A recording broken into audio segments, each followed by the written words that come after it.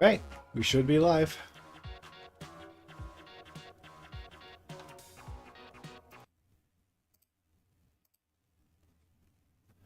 So how's everyone doing today? You doing well? I'm gonna hit the start recording button, and I think I'm just gonna jump right into this.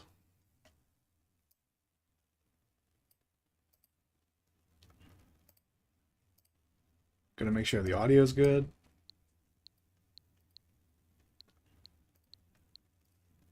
Gonna make sure the audio's good. All right.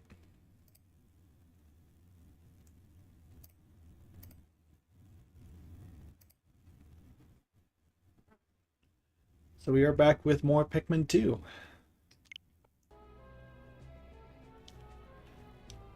I was playing this game last night on stream.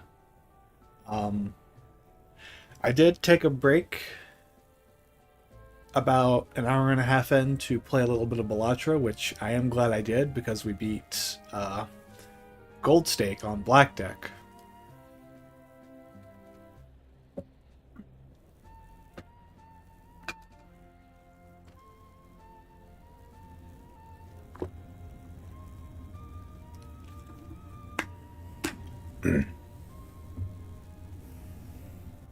So for this stream, I'm going to be going solo. Last night I did bring some of my Discord friends along with me, but not tonight. Everyone's busy.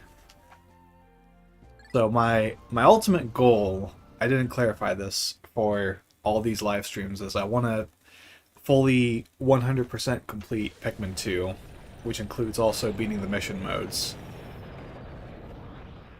Or the challenge mode, rather.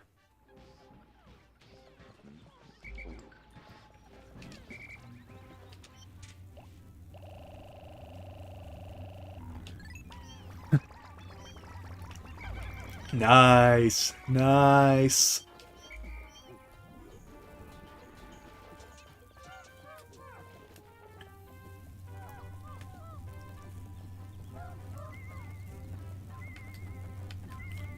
So our first priority is going to be getting blue Pikmin. I hate the placement of this enemy in particular.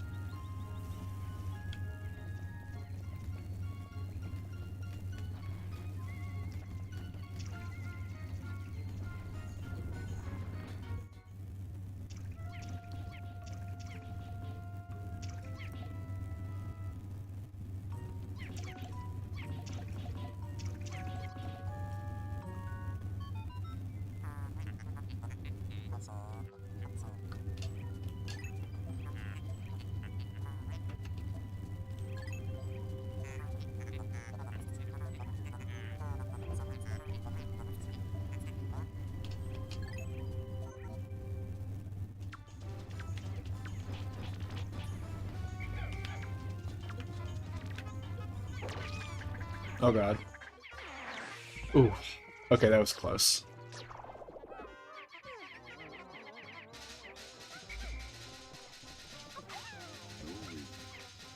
Alright, Louis, you can...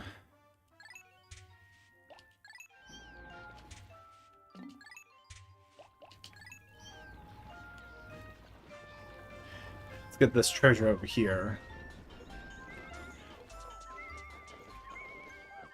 Now, I am very familiar with this game. I have played it multiple times growing up as a kid.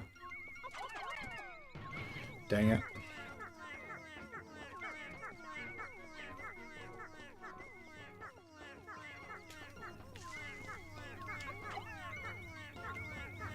But I did talk about how last time I don't play this game nearly as often as I do the original Pikmin because of the fact that, oh, the original Pikmin is such a short game. It's a lot more replayable for me in that regard. Oh my god, it's a giant blueberry.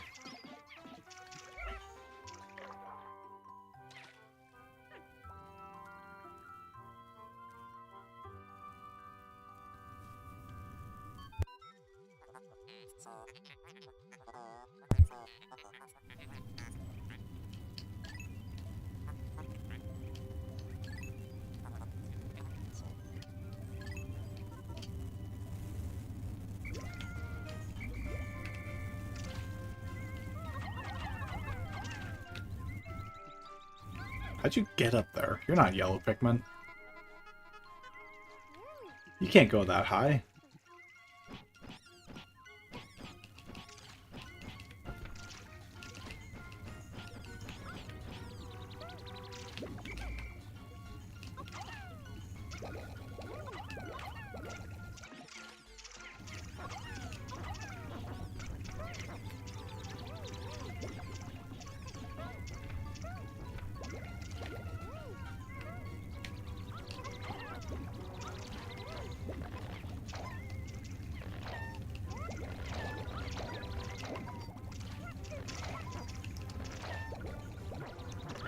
Let's go grab this guy over here. Be very mindful of all the yellow Pikmin.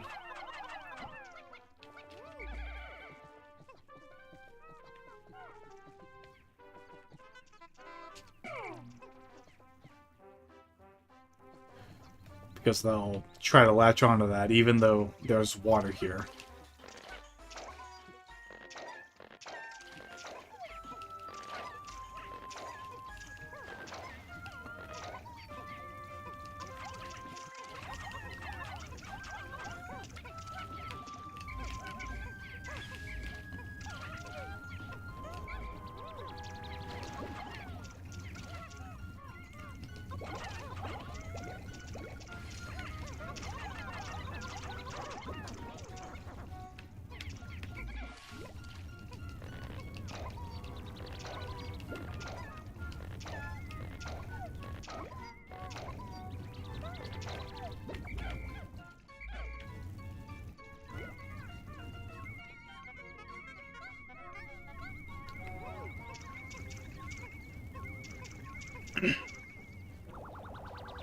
Oh, see?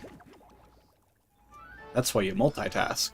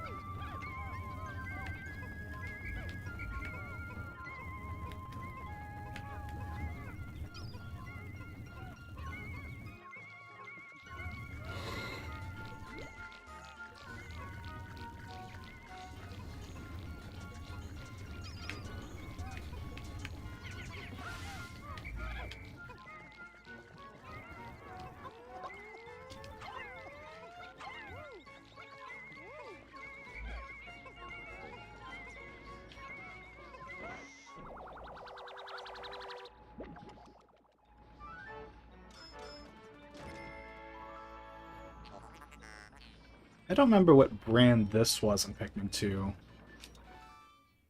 I know it's basically the same thing, but they changed it.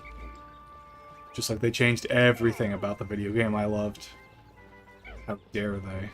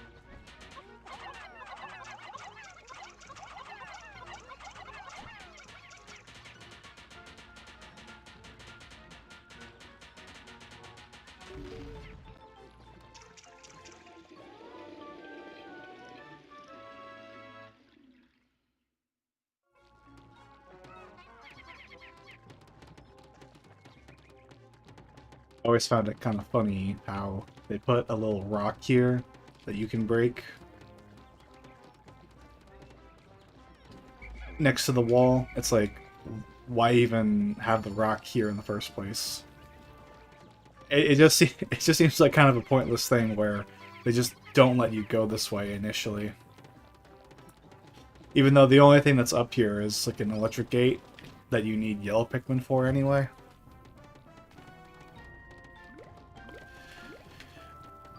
But of course, part of the reason why there's water here is because this area is based off of the Forest of Hope in Pikmin 2.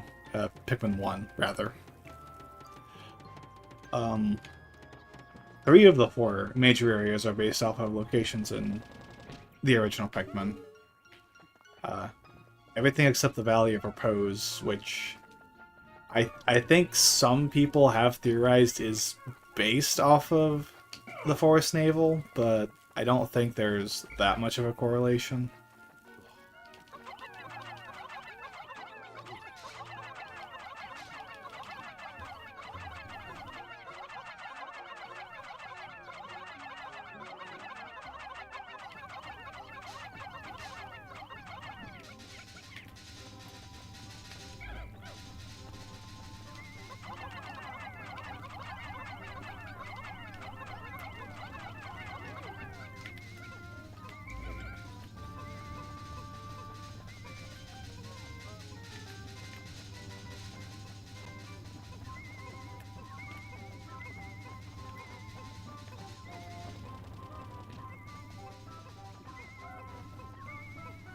I know I did say I'd grow more of these guys, but there's not really a lot here to get. I mean, I got these pellets. I got these annoying little guys, but that's about it.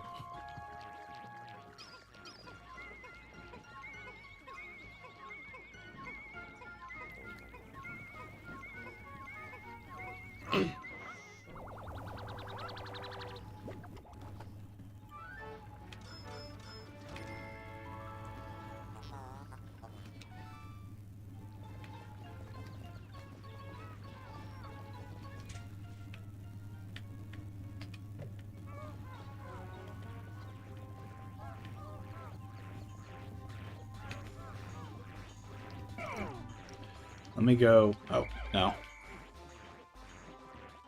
gonna go return the blue Pikmin so that we can head into that cave.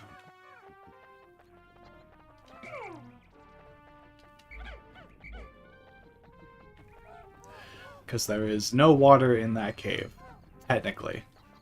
Technically.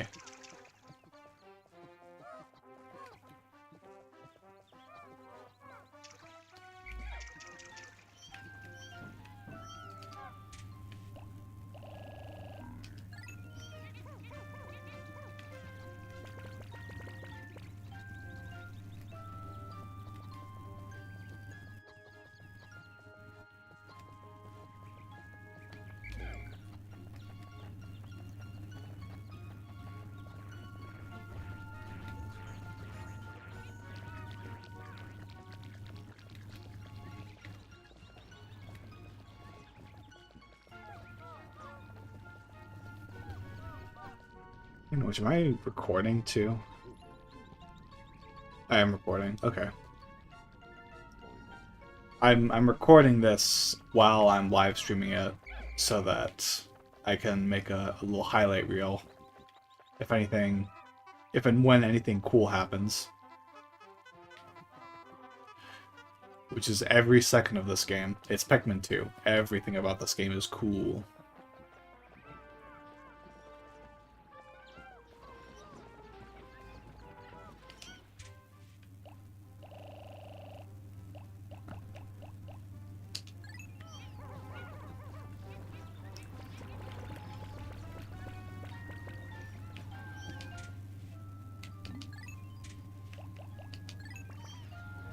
No, I want more than that.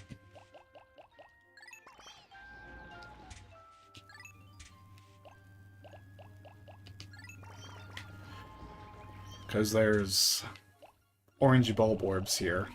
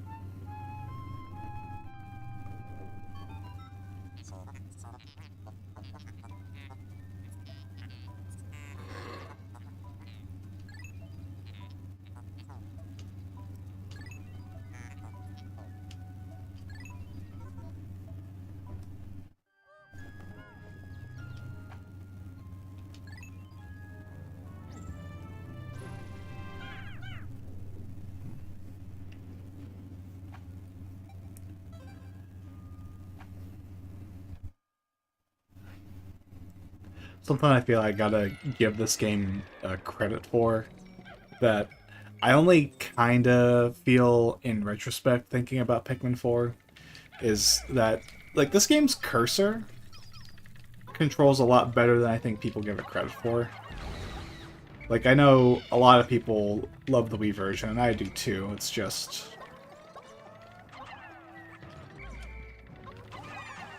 I think that once you get the hang of it, being able to independently move this cursor without moving your character feels really good.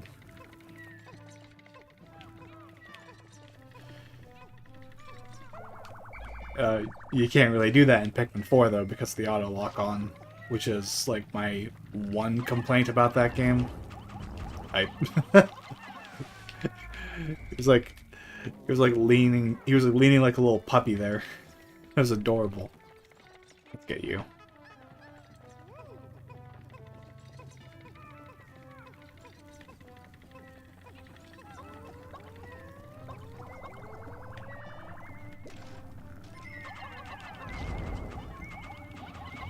Oh boy. Nope, stop.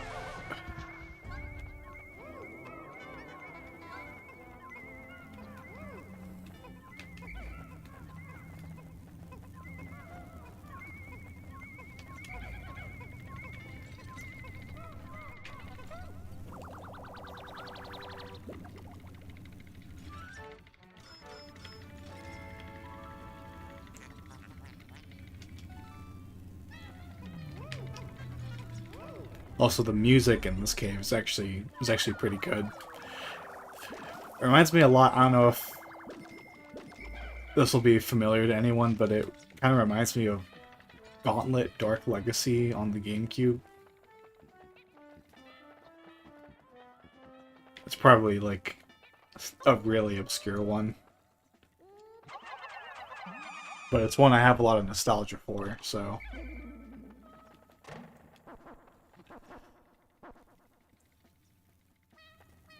Hi, V. Lee. How's your day going? You doing well? We're just playing some Pikmin 2 today. My goal is to explore as many caves as possible today. Yeah, that's good to hear.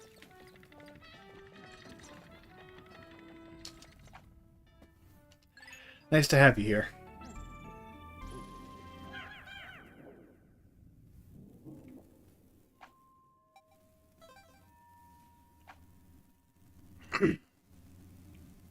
Excuse me there.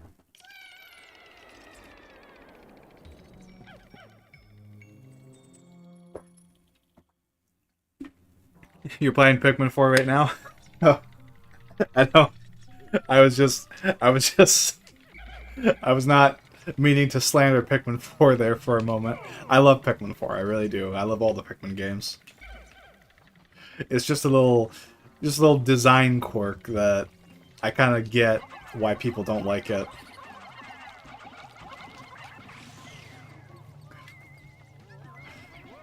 Pikmin 4 is good. I hope you're having fun with it. If I may ask, where are you right now in Pikmin 4?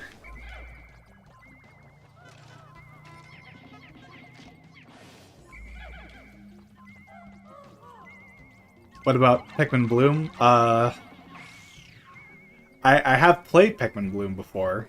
I think I put about 5 hours into it.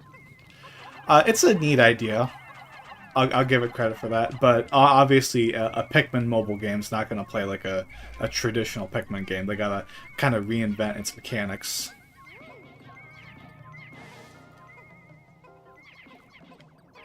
You 100% the game? Wait, Pikmin 4 or Pikmin Bloom?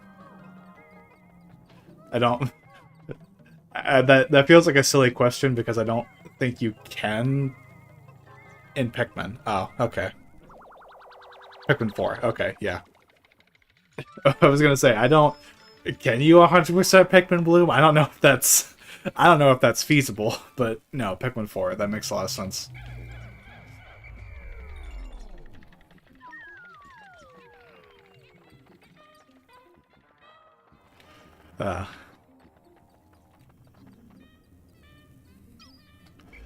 But yeah, Pikmin Bloom is like an interesting idea. It didn't hold my attention for very long.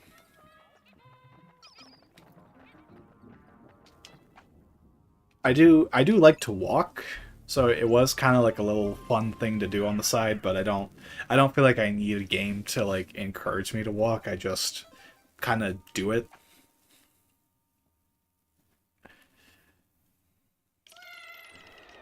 So for that, it's a cute novelty, just not something I'm like really into. You know, we got these guys.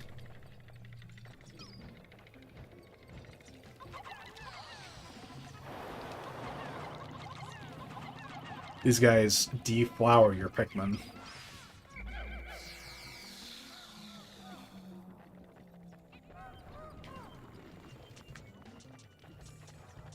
What am I, what am I doing?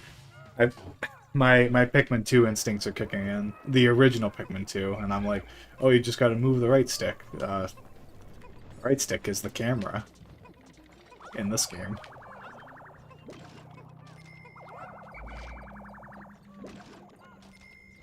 Yeah, I hate them, yeah.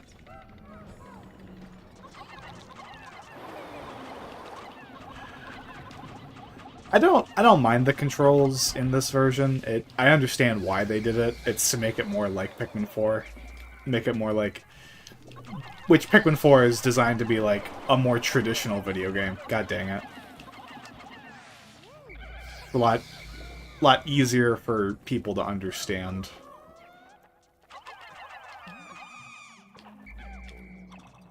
I guess accessible is the right word. What's my favorite Pikmin game? Pikmin 3. That is my go-to Pikmin game. Granted, I love all the Pikmin games. Well, I guess there's Hey Pikmin, but we we don't talk about that one. I kid. I'm only kidding. If you like Hey Pikmin, that's awesome.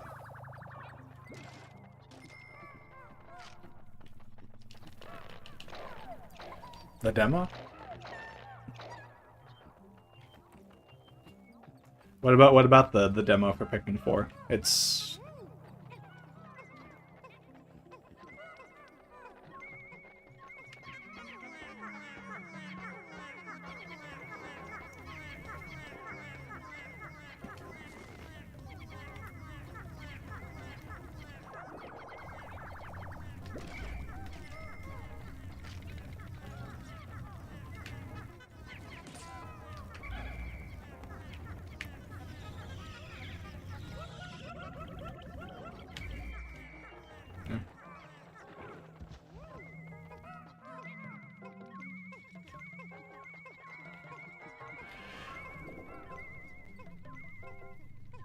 my brother said he loves my videos. Oh, thanks. Shoutouts to your brother. I really appreciate that. Your brother says? Oh, wait. Do you know my brother?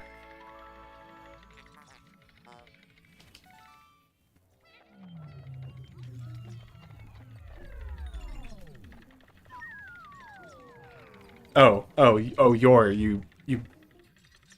I didn't. I didn't realize which word you were correcting there. I have a brother, so I was like, wait, you know my brother? It's like, oh, but that's really cool. I really appreciate that.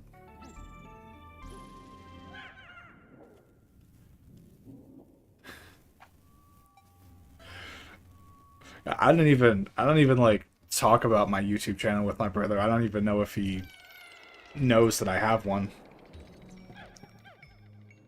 So that weirded me out for a moment. Oh, yeah, right. I remember how this game works. There's electricity and you die.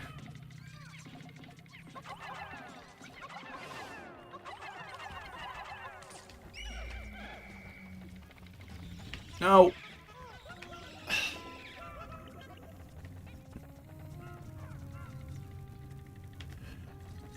What's my favorite Pikmin in Pikmin 4? That's a tough one, because I'm not sure if I would go with a Pikmin that's very powerful or a Pikmin that's... Get out of here. A Pikmin that's, like, a really cool design. Like, I love Ice Pikmin. I'd say probably...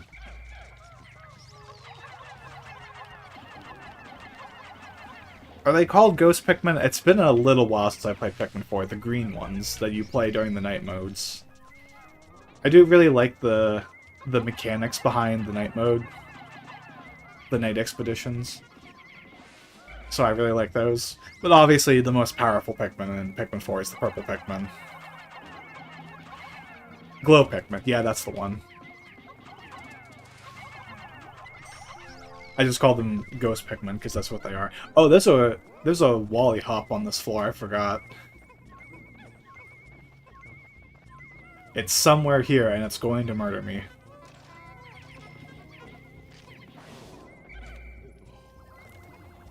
But yeah, I like the mechanics of night mode and that you always have your Pikmin with you. As soon as they're done with whatever task they're doing, they'll just immediately come back to you. And they'll switch over to Ochi whenever you need them to. Okay, is there... Oh, this sucks. Okay, there's just one, so I think I'll be fine.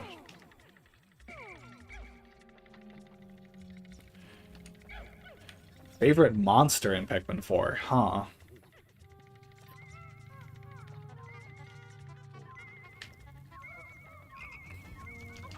Get out of here.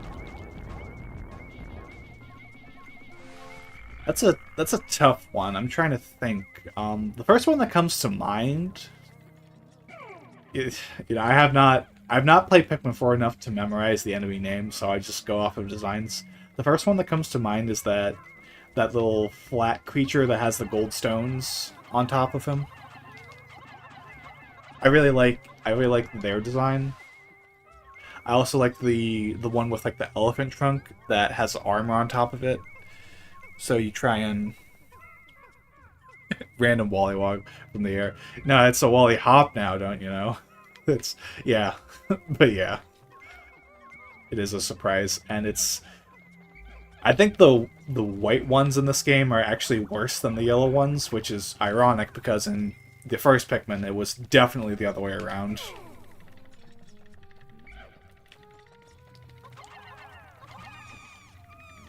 But you can't call them Wollywogs anymore. They're Wally Hops now.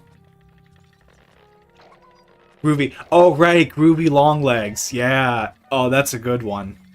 That's a really good one.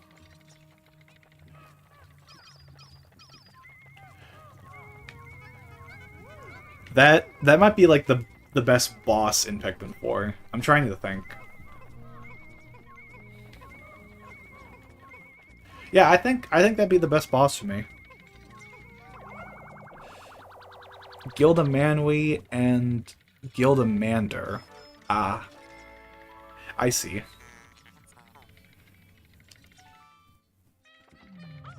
At some point, I will replay through all of Pikmin 4. When the game came out, I did 100% it, but that was back in 2023. And it's the only, aside from Hey Pikmin, which, again, we don't count that one. We don't count that one, chat. It's the only one that I have not replayed. If only because it's kind of like Pikmin 2, where it's one of the longer ones. Apparently the hardest too. I would... In Pikmin 4, I'd say, yeah, it's the hardest Arachnor, but that's only because I think there's, like, one other in Pikmin 4. You also 100% in Pikmin 4? Yeah, that's cool. Yeah, Pikmin 4 is a great game. It was really fun to just, you know, grind through that. Have something fun to play!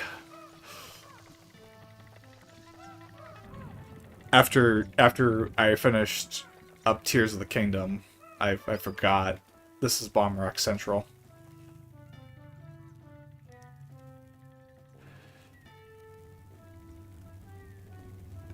Louis is definitely a character that needs to quests. As long as we're all on the same page and we've 100% of Pikmin 4, yeah, I don't mind talking about it. Yeah, what a weirdly like pathetic reward for 100% of the game. Like I did it for the fun of it, so I don't mind, but it's like, yeah, you get to carry things as the captain and they only have like a strength of 1.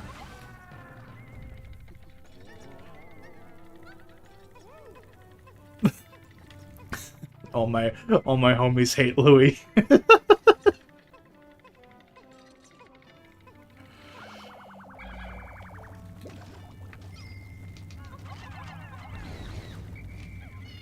Where's the treasure?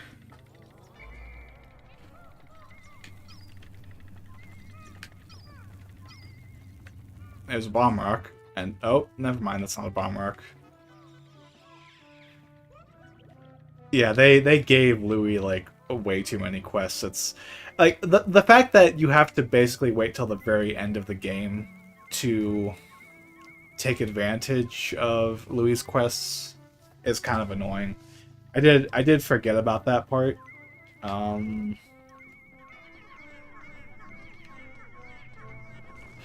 I'm gonna carry this thing back really slowly, but yeah. I guess I guess that's one of the other elements of Pikmin 4 that I don't really like is that one specific endgame quest. What Pikmin game did you start with? Pikmin 2. I was visiting my uncle. My uncle lives where when I was a kid. My uncle used to live like right by where my house was, so I got to visit him quite often. And he had like a bunch of video games. He had like a PlayStation 2 and a GameCube, and he introduced me to Pikmin 2, and it was a game that just instantly clicked with me. The Guildmander is the only enemy that can eat 100 Pikmin at once. Yeah, that's a thing about Pikmin 3 and 4 is that they're kind of forgiving. They don't they don't want to be like, oh, all your Pikmin like instantly dead. I guess Pikmin 4 did bring back the Empress Ball Blacks, which could crush all your Pikmin, except Rock Pikmin. So plus getting the whistle to use the Pikmin 1 and 2 whistles also post game. Yeah. It's not as like practical in Pikmin 1 and 2. I don't well, I mean, no, sorry. In Pikmin 1 and 2 it's a necessity. In Pikmin 4, it's more of a novelty. It's not really necessary. What about the second? What about it? I might have stepped over my own words there for a moment because I was reading another comment, but what about the second? Yeah, she is basically in a broom closet. That was the first instance in Pikmin 4 where I got a Pikmin extinction.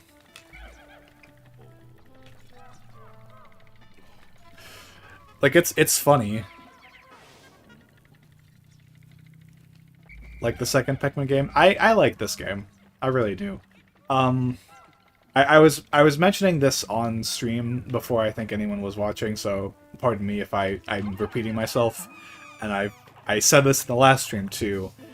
I don't often return to this game in particular, and it's kind of the same reasons why I'm a little reluctant to go back to Pikmin 4, is that they're much longer games. Like Pikmin, the original Pikmin is a game that when I boot it up, I don't even think about the fact that I'm playing it because it's so short. I'll finish it in like a day. But Pikmin 2 and Pikmin 4, they're much fuller experiences. They have a lot more content to them. So they're kind of more like time investments. I need like a good week to just play Pikmin 2. Excuse me. The only time you use the rewind feature.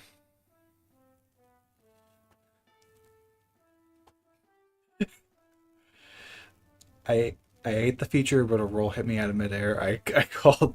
Yeah, you got to be really careful during that boss. So you hate the real Pikmin experience? No, no, no. I I I don't hate any Pikmin experience. I don't hate any Pikmin game. Let me clarify that. I know you're joking. I know you're joking.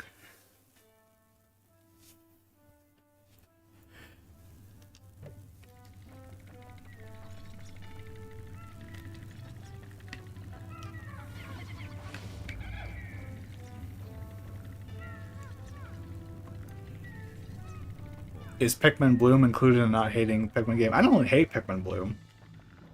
It's it's a novelty. Like it's a neat concept for a game. I need to pay attention to where I'm going. I need purple Pikmin because I'm not doing this with red Pikmin. But no, I don't hate Pikmin Bloom. I just don't really get into it. It's not it doesn't play like traditional Pikmin, so it's kind of hard for me to really get invested.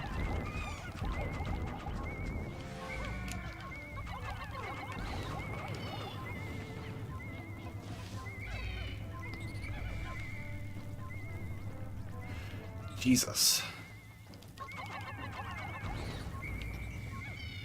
I should also I mentioned this when I played the original Pikmin for the YouTube channel. I know some people like to do no death runs of Pikmin. It's kind of like the Pokemon Nuzlocke challenge for Pikmin, where you just don't let any Pikmin die. I will not be doing that. If Pikmin dies, we salute it and we appreciate it for all of its hard work and effort. But I'm not gonna try and keep every Pikmin. As many issues as I have with 4, I think it's the best one in terms of solid gameplay. 1 is very arcadey and fun, though. Yeah, that's my thing, is that Pikmin 1 and 3, they kind of feel a lot more arcadey, especially with, like, Pikmin 3's mission mode. And I guess to a much lesser extent, Pikmin 1's challenge mode. If anyone really likes to play Pikmin 1's challenge mode at all. Why is that guy's legs too thin for him? You talking about the spider? Yeah. They are a little thin. I really hope this counts. I do want to complete the Piclopedia, so I really hope this counts in getting... My brother has Dandori issue because all the Pikmin population is all gone. Is your brother playing Pikmin 4 right now? Like, the forced easy mode features like the auto lock on with throw cap. 2 just takes too long and 3 just feels... I can't... There's like a heart. Can I get rid of the heart?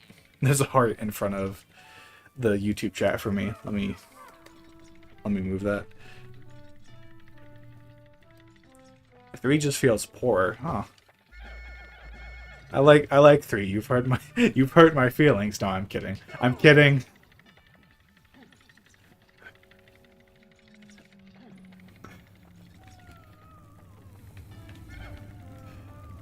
But I'd say Pikmin 4 is a game that I also don't want to like speak on, if only because I have only played it once. Like I'm a lot more familiar with 1 through 3. I guess in rip all your Pikmin. Oh. Oh, are you like sharing your save file right now? You're like having your brother take a turn? I hope they can't like hear me or anything in that regard.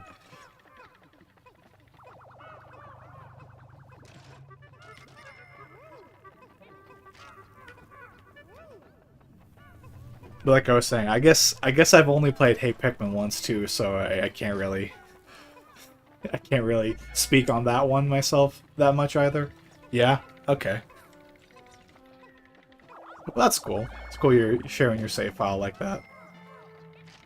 It's been forever since I've like been in that situation where like a younger kid is like sharing a game with me, because I don't really have a lot of like nieces or nephews, and the ones that I do, they don't play video games, at least not around me.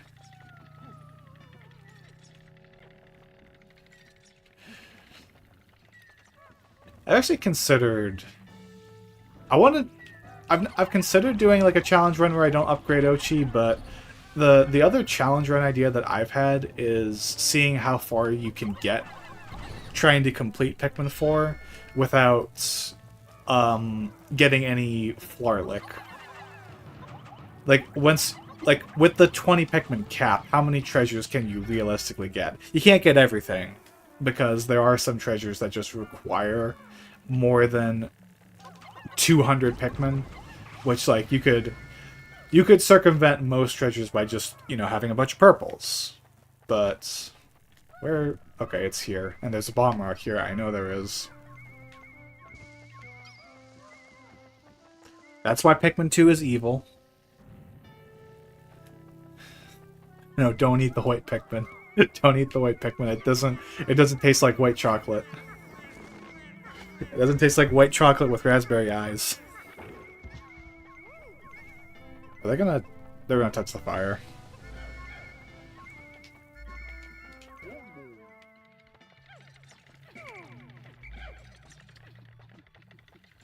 Don't eat the radiation carrot. Yeah.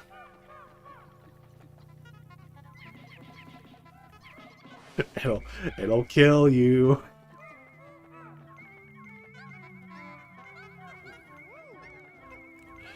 Does Pikmin 4 have its own version of the Doomsday apparatus? A bar of gold needs 100 purples. Yes. Yes, Pikmin 4 does have a treasure that requires 100 purple Pikmin.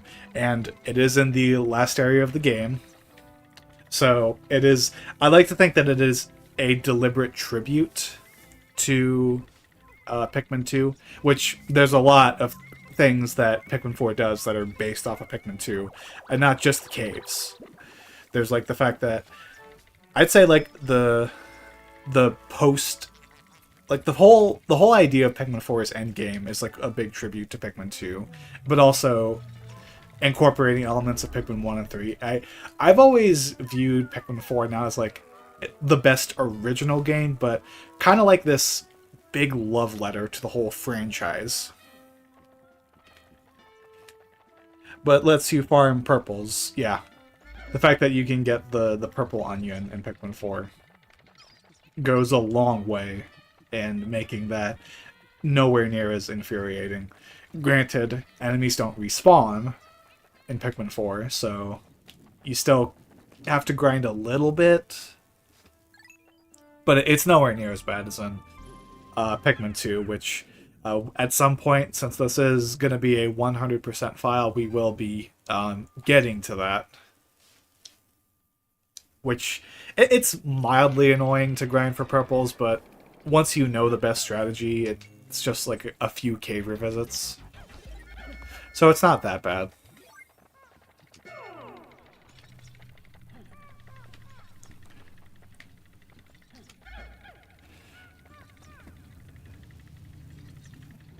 Oh no, not all your glow Pikmin.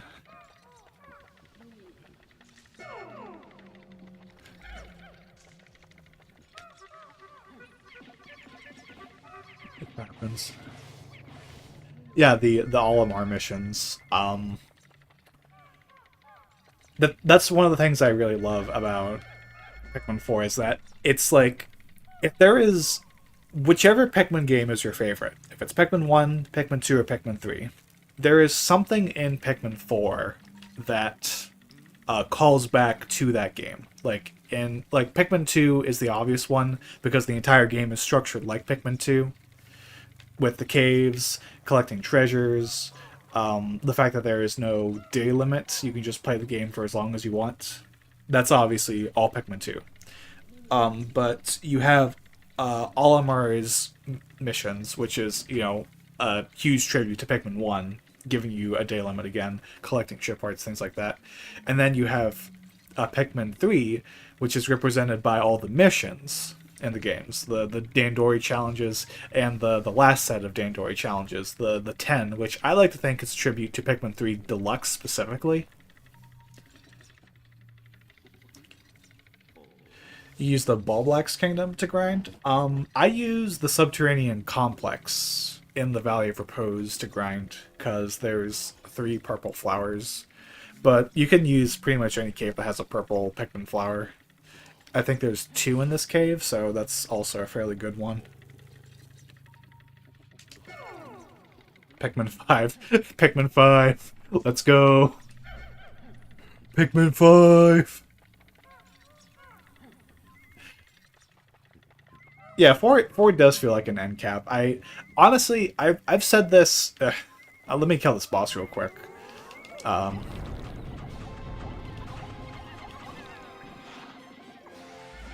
I did say real quick.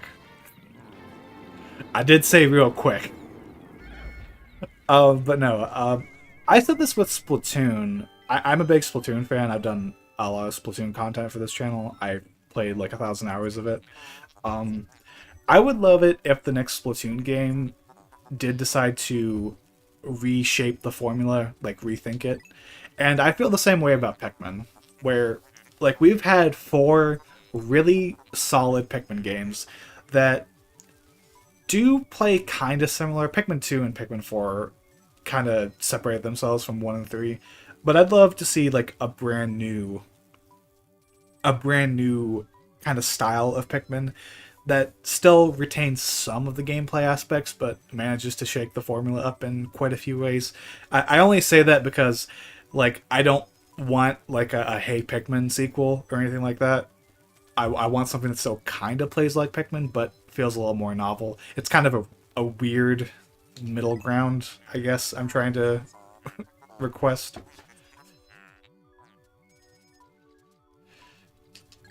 Yeah, the whole Abyss does not get purple Pikmin flowers, and the purples are definitely OP. Kills screwy long legs. Let me get my Pikmin on that wall.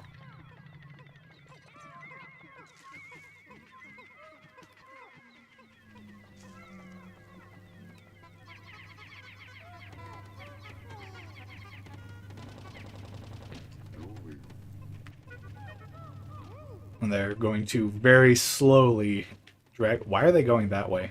They went the wrong way for a moment.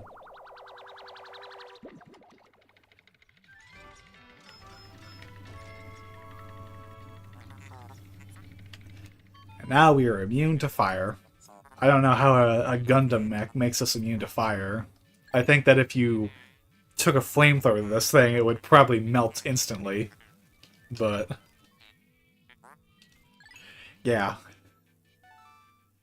This is interesting because this is one of the only instances where the game gives you a challenge to demonstrate the like potential of one of your new abilities. Get rid of that white Pikmin. Because I did say before we went into this cave there was technically no water, but they put water here. Louis eats your Pikmin. I think, yeah, Louis does. Louis has entries in Pikmin 4 where he talks about all the Pikmin. That's a cool thing too in the Piklopedia for Pikmin 4 is that they have all the Pikmin. And I think he does talk about wanting to eat some of them, but he never actually does. And that's Pikmin drowning, and they're dead.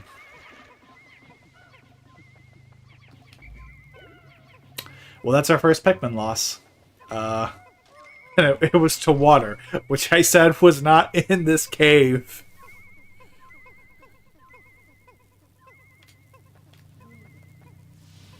The cardboard Olimar suit's made out of. Yeah, probably. Does Olimar look like a very flame-resistant character to you? Is there like a flame-resistant video game character that comes to mind? Good work, streamer. You dared to mock the water. Yeah, I deserve that.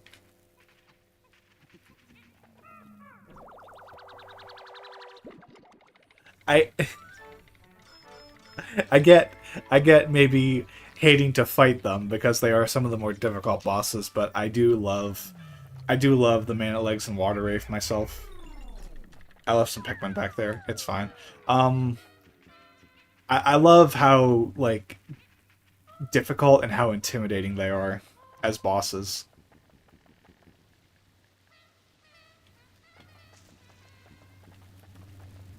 Yeah, I would say that is another thing that I totally get other people don't like about 4 in particular is the bosses are weaker.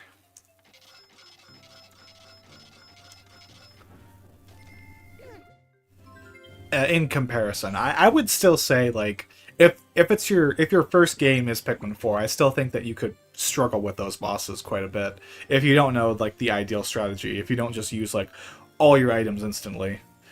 And of course in Pikmin 4 the Water Wraith is slower. I still I still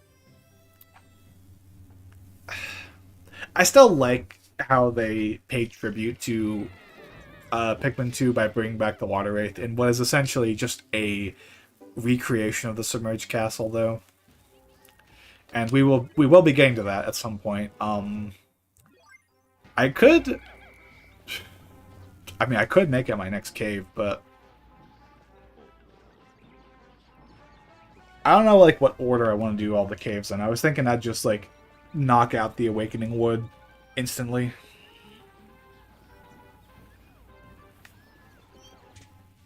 Let's grow some blue Pikmin while we're here. Actually, let's grow some yellows. I timed that horribly.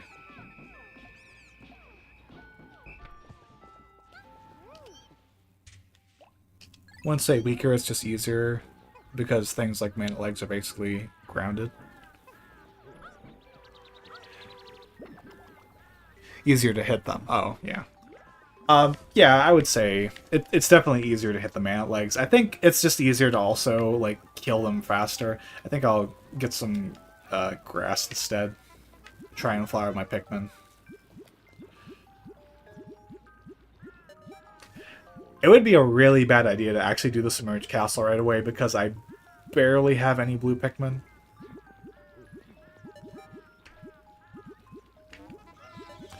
Yeah, that was a really nice touch, having the music fade in. Because I did... Like, the only thing that I do not like about the Engulfed Castle in Pikmin 4 is the fact that, for some weird reason, they decide the first thing that they show you is a picture of the Water Wraith rollers, and that instantly tells you, oh, they brought back the Water Wraith. I was like, I would have loved it if it was like a psych out moment where you think, oh, it's just a normal cave, but it has the word castle in it. It's like, oh, it's like, is that like a nod to Pikmin 2 or something like that? But then the game like shocks you and like the music starts fading and you're like, oh god, is this actually happening?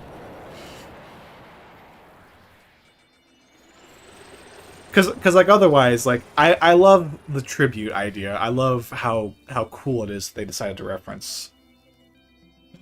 They don't love your Pikmin like I do. We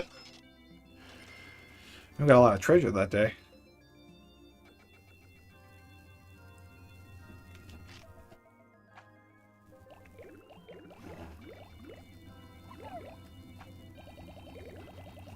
Our first Pikmin lost to water. That's my biggest issue with Pikmin 4 in general. Surprise, it spoils things like Ice Pikmin and the Water Boy. Yeah. Yeah,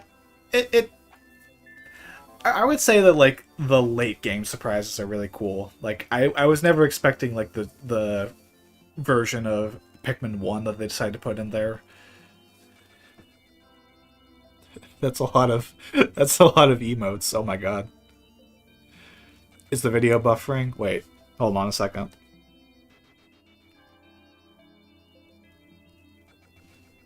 I did drop a few frames, but I think it's fine. As long as the stream's still coming in clearly. Last night I did have a moment where the stream stopped for About 2 seconds. Oh. Oh, right, the D-pad's the Piclopedia now. I forgot about that.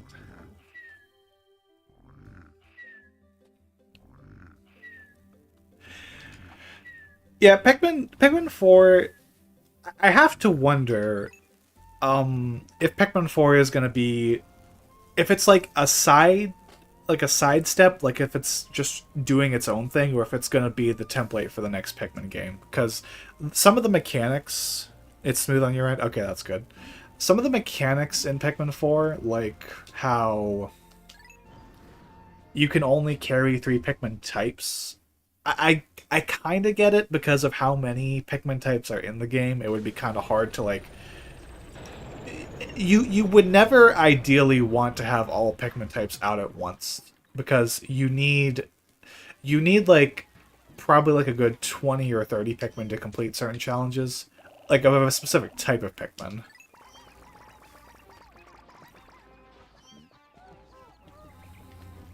Let's get these guys flowered up. And the fact that the game tells you outright, hey, like, these are the Pikmin you want for this cave. Um, I get why they do it. I do like the fact that you can change what Pikmin that you have before going into a cave, and you decide what Pikmin that you get after the fact. I think that is a really nice touch. But that's also kind of a weird thing with me with Pikmin 4 and to an extent Pikmin 2 is that because um where was I going with this? The fact that strategy isn't really as crucial of an element in Pikmin 2 and 4 because you have as much time as you want. Ice Pikmin can freeze your screen. Please, please, Ice Pikmin, don't freeze my. Or then I can't stream Pikmin 4 because there's Ice Pikmin everywhere. 4 felt like it was too meant for kids. Not a bad thing, but most of the audience are returning adults for nostalgia, and yes, I get that it's a kids game. Yeah, I think that one of the things about Pikmin 2 that I think it that kind of defines it specifically is the fact that it was a sequel that took 3 years to make, and it's on the same platform. So when you're in a situation like that, developers can think, oh, well, the people who are going to be buying this are people who are looking for a sequel. They're probably just coming off of the first game. Let's give them something harder. You're 11 years old? Oh, okay.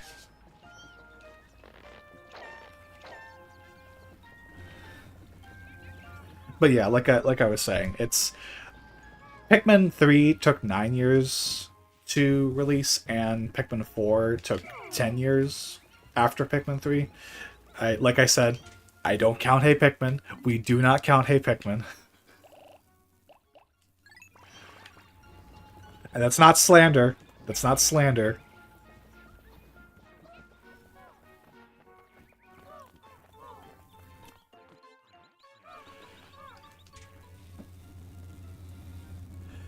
Bit of a time saver. Yeah, I do that trick all the time. I should have done it there, but I wasn't thinking. I actually do need more blue Pikmin, though, so uh, I think plucking was probably the right move.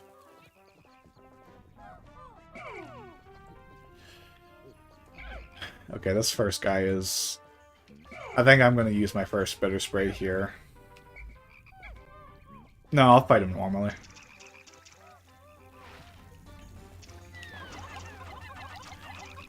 The Wally Hops aren't as bad in this game as they are in Pikmin 1.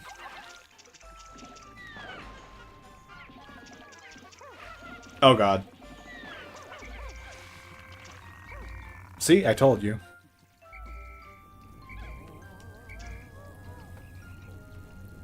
It was just not as bad.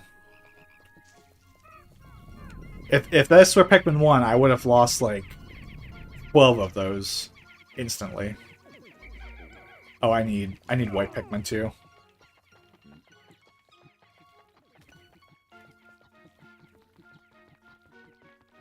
Yeah, there isn't really a good area to grind for Pikmin in Pikmin 2. They do. They give you enough pellet posies around to give you like I'd say 20 Pikmin on average. Um, the Awakening Wood does become a better place to grind once you get to I think day 15, because there's a 10 and 20 pellet posies over in this area right here. And like I'd say this is probably one of the safer areas to grind for Pikmin if you have to. Definitely better than, say, the Wistful Wild.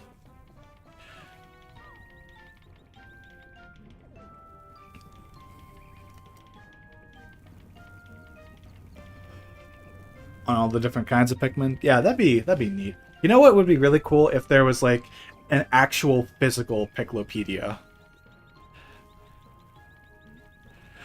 Yeah, the Perplexing Pool has a beady long legs past day 30. I've only ever encountered it once deliberately. Uh, Not deliberately, on accident. Um, and it is scary. It is scary to just stumble upon that.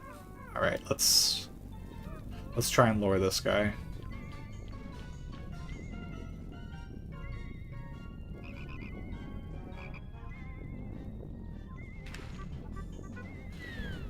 Alright, one more.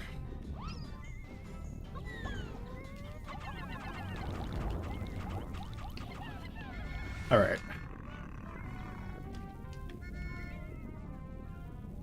AFK? Alright.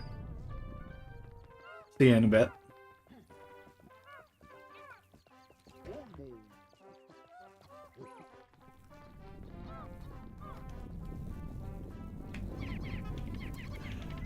Yeah, I don't remember the names of them. I know they have names, but the little bugs that spawn in the Wistful Wild are insanely good.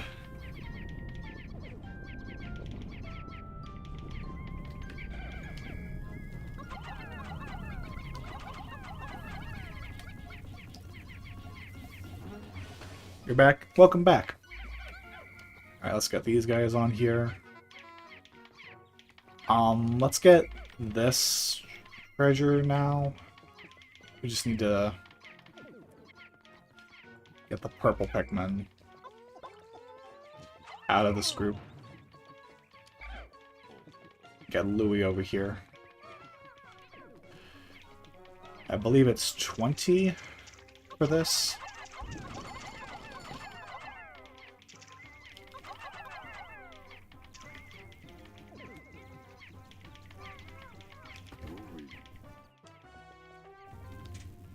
Niji Dani or something, the Japanese name, because it doesn't appear on the list. Yeah, it does not appear on the Piklopedia at all.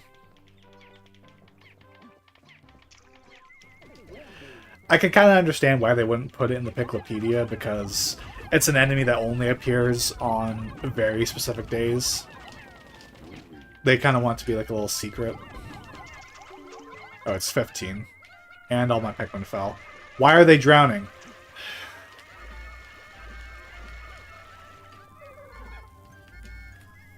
Yellow. White Pikmin, not yellow Pikmin.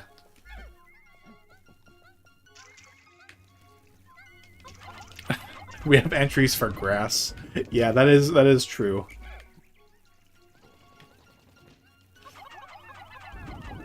But hey, Louis can say like funny things about the grass, like, Louis, why are you not on there?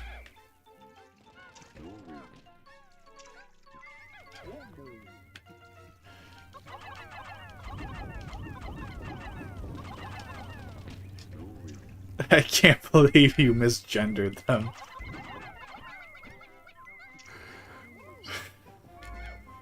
Oh, right, they go through the...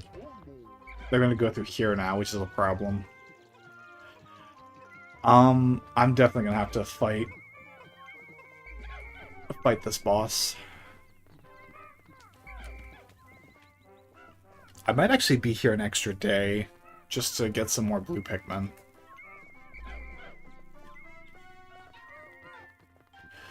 Alright, let's do this.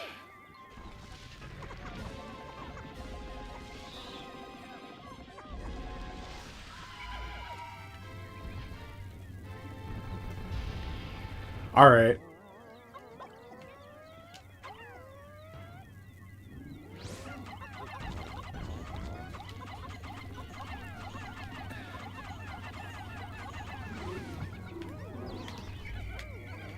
Alright, let's get the white Pikmin on this gate.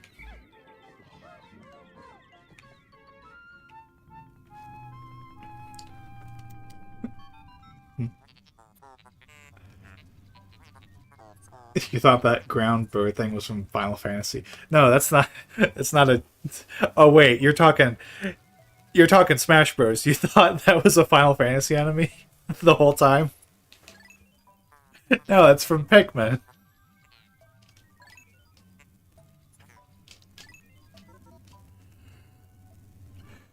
Yeah, that's a Pikmin reference.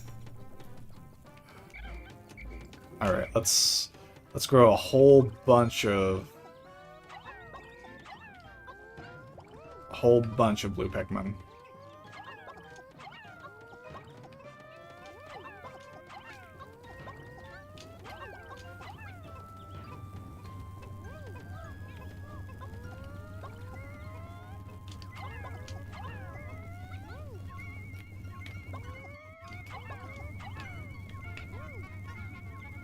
Okay. Yeah, no, I have to wonder like how people end up getting familiarized with franchises based off of their experience with Smash Bros.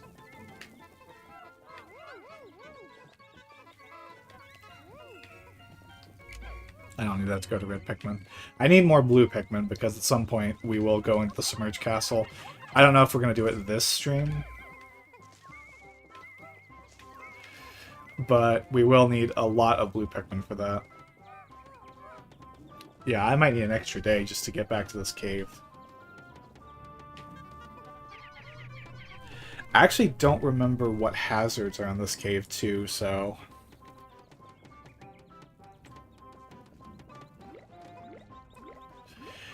Yeah.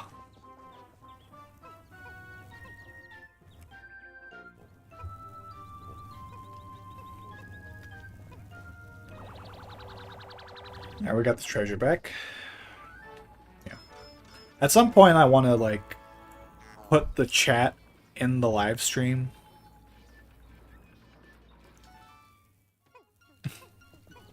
Wait, hang on, I gotta read this proper. Sister saw me playing Ocarina of Time. Hey, it's the sword guy from Smash. When I was playing this, like, I deadpan stared at her. Yeah, I think we were joking about this like a day ago, I think, when we were talking about Smash Bros. Was it on live stream? I can't remember. Oh, dang it. Is there Pikmin? There's no Pikmin I can use. Get out of here. Olimar's gonna take care of you.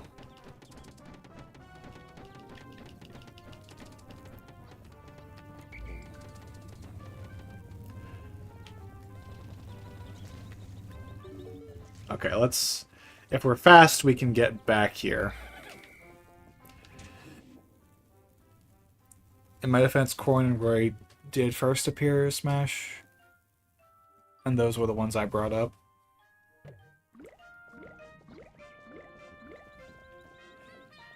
I'm not that familiar. I know Rorin, who the hell is Rorin?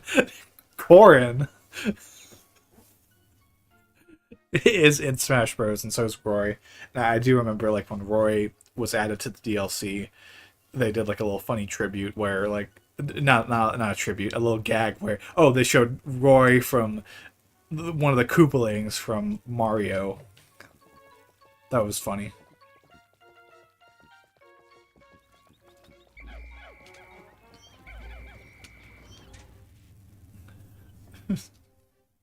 I felt so old. Yeah, not even Breath of the Wild or Tears of the Kingdom, where the Smash Link's actually from. I'm only pausing because I want to get into this cave as soon as possible. I want to see if I can do it within this day.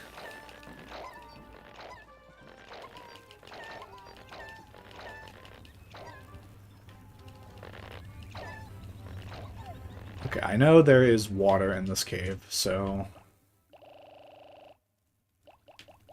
we'll do 35 blues. I'm pretty sure there's electricity. So we'll do 20 reds. Oh shit.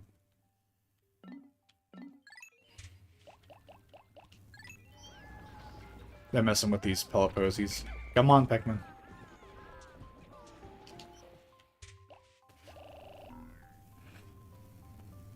I haven't really played Fire Emblem either in the Warriors ones for Three Houses or the... sorry. I, I apologize, but I actually look at the chat on my phone, and there's like a heart symbol that appears for like every new comment.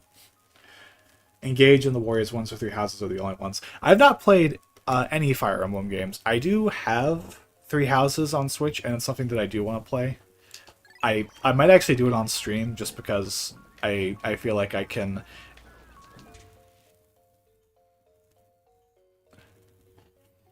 Yeah, Vili, you gotta chill out with that comment.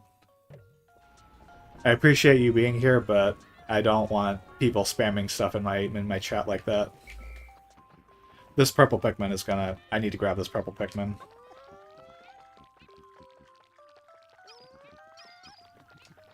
Oh god, we're gonna run out of time.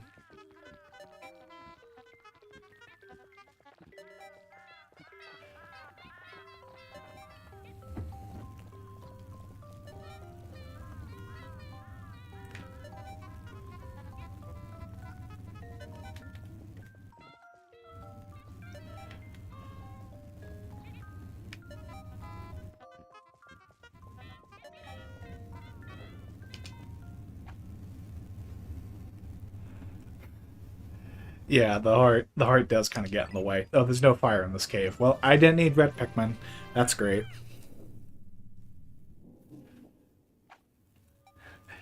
Yeah, it is very fun. But like my problem is that I don't have a dual monitor setup. I wish I did.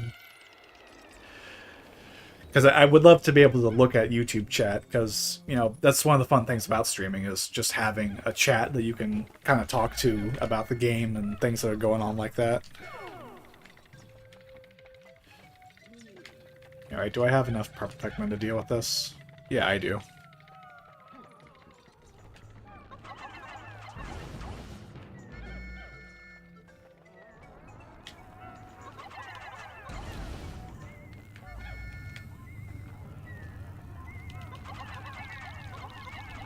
Not a single one of them...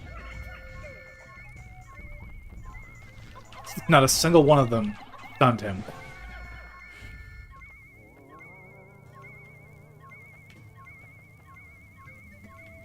Talk about a split-second win. Eastbound and down almost started playing there for a second.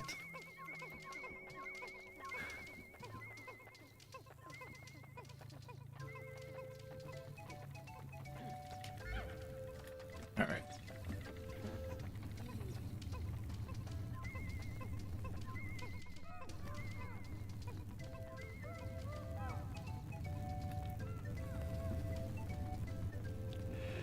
I feel like an alien with this game. I never use purples because I hate farming.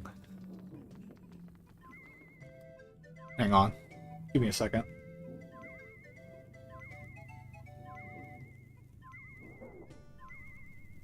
Alright, I'm back. Sorry about that. Yeah, I get that. Like, I don't generally... Well, no, I use purples a lot. But I get why some people don't, because if you're aware of the doomsday apparatus in this game, you're like, oh, I gotta grind for purples, I don't want to risk losing them, so you don't want to like use them as much. You want to use other Pikmin, which I do think is like how the developers wanted you to play, is trying to use all the other Pikmin types.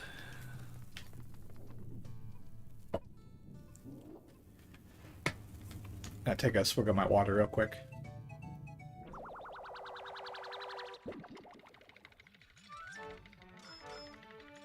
Stay hydrated, everyone. Important.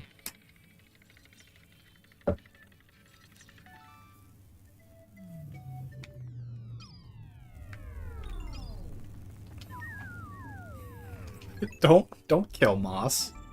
What did what did I guess Moss does mess with you. I forgot about that. Yeah.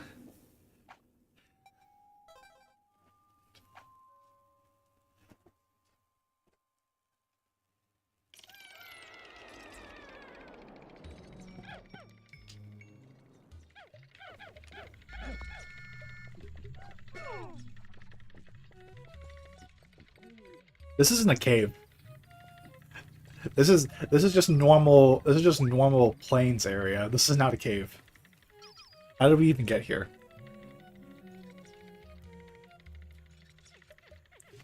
Playing on emulator, I refuse to use save states. Normally I like them, but I think they ruin Pikmin.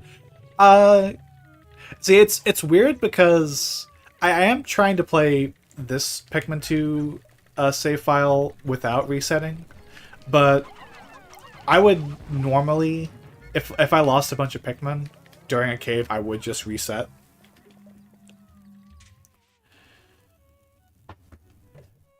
I would just reset. So I guess in that regard, save states are basically the same thing. You're just doing it in a different way. It's a little more convenient. Why are you in the water?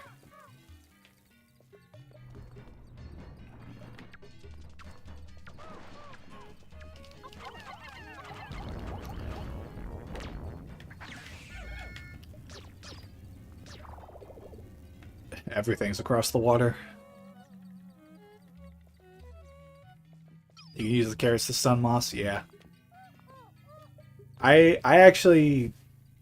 No, the Pikmin carrots tell you what they do. I forgot about that. It's really weird how, like, they're like... What's the story explanation as to why the carrots stun enemies in that game? I'm just gonna use blue Pikmin. I don't care. Is it that they're spoiled, or is it that they're, like, mechanically engineered to stun enemies? Because it's just weird to me to think that, like, oh, these carrots that the Hokatations eat, or Hokatashins, however you pronounce it, they love these carrots. But apparently they hurt the other enemies. The carrots are super bitter, I think. I've seen people fret over Pikmin deaths, like in a challenge run, sure, but on a normal run it almost seems silly. Yeah, like I was saying, like, I know some people like to do... They like to challenge themselves in Pikmin by doing, like, no Pikmin death runs, which is kind of like how people who play Pokemon will do Nuzlocks. Which I get that, it's just not really my thing.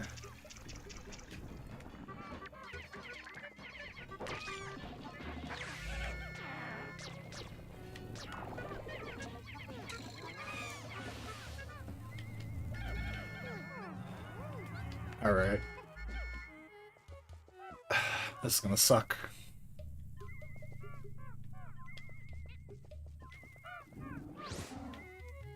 I need to bait him into...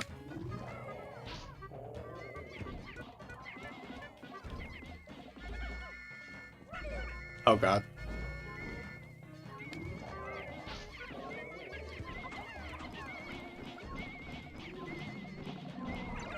Ow. No. Okay.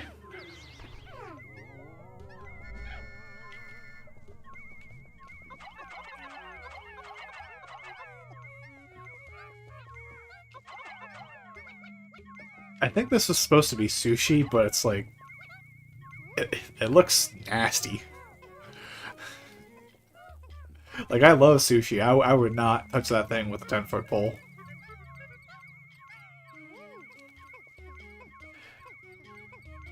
I like the logic there. Hokatations exclusively eat veggies. Copa eats only fruit. Whatever the people are, just eat everything, I guess. Yeah, it's... Louis is an anomaly in that regard. Like, he actually eats meat. And they make a joke about that in Pikmin 3, like, maybe if we actually ate veggies... Maybe if we actually ate veggies, we wouldn't have such a food crisis. I swear the flower things are one of the hardest enemies. Yeah, I'd say, like, one of the normal enemies, if you're not using purples. That and the orange bulborbs. And I guess the bulbears too, are like... Actually, Pikmin 2 has, like, a lot of hard enemies, but the flowers, the creeping chrysanthemums, that's what they're called, are one of the harder enemies you're going to encounter early on. And there's definitely more here. I want to say there's one more.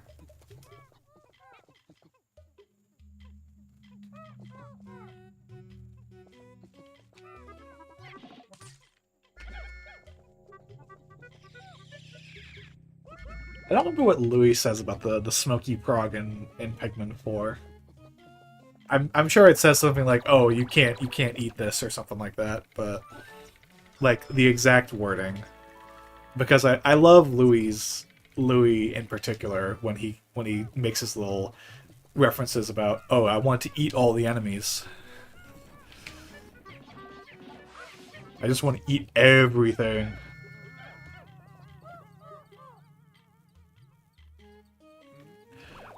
Oh, I know what floor you're talking about. That's in the Cavern of Chaos.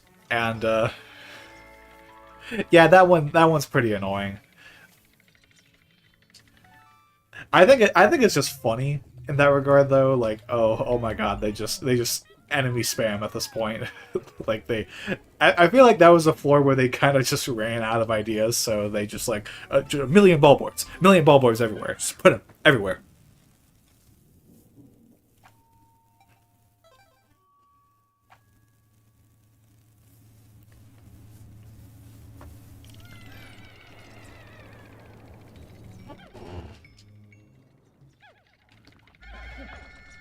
All right, I know this floor.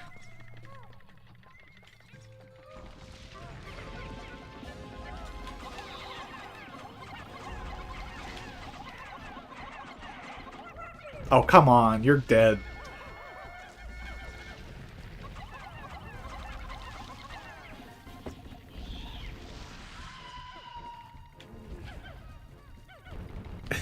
People, oh god.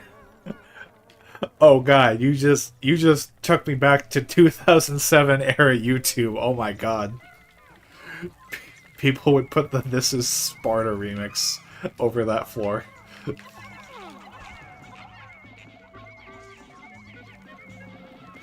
Yeah, I think I did see that video. I remembered. I did like to watch Pikmin 2 Pikmin 2 videos on YouTube. I did say that I'm old. Yeah, but like you made me feel old there.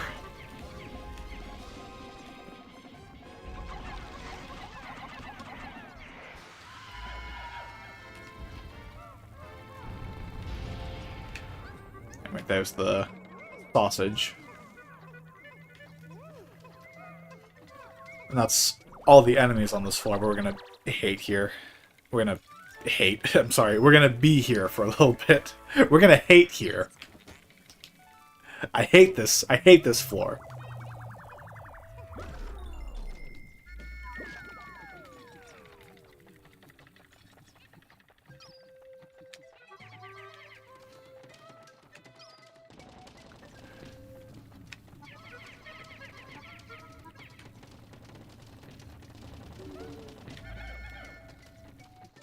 Yeah. I think this is kind of something about Pikmin 2 that I kind of struggle with, like, articulating, but the fact that there's these walls here in caverns feels kind of pointless to me. Like, I get why there are walls in the original Pikmin, because multitasking and strategy were a more crucial element to that game, but in this game, it kind of feels like it's a waste of time when the whole point of caverns is, oh, you have as much time as possible to clear them. Yeah, Dandori. Dandori is weird. Yeah, I was gonna say fine, but Dandori is weird. No, Dandori is. I don't think the Dandori challenges in Pikmin 4 are that difficult. At least to get the bronze on them, which is all you need.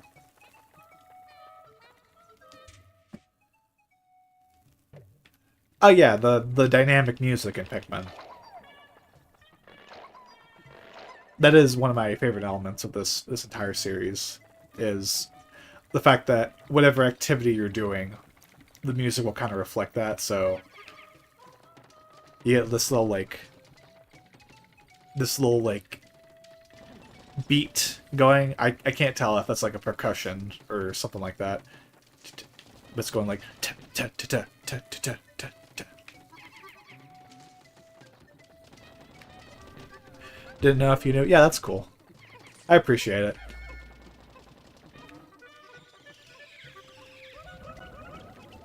Yeah, there's music for like when you're carrying a treasure. There's music for when you're fighting enemies. Speaking of enemies. Yeah, I know, Pikmin. They're so scary.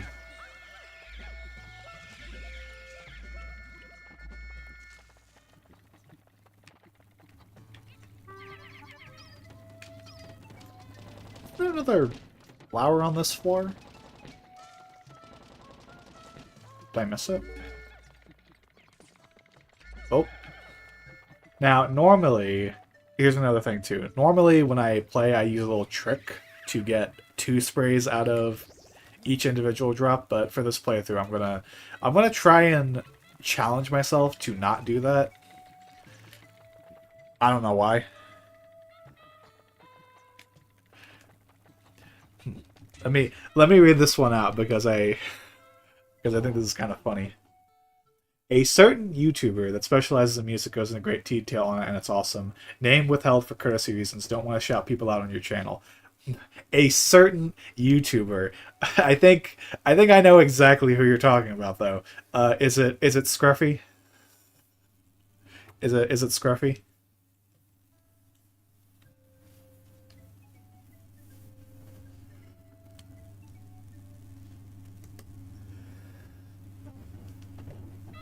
There is a 10-second delay on YouTube chat, so I won't linger for too long. It is indeed. Yeah, I absolutely adore Scruffy. I appreciate the courtesy of not shouting out people in particular. I don't mind it per se if people want to like mention YouTubers because I think they're cool. But yeah, that Scruffy makes some of the best Pikmin content on YouTube. I absolutely love his stuff. I watched I've seen like the Pikmin 2 and Pikmin 3 videos multiple times, and I watched him play through all of Pikmin 4. As well as the Pikmin 2 first person hack, which, oh my god, seeing... Oh, this is annoying. That's really annoying. Seeing the submerged castle in first person is like the most terrifying thing. Like I've played like horror games like Resident Evil and Amnesia, and I gotta say, submerged castle first person, that's probably the scariest thing I've ever seen in a video game. His playthrough of Pikmin 4 was super cool. I know about the dynamic nature in that game. I didn't know about the dynamic music in that game until him. Yeah, Pikmin 4, like, it's one of those details that I almost feel is a bit excessive, giving every single enemy in the game its own, like, little piece of music, a little element to add to the rhythm of the music. It's like it's cool they did it. Like it's a really cool element to add to the game. It's just I can't think I just have to imagine like how much time do they spend making that? Did Wait a minute. I'm sorry? I'm gonna clip that to look at that later. Did the enemy break out of his shell? Did I just not notice that? Egg. This game is full of egg moments, by the way. It's hilarious. Yeah.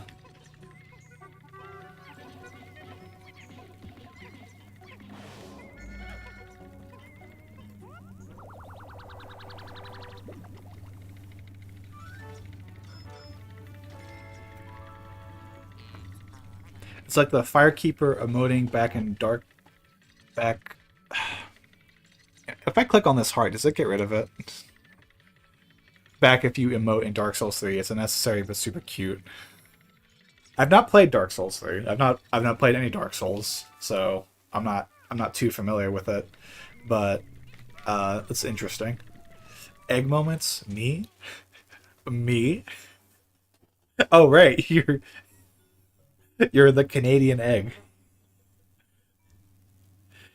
Is there going to be a live stream tomorrow? Yes. I will be playing Balatro tomorrow. Not Pikmin 2. I'll be doing Pikmin 2 on Thursday and Friday, assuming nothing gets messed up beforehand. I've kind of taken the chat. Oh no, it's totally cool. Like this is a very small live stream, Canadian Egg. So like if you want to just like talk all you want, go right ahead because like that's what keeps the stream entertaining is having people to talk to. And like there's basically nobody else here, so there's like 5 people on the stream.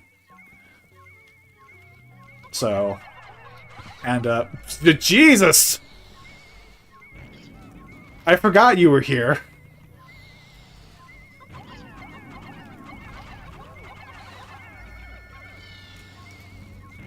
Okay, purple Pikmin, oh god. Oh god. Wait.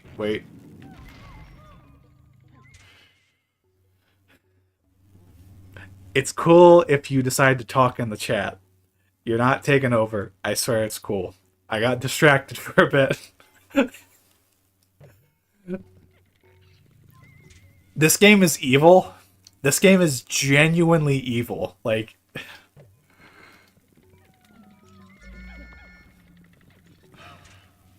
Soul games are fun. They can be tough. But if you have the patience, they become much easier. Dark Souls. Which one is that? The heart's blocking it. Let me check the other message. Dark Souls 1 is my favorite 360 game from that era.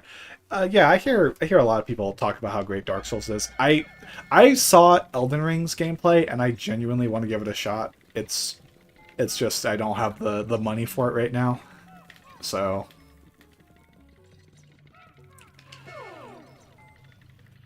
yeah, the one that has all the boulder traps too, if that's also really evil. And I do remember there's one in the last cavern that has a hidden bull bear.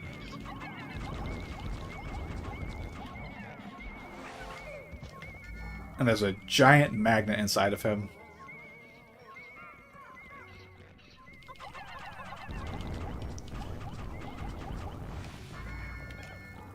This is why we bring purple Pikmin.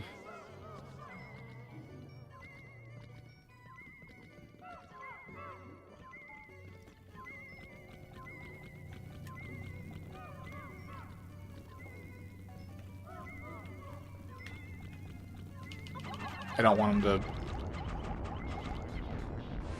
I didn't want him to, like, throw my Pikmin off the map. That's why I waited.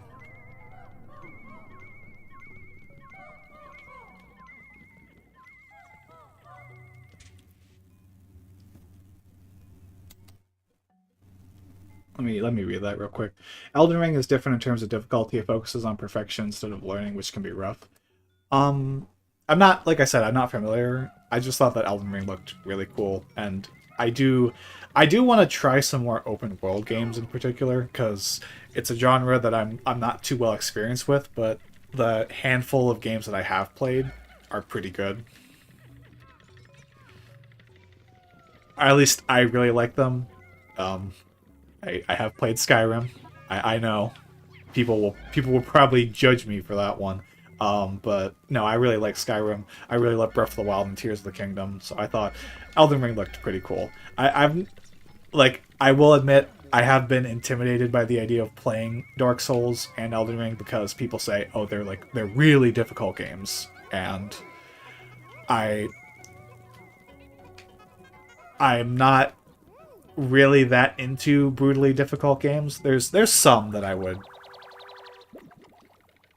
suggest Dark Souls 1, but I'm biased towards it. Yeah, I get that.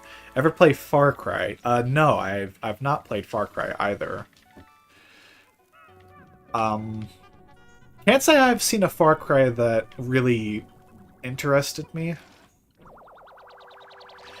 Like, I think the only one that I've, like, seen extensively is Far Cry 4.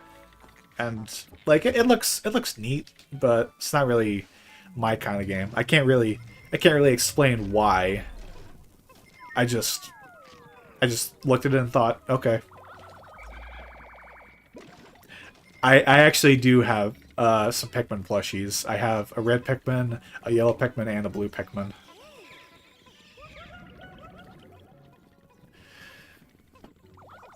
And yes, I keep them on my bed because they're adorable.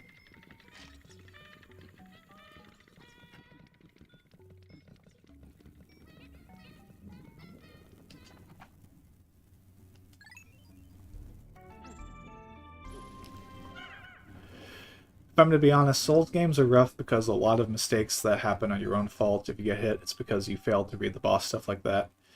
With that, I'll shut up about Souls. That's fine. I appreciate it.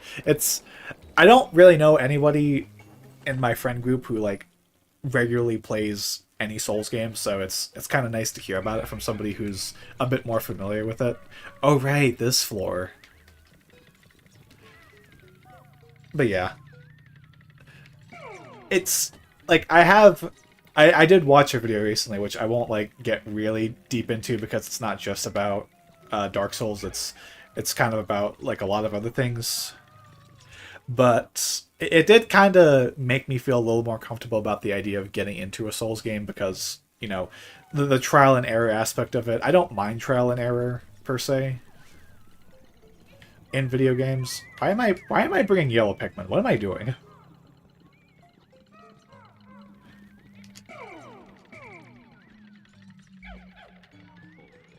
Should bring purple Pikmin because they're better at. It has a dog with a sword. Enough has been said. Yeah, I think I've seen that dog with a sword before. I don't know what it's called.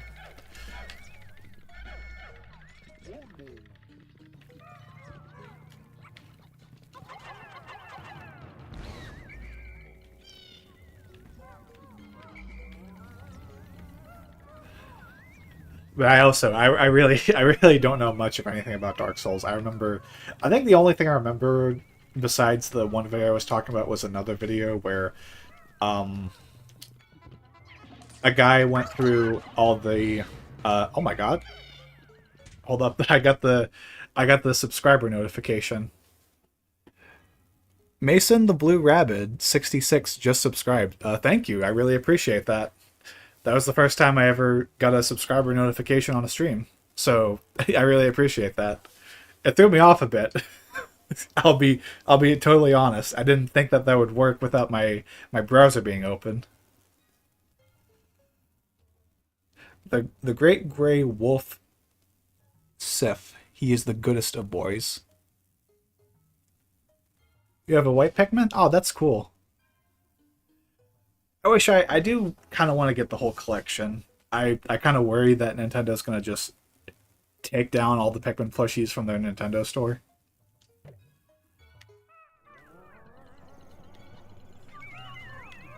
So I want to get them as fast as I can, but I need more money before that happens. So, and the Pikmin plushies, the Pikmin plushies are not like my #1 priority right now. So, oh Jesus.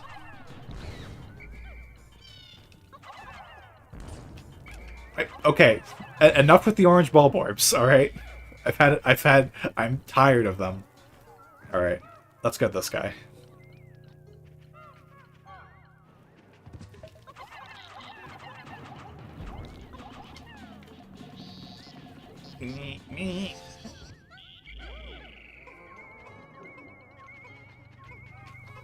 Japan has several gacha machines for Pikmin. I did not know that. I guess that makes sense. Pikmin, I mean, it's definitely fair to say that Pikmin's more popular in Japan than I'd say in North America. They probably have plenty of, like, merchandise for Pikmin over there.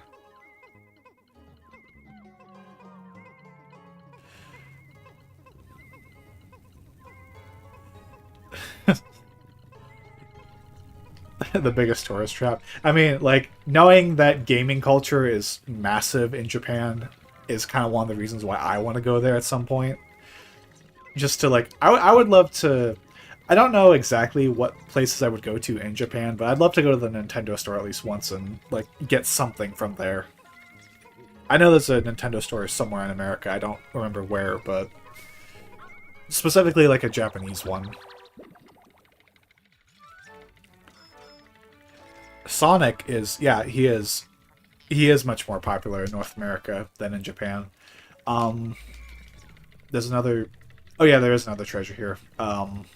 I'm gonna bring all my Pikmin instead. Uh, yeah, I heard that apparently the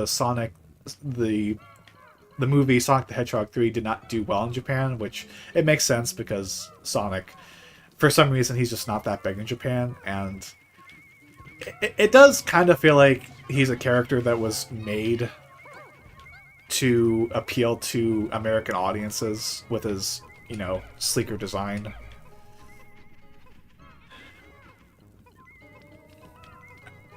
I remember hearing that part of the reason why they redesigned Sonic for Sonic Adventure is so that they could appeal to more Western audiences by basing his design off of Western cartoon characters.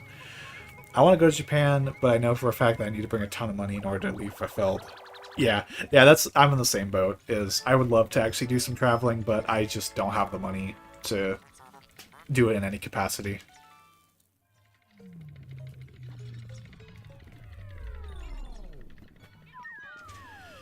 Gonna take another swig of water.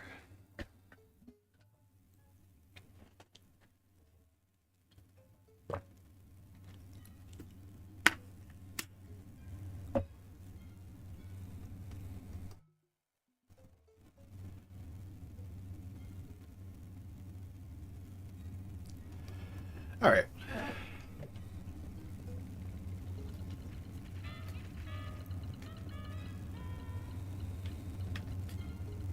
I don't need to get those guys.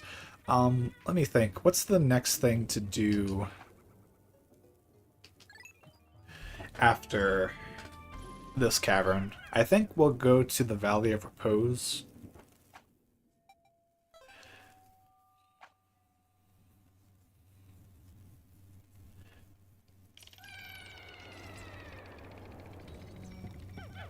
Because the Awakening Wood is done after this. Oh, right! One of these I forgot.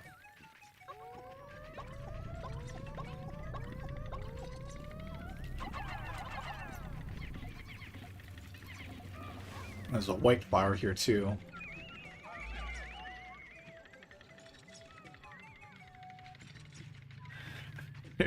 Are we gonna name your white Pikmin plushie live on stream?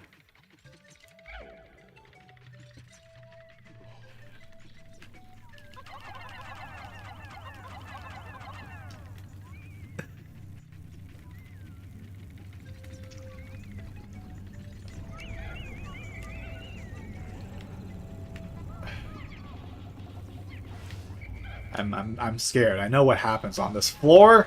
Yep.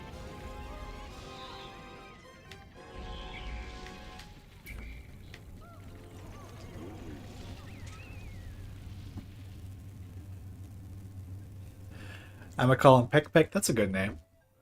That's a cute name. I'm Canadian, part British, part French, all pretentious.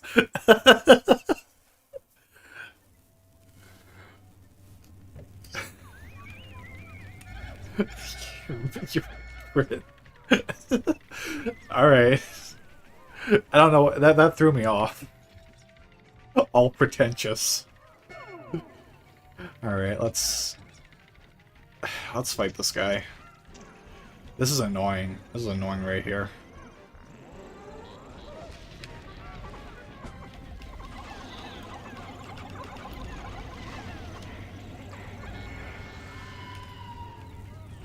Nope.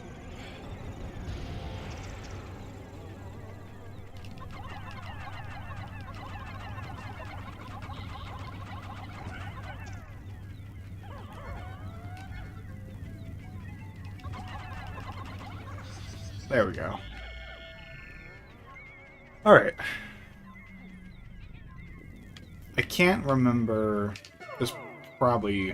Okay, there's a treasure here. Is there a treasure here? No. There's like 3 dead ends I want to say in this cave that just have clovers for some reason.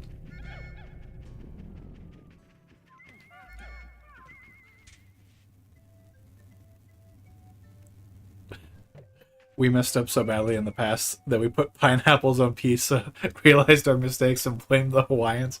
Wait, is that actually factual? Did the oh what the? Where'd you come from?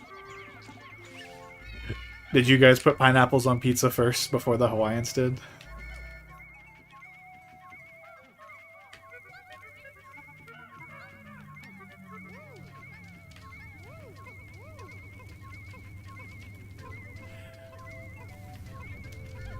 Yeah, I will admit that I do not like pineapples on pizza. I think it's just wrong.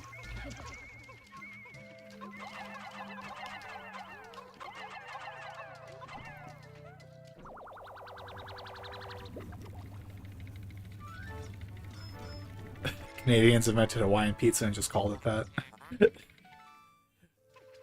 I mean, like, there's plenty of foods like that. I want to say, like, do French fries count as? I don't remember who. I don't remember who invented French fries. I don't want to be like. I don't know if they're actually a French food or not. Me and my American ways.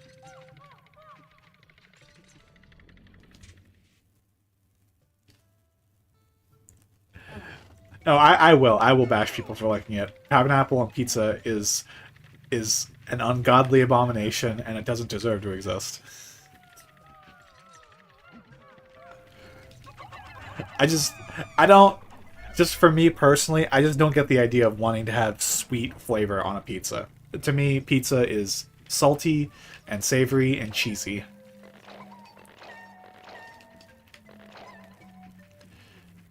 Unless it's a barbecue pizza. You can make barbecue pizza, and that has a bit of sweetness to it. French fries are actually fried in grease. That's that's a good that's a good joke. Did I name your Pikmin plushie? No, I've not named my Pikmin plushies. If I did, the red one would be Steve, which is like the most obvious joke in the world.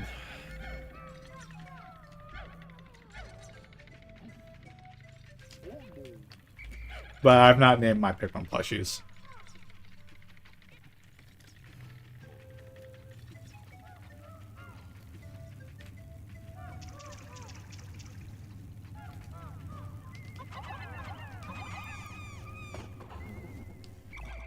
Sweet and savory bugs me. Um, sweet and... What's sweet and savory that... I know I like something sweet and savory, but I can't, like... Off the top of my head, I can't remember what I'm thinking of. Chugga Joker's funnies, yeah. It's like, I mean, I feel like Chugga Conroy was such like a staple in introducing Pikmin to so many people. It's like this very obscure Nintendo franchise that it's hard not to think about Chugga when Pikmin comes up.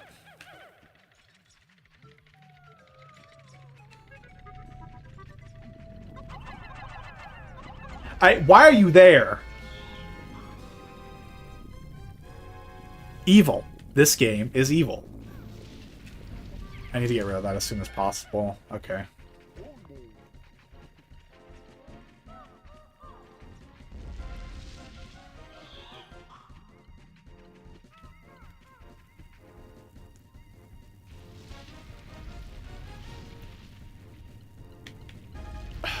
God dang it. See, what you want to do when you're fighting the burrowing Snaggerit is you wait until he struggles to pop his head up. Like that. That way you can swarm your Pikmin on him.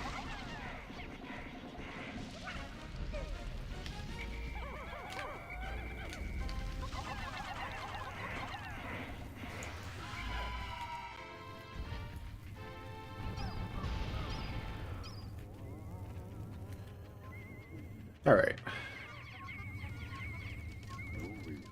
Now we gotta break all these walls down very slowly. They can't grab that.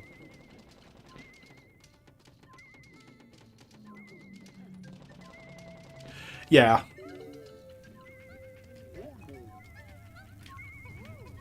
Yeah, it does have multiple bosses.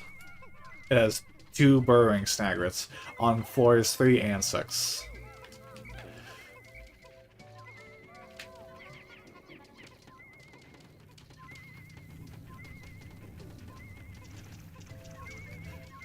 I feel like I know this game like the back of my hand, so it's kind of funny. Your real name is Steven? That's what a coincidence. And you're here on a Pikmin stream too.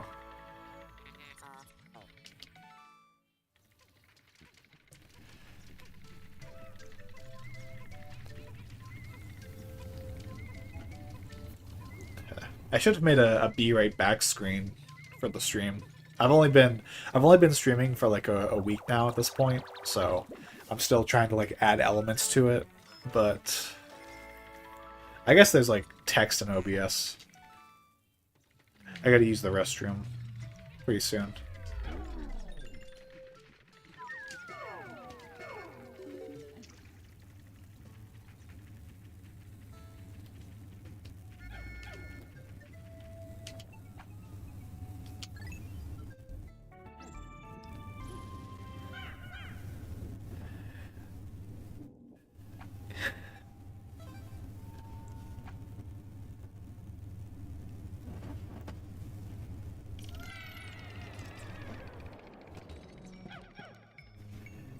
You're new to streaming, I call BS. You seem like such a natural. Well, thank you. I really appreciate that.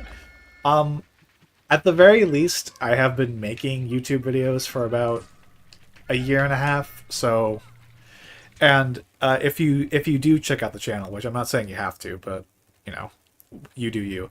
I do have what are called highlights on my channel. I used to what I used to do when there were like Splatoon 3 events happening is I recorded me and my Discord friends playing the games together, and I called them highlights, but people, you might think that like, oh, they're live stream highlights, you recorded them at some point. No, I didn't actually live stream them. They're just like edited videos. And unfortunately for some of them, I don't have the old footage anymore. Yeah, pileated snagret. I'm gonna try to do this without using any sprays, and I'm gonna bring all my Pikmin with me. That's a problem. Hey, buddy. I need to zoom out the camera.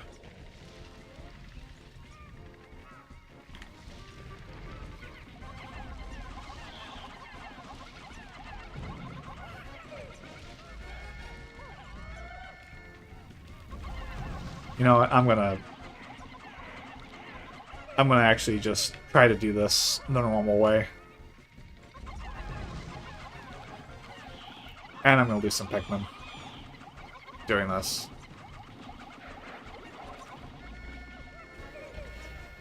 Three blues.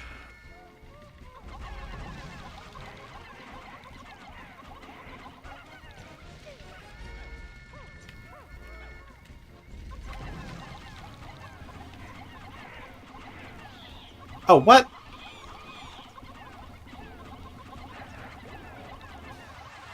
Okay, I lost 6 blue Pikmin.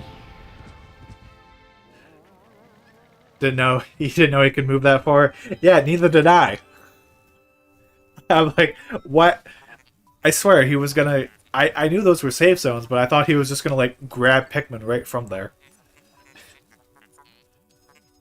Yeah, I love the Pikmin games too. Yeah, I wanna rewatch Scruffy too. I might after this stream I might go on like a Pikmin binge.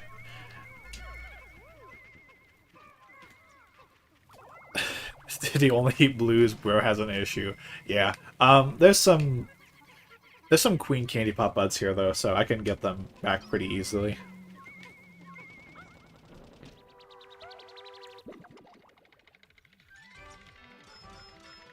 And that is more defense.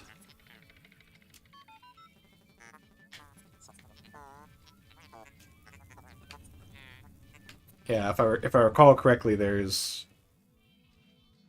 Are there three? No, I think there's only two. They're like Gundam mechs, and I think there's a handful of them in this game.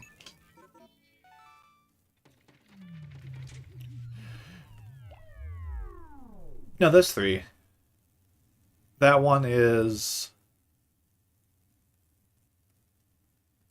Electricity? No, it isn't. Wait. No, it is electricity. That's messed up, because I know the electric one isn't a suit, it's an eraser. I know that... Yeah, you got to my comment before I did. Yeah, it's... out of context, that's gotta be, like, the weirdest thing, like, oh, there's an eraser that makes you immune to electricity.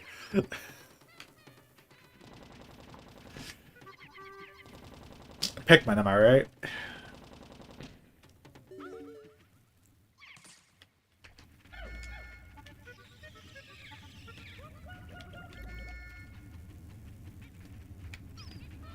The dream material, yeah.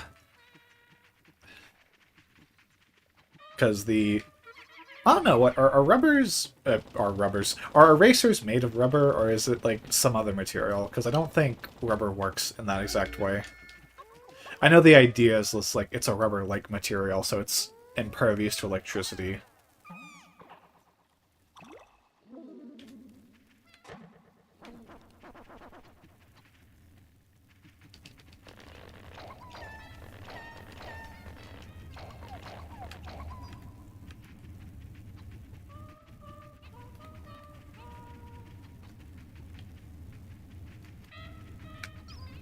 Alright, I don't need that Queen Candy Pop Bud. I can just grab this egg. And be out. I have seen the Colossal Caverns mod. I watched, I don't know if you've ever heard of him, I watched Hef TV play through it. It looks like a really cool mod. I've actually considered the idea of, like, doing Pikmin 2 mods on this channel. I know there's a mod of Pikmin 2 that is essentially recreating Pikmin 1 in Pikmin 2's game engine. Okay.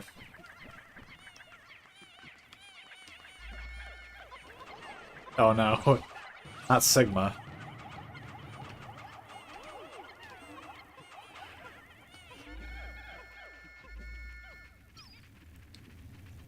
Pick... Where are they going?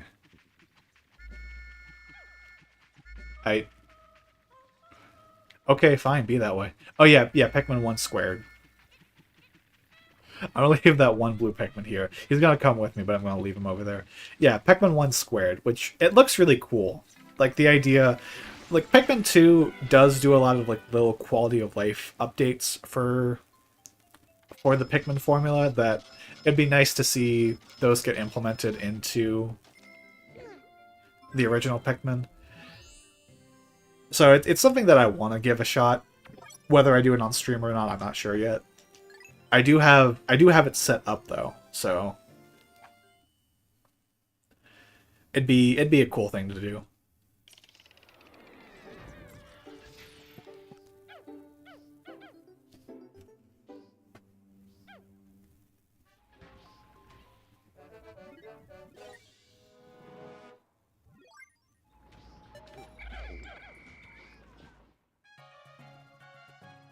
And we got the triumphant music, because we got so many treasures this day. Fun fact, they wanted to have the baby spiders to cause death if left alone for long enough. So instead of just going idle, they die. Oh. Really? I did not know that. That's weird. Alright, I'm gonna put a little message on text GDI.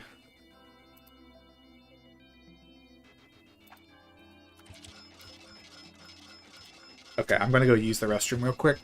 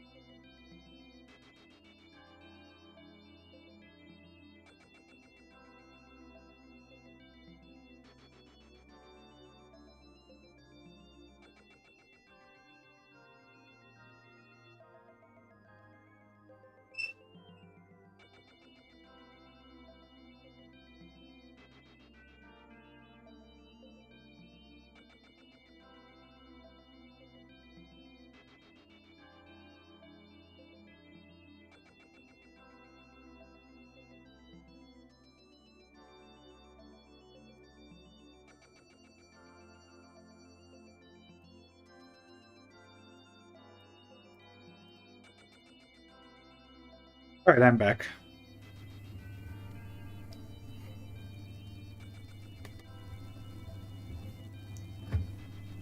I don't know what Pikmin that is either.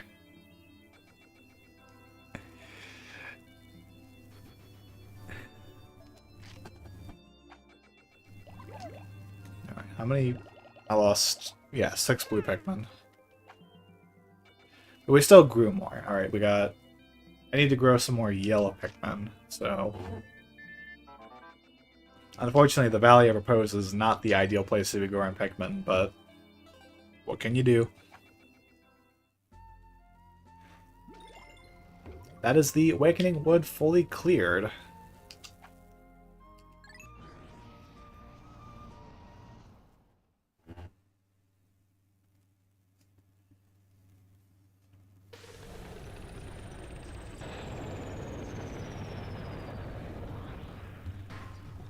Is my mic still on? Can everyone hear me? Can everyone hear the game properly? I just want to make sure I didn't mess anything up while I was gone.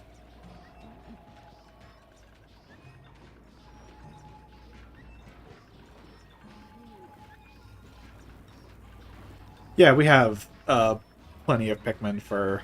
Sounds good? Okay. Yeah, we got plenty of Pikmin to... I should pause. Plenty of Pikmin to go into the Submerged Castle when we want. I think I will save that for next stream, though. I know that's like the definitive part of any Pikmin 2 playthrough is going into the Submerged Castle.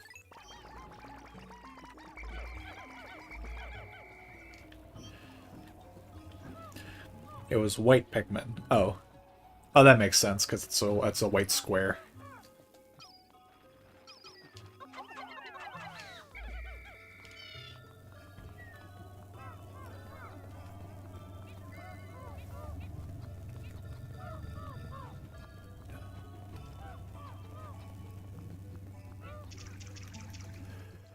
Alright. Which cavern are we gonna do first? Is the broccoli because it's like a leaf on top of the head?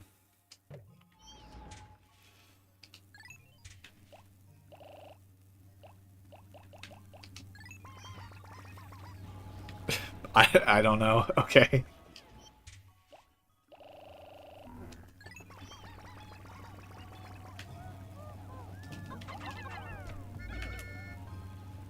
Oh. Oh. I didn't mean to let that be a blue one. Oh well.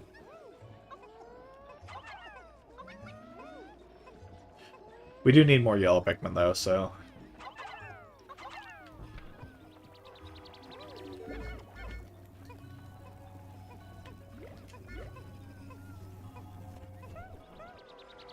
Is there no leaf emoji? That's...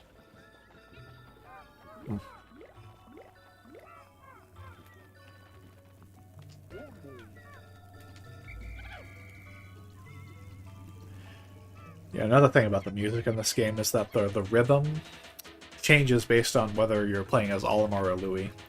There's like a bit of a swing to it when you're playing as Louis. Doesn't the subterranean area have a floor of 90 explosions? Yes, it does indeed have a lot of explosions to it. Water dumples. Guess the Pikmin. Is that maybe all of them?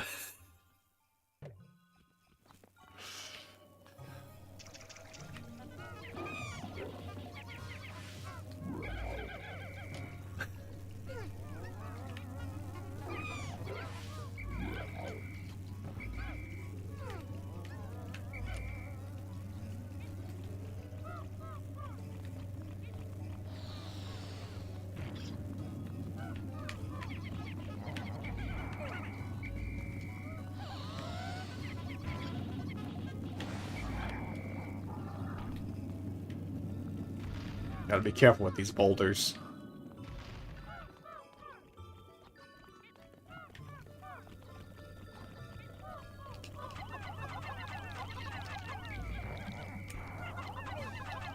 Oh god.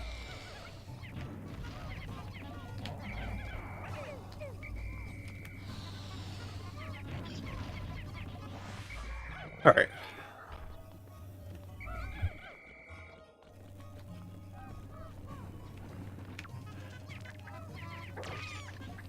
I think we'll head into the subterranean complex first. All we gotta do is get this bridge built and we can get the white Pikmin across.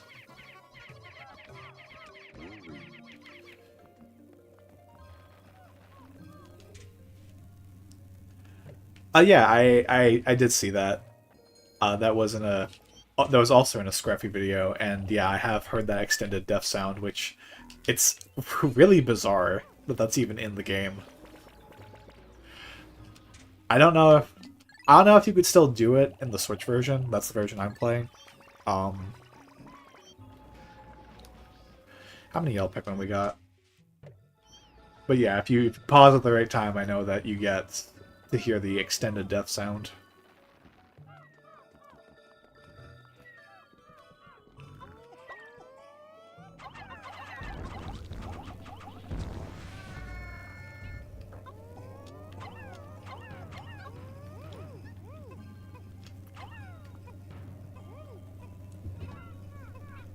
It's just a bunch of farting noises.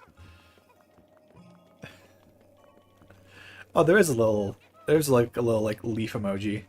Kind of looks like a Pikmin stem, except it's got 2 leaves instead of 1. That would actually be like a neat little idea for a Pikmin characteristic if you had like 2 leaves on instead of 1.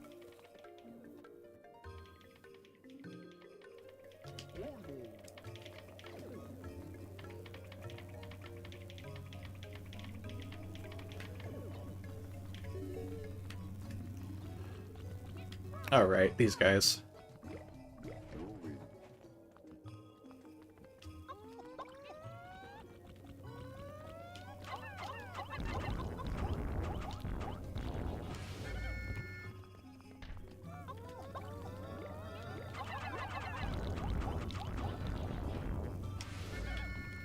Alright.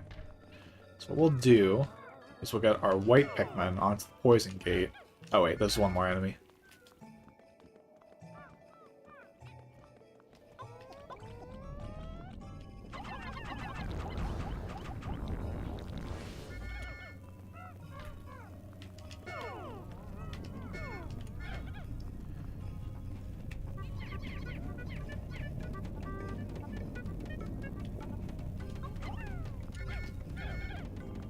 And we will sick all of our purple Pikmin on all of these enemies.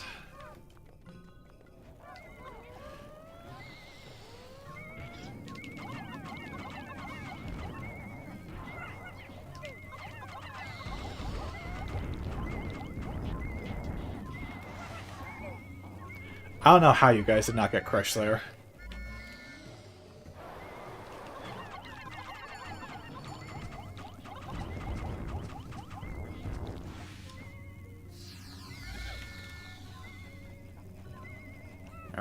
How many... Alright, place your bets, people. Is this going to get stuck on this hill like it always does?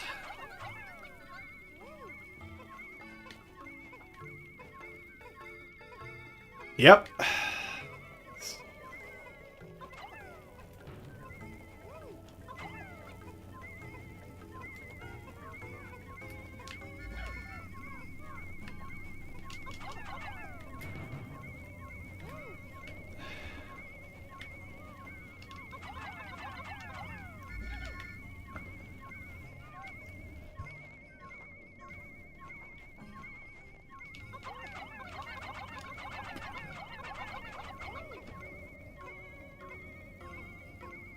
Come on, Pikmin, you can do it. You can do it.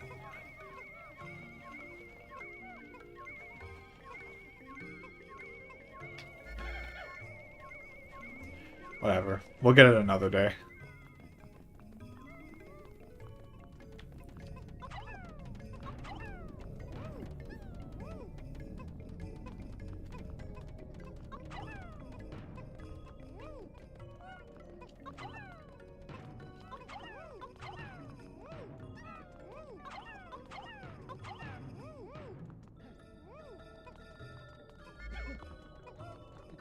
Actually, let's see if we can use our blue Pikmin to grab that. The trick is, with this treasure, is that you don't want to have a bunch of purples to grab it, otherwise it doesn't move fast enough.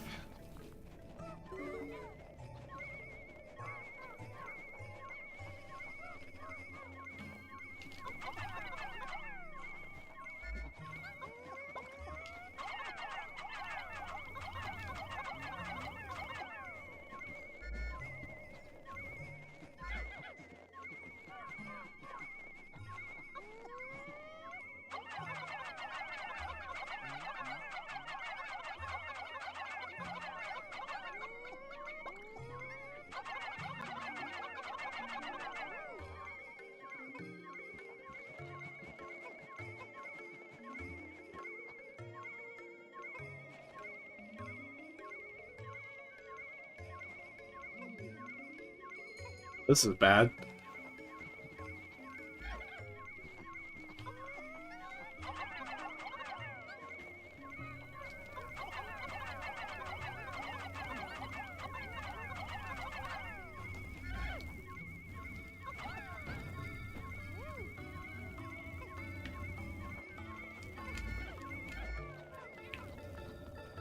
I'm gonna leave them there for a bit. And see if... Oh, they did it. Did they? Yeah, they did it. Okay.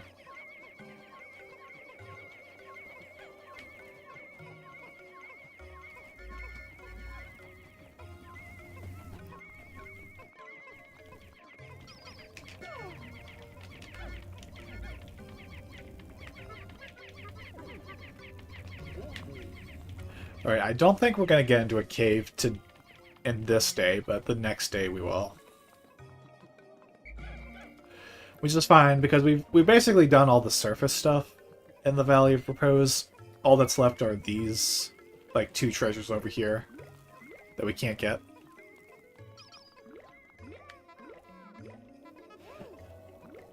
Is that Olimar as a Pikmin, Veely?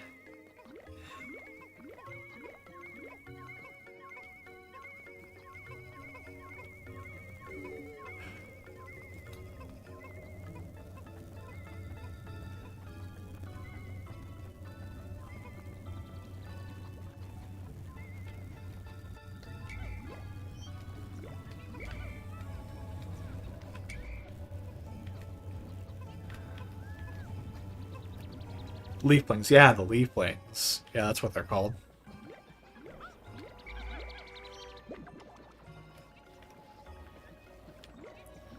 Yeah? Hey, I got one.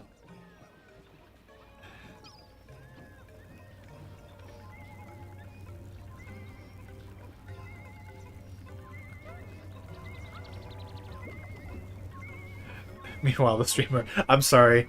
I was just... I was distracted by this crown getting stuck. Because every time I play Pikmin 2, this crown always gets stuck on me.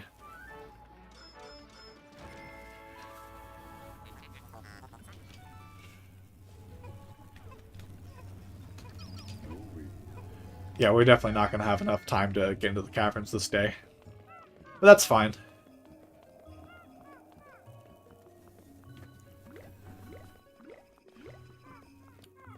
Did I leave any strays behind? Any stragglers? No.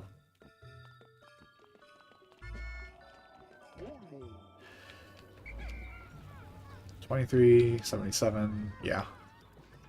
There's some eggs back here, though. Let me grab these real quick.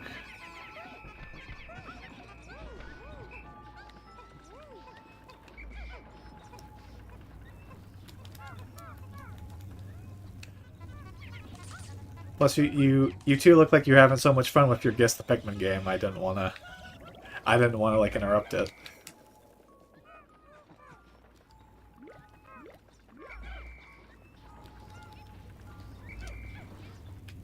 All right.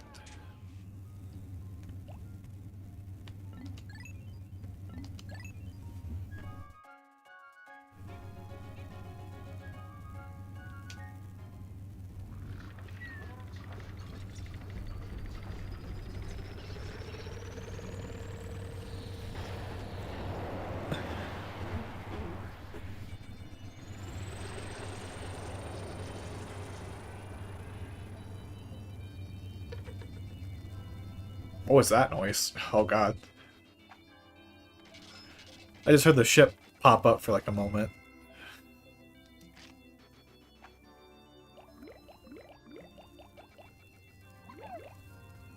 Actually, can I go back and point this out? The gold crown with gemstones in it is less valuable than a tin can. No, it's a soda can. Than a smashed soda can. Like maybe it's a toy crown, but still.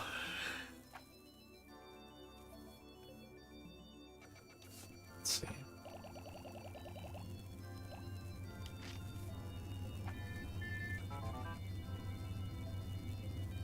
I can't tell what that emote is on the left. Is that a rock? I did not kill the fireball, Lex, not yet. I'll do that the next day. But I think the next thing I'll do is we're going to head into the subterranean complex. Which, if I recall correctly, does not have water in it. I know it has poison, and I definitely know it has electricity, but I don't remember if it's... I don't think it has water in it.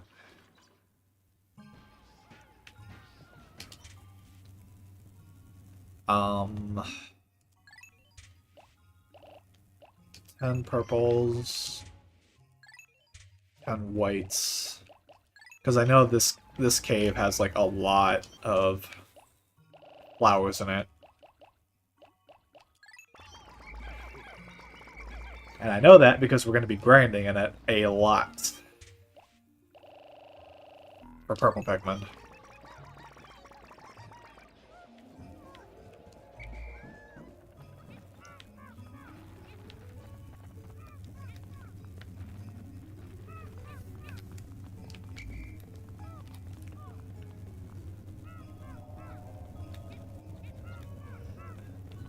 Volatile Dweebles? Yeah.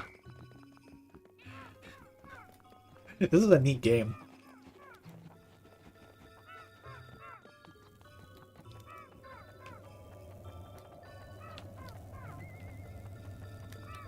Oh right, there's two more treasures here actually I gotta get once I come back to the surface.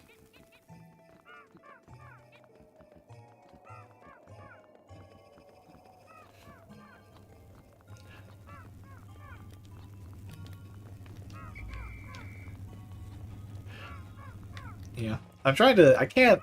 Off the top of my head, I can't think of, like, emojis that I would use to, like, describe Pikmin characters. Obviously, you got the leaf, which is, like... That's Pikmin. That's just, like, any Pikmin.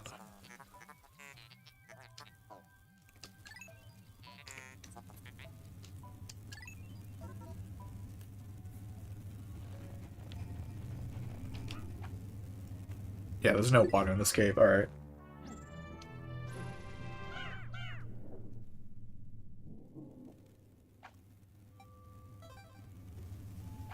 let me look at this one.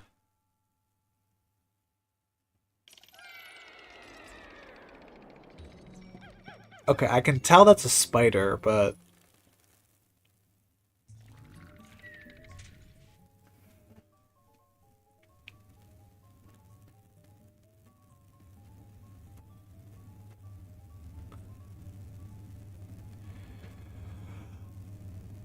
okay, I think the oh god, the name is lost on me. I think the pig balloon and the what looks to be blowing air is the puffy blowhog, because that's kind of like a pig-like enemy. But the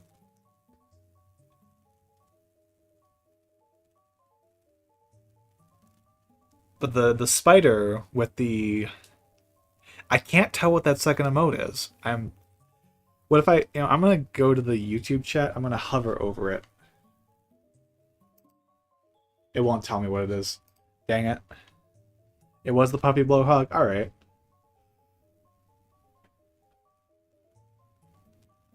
Okay. Vili, is there a chance that it's a careening Dirigi bug? Is it the enemy that drops bomb rocks on you?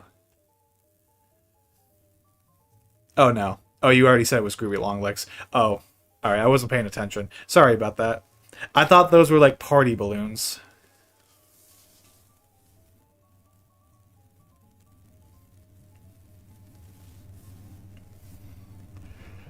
So I was confused for a moment.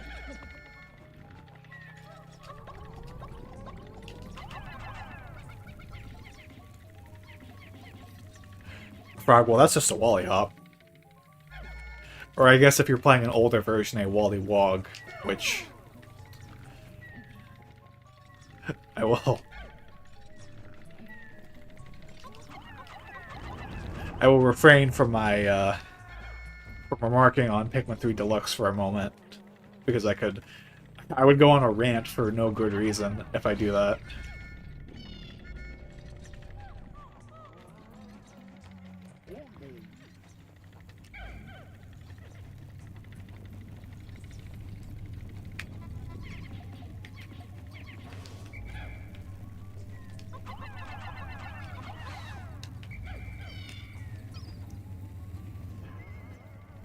Alright, this guy's gonna try and grab me here in just a moment.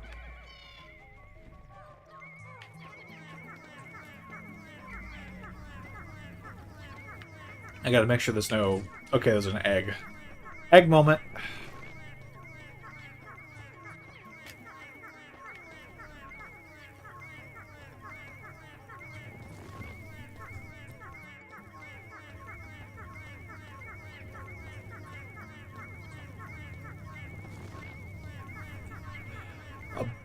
Is that a...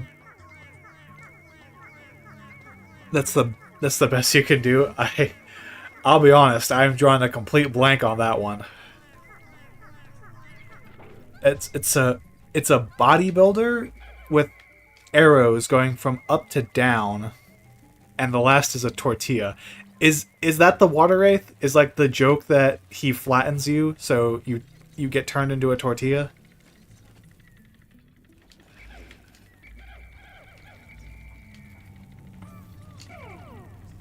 Because if it's not, then I have no clue what that could possibly be. I'm bad. I am bad at this game.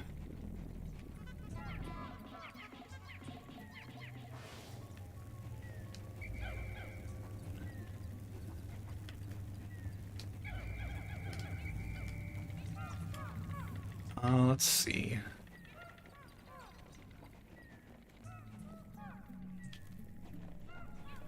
Yeah, like oh god. Let go of Louie. Oh god.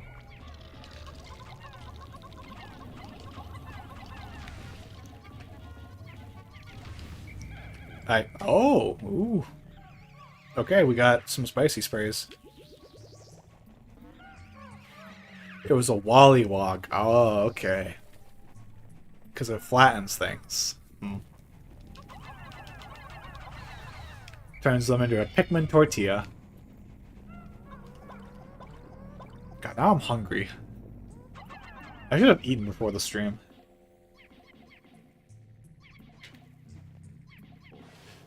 A burrito sounds killer right now.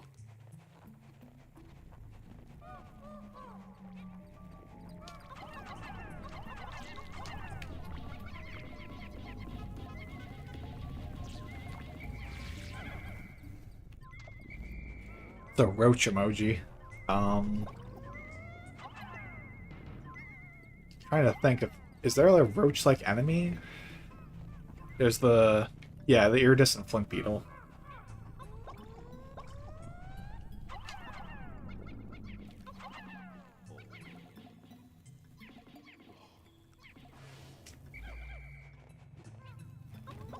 Reminds me of a meme I saw where someone was like, I accidentally spray painted a cockroach with silver paint. Now it has armor. Somebody help me.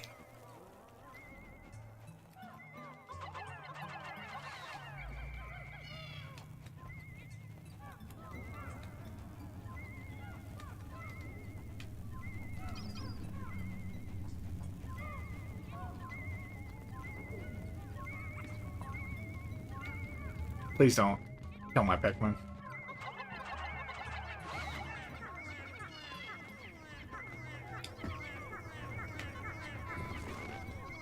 Oh, that's just a man right there.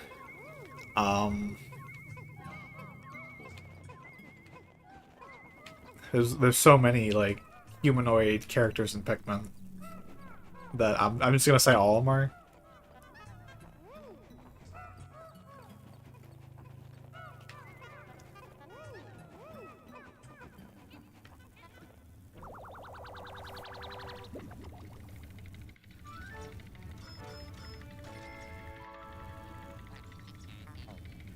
What is that? It was Colin? Okay. And the second one's a ghost, but what is... Hang on, let me get a closer look at that. It's a hockey puck. I like Colin, but he talks too much. I kind of like the fact that Colin talks too much. It's weird. It's a curling stone. Oh, right. Yeah, curling stone. My bad. I'm sorry. I'm sorry. I'm an insensitive American. I'm sorry about that.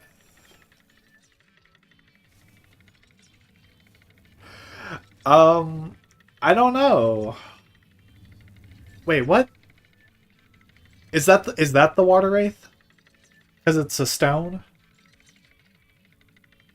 And it's kind of like a ghostly apparition. It's like a watery ghost.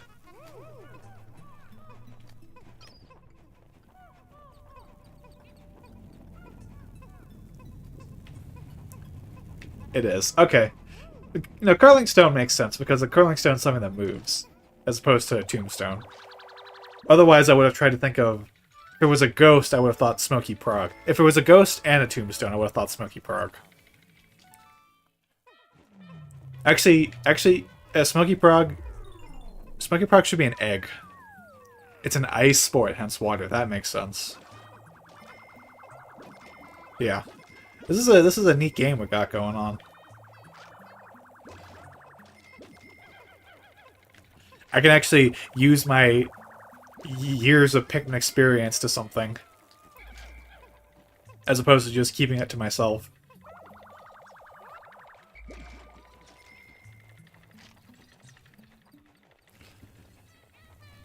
Mushroom. What's the name of it? I know what enemy I'm thinking of. The puff stool. Puff stool.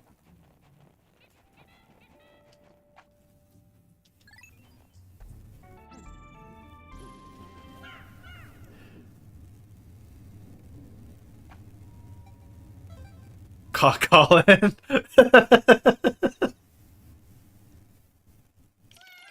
why is Colin a mushroom?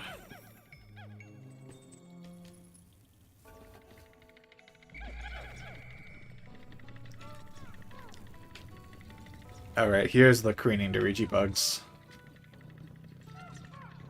And this floor is also filled with bomb rocks.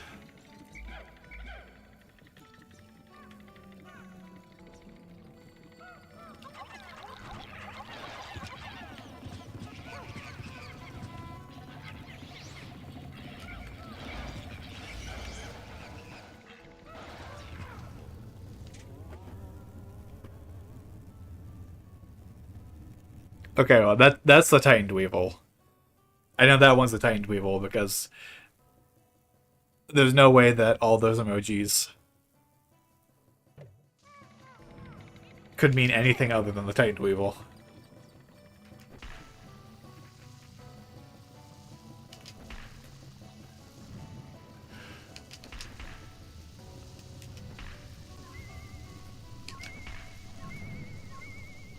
Okay, how about we don't need to kill the other guy. We can just get these two treasures over here, because I think that's it.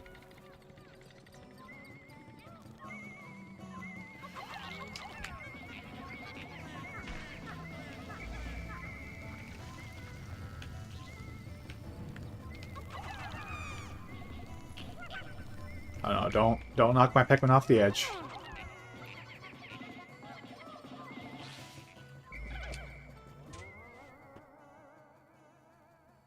Spider tortilla?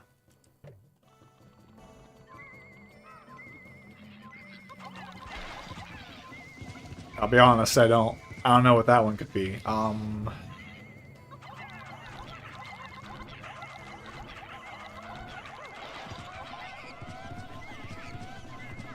Bread long legs.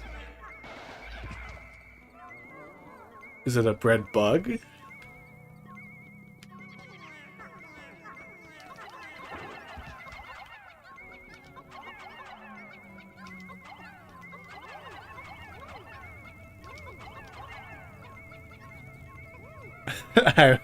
I'm a grown man at 26 playing Pictionary in a YouTube stream. I'm having fun. This is fun. This is cool.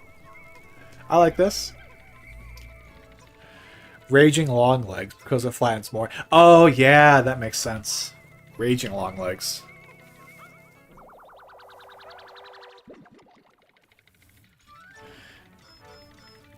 It's a bulborb. Well, technically, the dwarf bulborbs are bread bugs. A very weird Pikmin entomology fact, but yeah.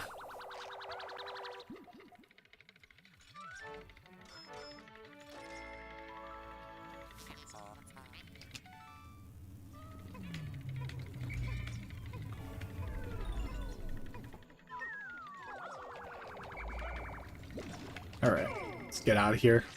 I don't want to linger on this floor for any longer than I have to. Why is the cave all the way over there? Mushroom pig?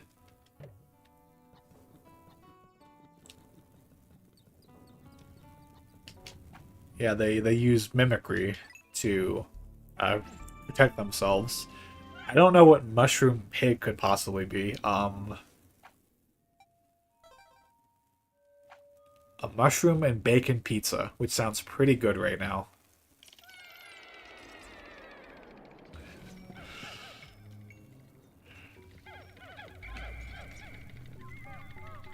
Oh, look at this treasure. It's dancing.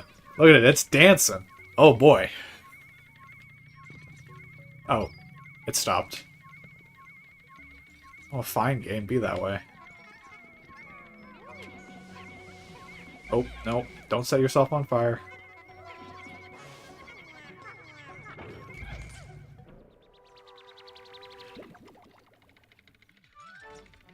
Jumbo Bulborb? Is it? Is it the big one? I can't remember what they're called. There is... I think there is. I think there is a Poison Blowhog in Pikmin 4.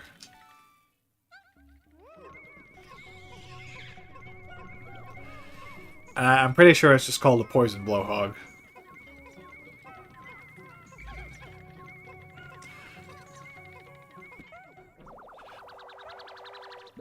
Is it a careening Dirigi bug? That is the enemy that drops the bombs, yeah.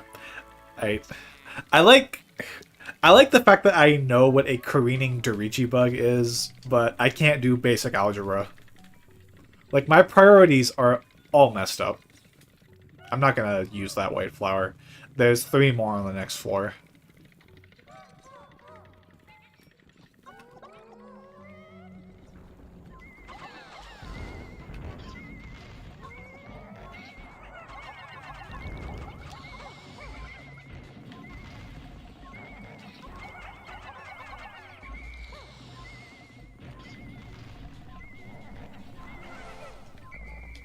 Alright. That should be all the treasures. There's 7 people in chat. They're all watching us play Pictionary. Hey, everyone else in chat. How are you enjoying the stream so far? Is this entertaining to y'all? Like, I can only just imagine, like, oh, there's 6. Oh no, somebody left. Oh no. Like, I'm just imagining, like, people are using this for background noise, and, like, they're just, like, hearing us talk about this weird Pictionary game that we're doing.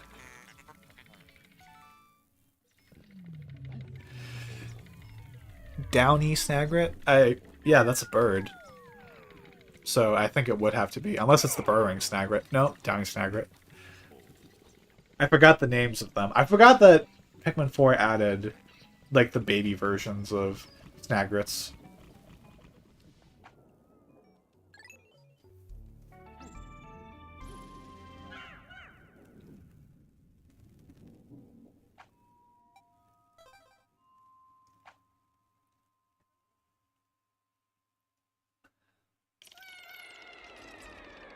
But yes, it is really funny to think that we're just basically playing Pictionary in chat.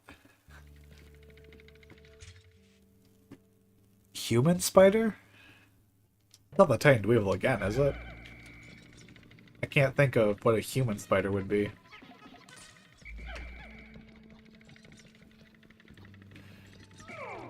Okay, this is where we turn our red Pikmin into white Pikmin.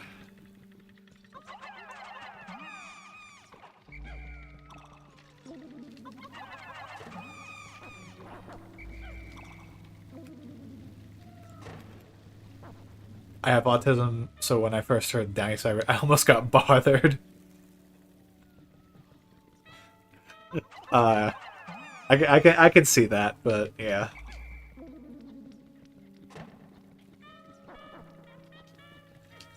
Maybe. Maybe. But I'll never tell you what it is.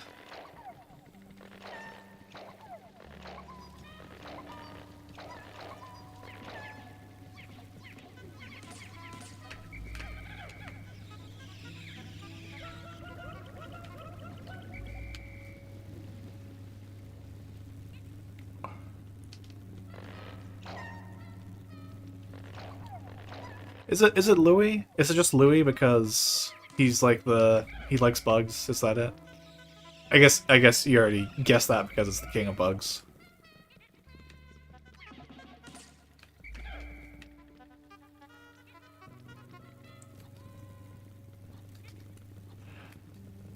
Alright, let's... Mididites? I think that's what they're called.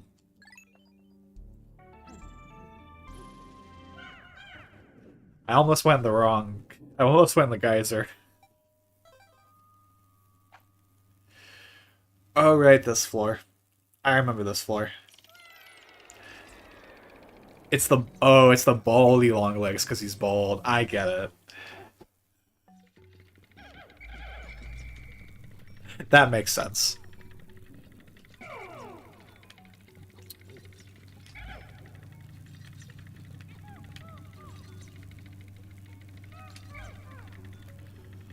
Alright.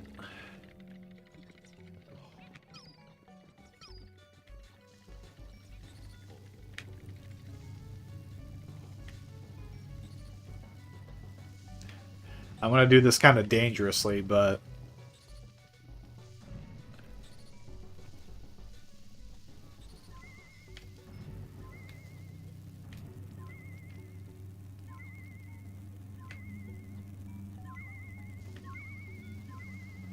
Let's be careful.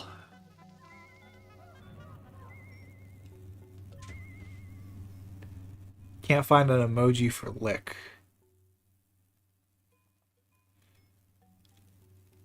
Is that Emperor Bulblax? Plant, jump, and lick. Yeah, it's gotta be Emperor Bulblax, right?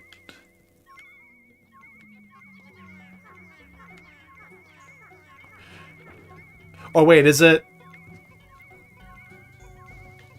the what's his name? In Pikmin 3. Emperor it's Emperor Bulblax? Okay. I thought for a moment it could have been the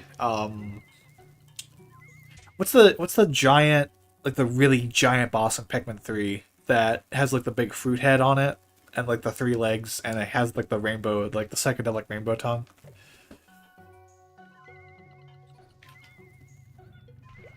Oh, you gotta be kidding me. You're telling me my white Pikmin weren't fast enough?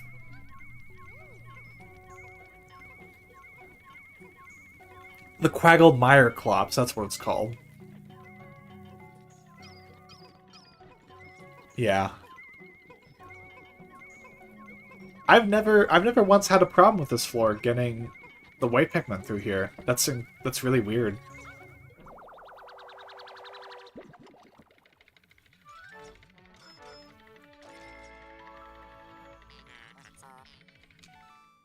I'd participate. I'd actually like do an emoji if I thought I could, but I'll be honest, I think you guys are a lot better at this game than I am.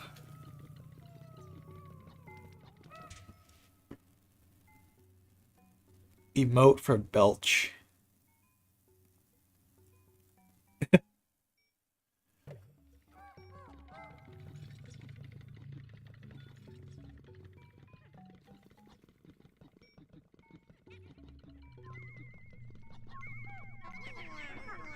Wonder if there's a bomb rock that's gonna drop on us. Oh, gee.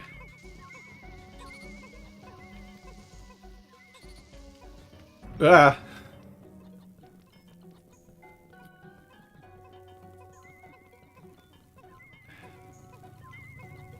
Evil. Like I said multiple times, this game is evil.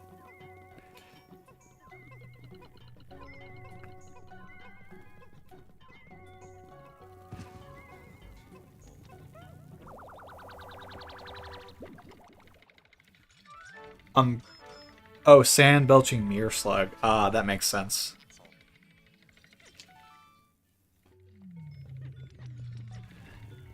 Because it's an umbrella and it's in like a tropical area. And you throw bombs in its mouth. Uh, I'm trying to think of like a combination of emojis I could do. But I can't even think of like what I would want to pick. Yeah, I know you can set the bomb rocks.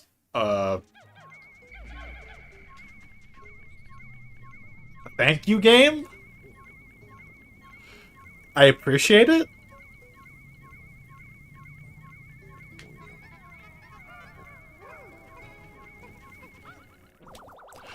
Did the developer just give up? Did they have no idea where to put that thing?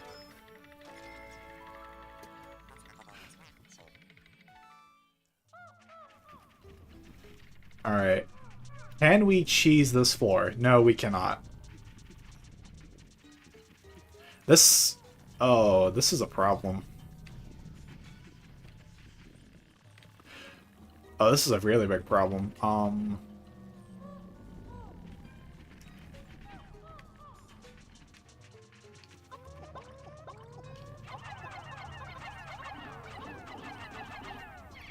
Alright, we're gonna be here a while. There's about to be 90 bull bears. Yeah. Kidnap bug? Yeah. It's a swooping. Snitch bug. That's gotta be. Unless it's just the bumbling snitch bug too. They're right in the poison. How am I supposed to even do this?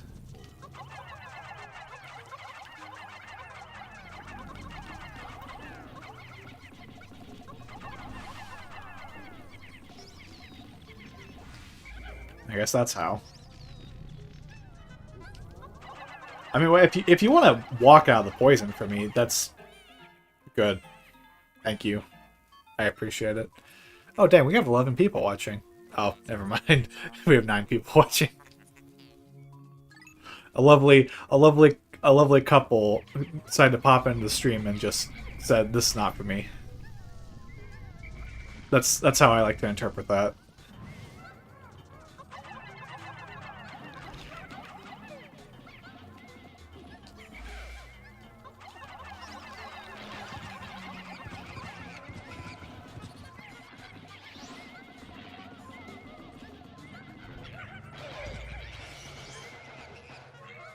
Alright, now please do not grab this treasure. Da da da. Da da da. Pictionary, man, it calls upon a vast viewer base. Yeah, it's got universal appeal.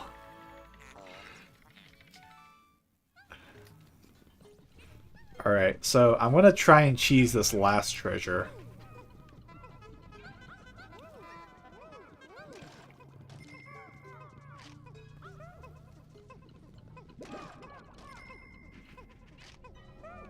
The one that throws the rocks. I don't know why, but the first thing that came to my mind when I saw that message was the bokoblins from Breath of the Wild, how they like to throw rocks at you. But we're playing Pikmin Pictionary. Pictionary. Oh my god. It's a pun. Oh my god. Alright, let's... That's not where I wanted you to drop.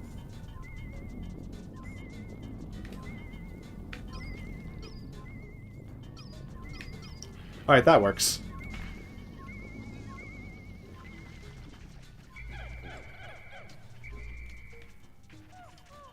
Easiest enemies and the worst ones. I think if, like, we're talking about one of the worst enemies in Breath of the Wild specifically, I hate the Octoroks the most. Which also shoot rocks at you.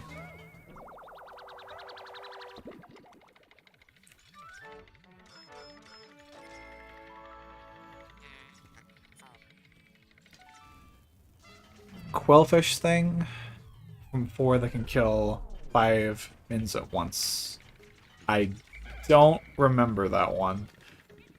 Oh, wait. I think I do.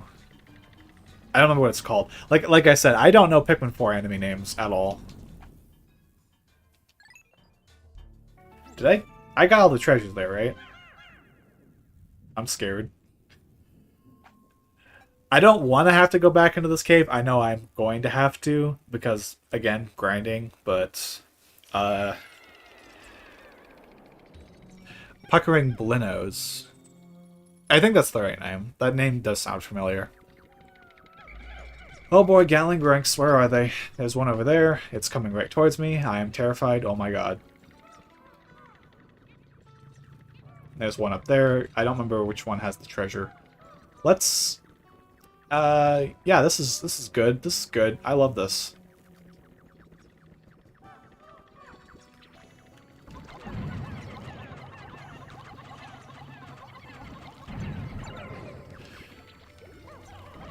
Oh no. He's knocking my Pikmin off the edge. Oh god.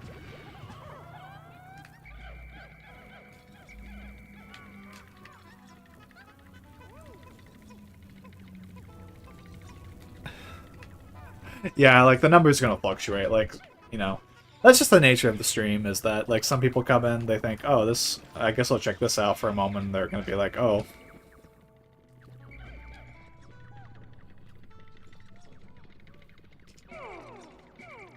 As long as I got someone to talk to, I'm having fun.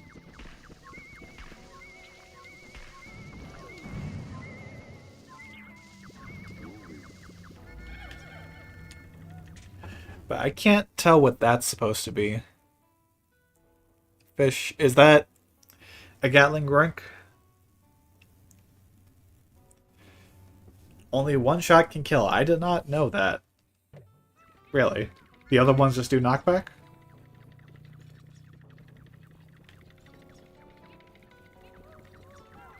No, focus on Olimar.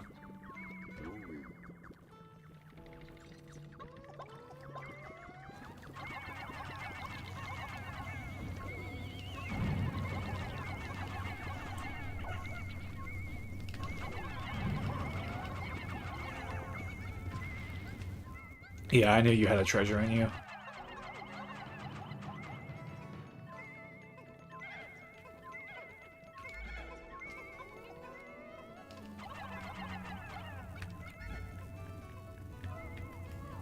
Pikmin. Yeah, thank you.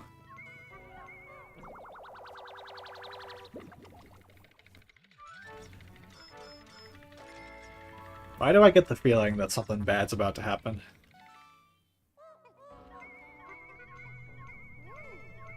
Yeah, oh, wow, that was an incredible jump.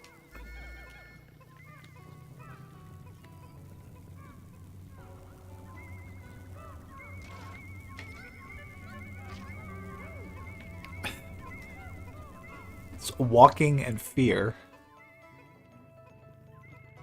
I mean, that's how I feel about the volatile Dweebles, but I don't know what that could be. Plasm Wraith?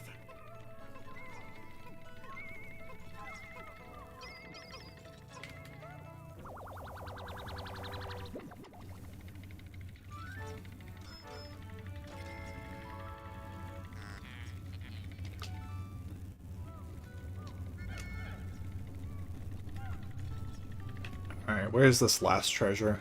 There it is. Do I even have enough white Pikmin? I'm gonna bring some reds with me too. How many purple Pikmin did I lose? I lost one. Okay. That's fine.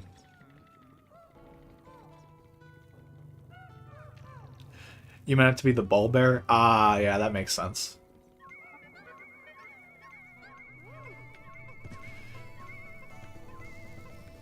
Oh, God.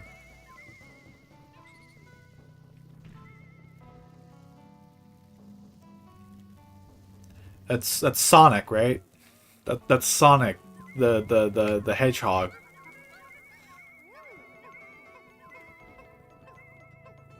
I know we're doing Pikmin, but I can't help it.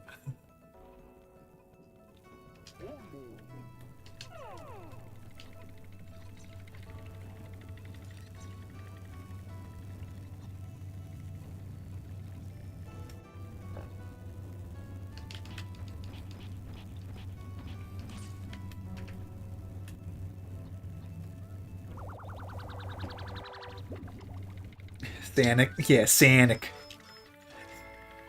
Sanic the hog hedge. It's faster than a turtle. I'm a big Sonic guy, so I can't help it. Fish! Oh my god, fish!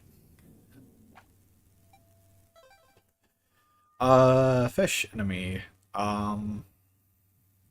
There's a handful of fish enemies in Pikmin actually, so I wouldn't know. I wouldn't know which one to go for. I'm gonna say.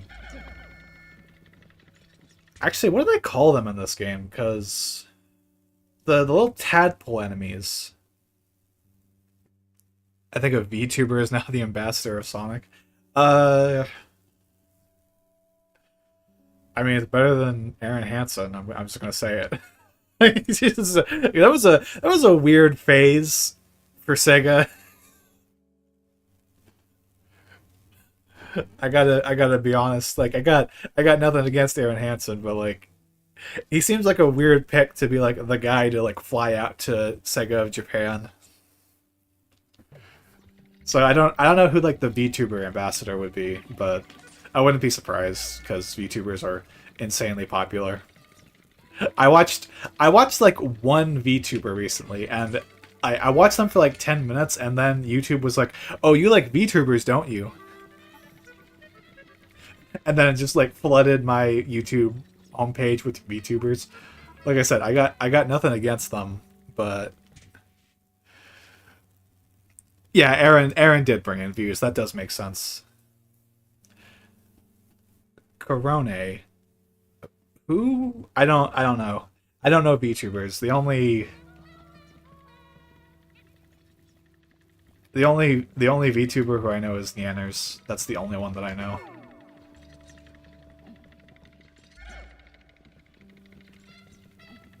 There's like thousands of them nowadays, so the dog. Oh wait, I think I know who that is. I think I watched them play Mario one time.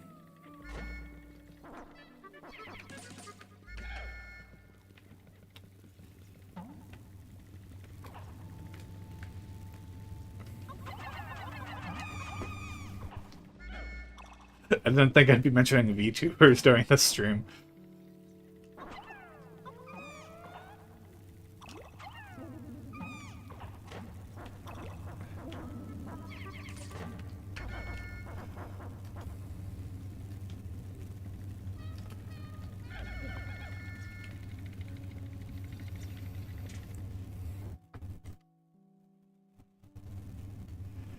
She became the ambassador and then started talking crap about Aaron and his viewers. Really? Oh my god.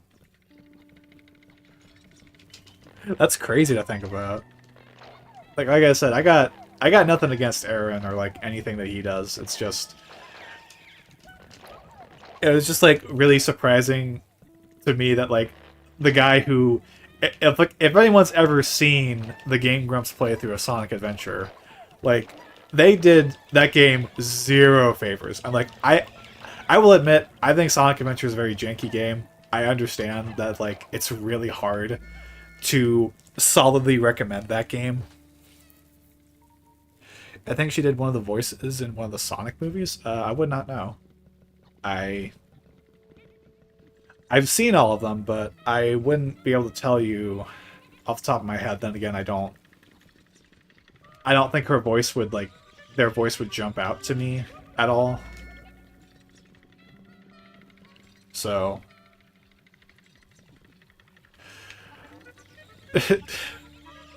Nukem the cat. I've never heard it phrased that way, but yeah, Big the Cat's voiced by Duke Nukem.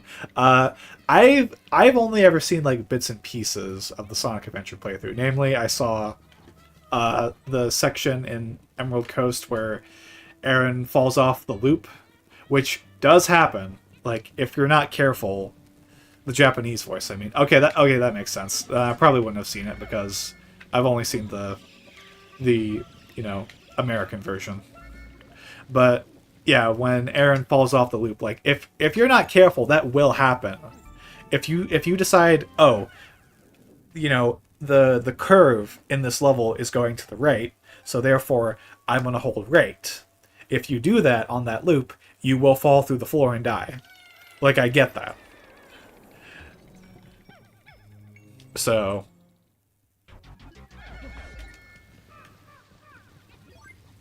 that only happens in the DX version. Yeah, I do believe that.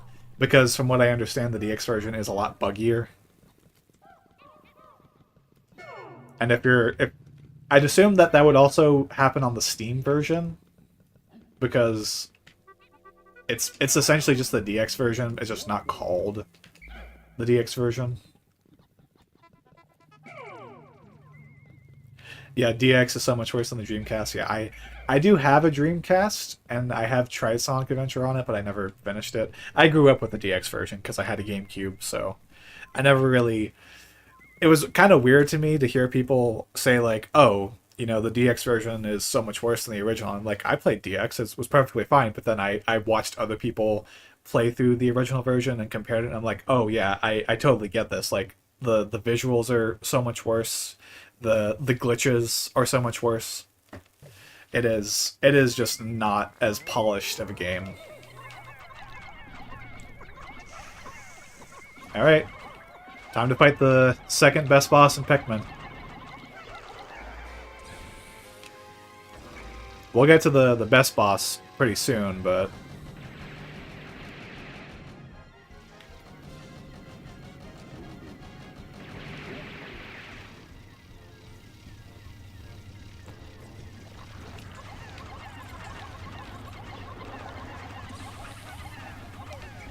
Oh, this is bad.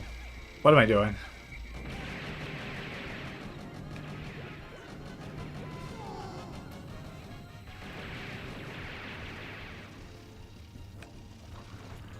Yeah, yeah. From what I understand, that is how it works. Is that they just kind of kept porting the newer version of the game over and over again.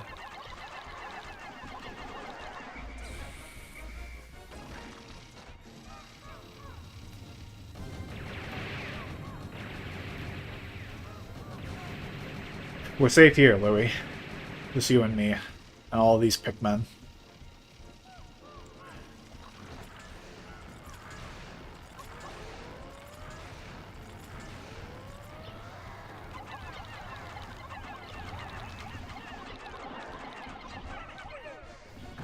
All right, we only lost like I think 3 Pikmin during this.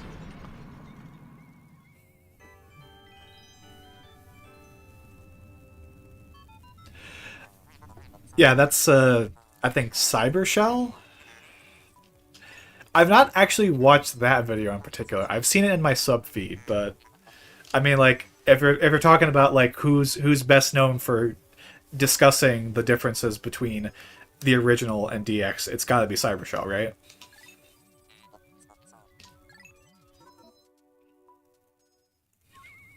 Like you can, like if it's Cybershell, yeah. Like if it's like relevant to the topic, then you can totally mention who the YouTuber is. Because like I've been on YouTube, I've been watching YouTube for an incredibly long time, and if it's gaming related, I feel like I can I have a pretty good idea of who people are talking about in some capacity. Also has a great Chow video. I should watch Cybershell at some point. I'm not. I'd say the only like Sonic the Hedgehog YouTuber who I'm like really familiar with, and even then he's not really a Sonic YouTuber per se, is Some Call Me Johnny. If only because I really loved his old Sonic the Hedgehog reviews, the 3D Sonic the Hedgehog games. And I love his newer stuff too. Like pretty much everything he does I love. But yeah. Other than that, I can't think of like Sonic specific YouTubers.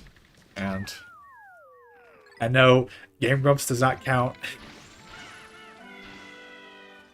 I know. Like I said, I got nothing against Aaron Hansen. I just think it's funny to think to think of him falling off of the map in Sonic Adventure.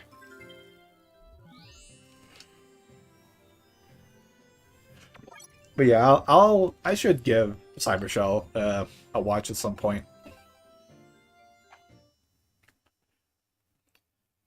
Quick question though. How did we get on the topic of Sonic the... Oh, right, because somebody posted a hedgehog emoji.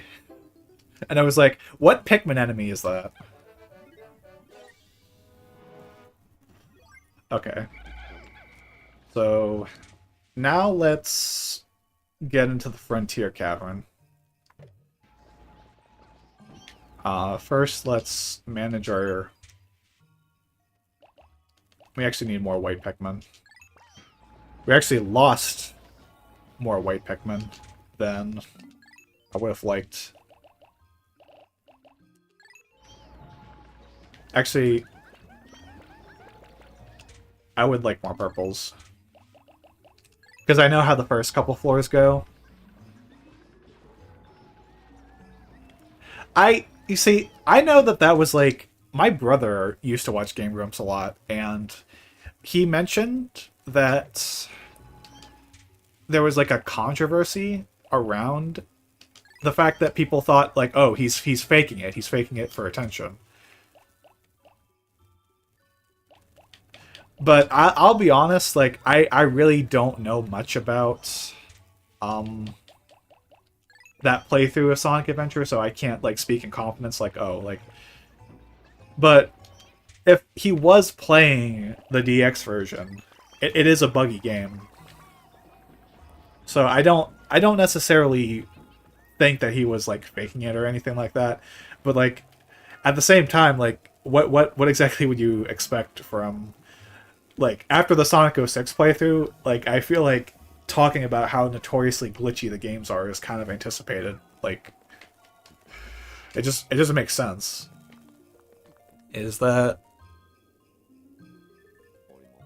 I don't know what that is. I can't tell. I forgot that we were still doing the emoji game, but a bone and a giant heart. Um, I I do not know. Is that the scrummy bone? I do like me the scrummy bone, but I can't tell what the emoji's supposed to be.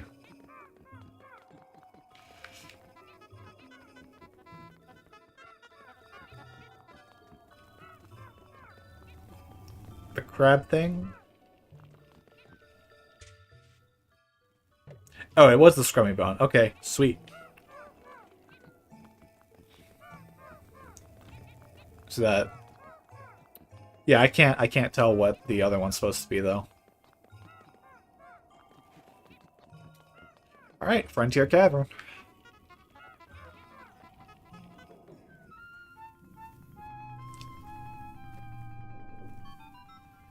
We're just knocking out the Valley of Repose. We're going crazy. The Aristocrab from 4. Um, you're gonna go to sleep now? Alright, Vili. It's nice having you here. Hope you have a good night's sleep.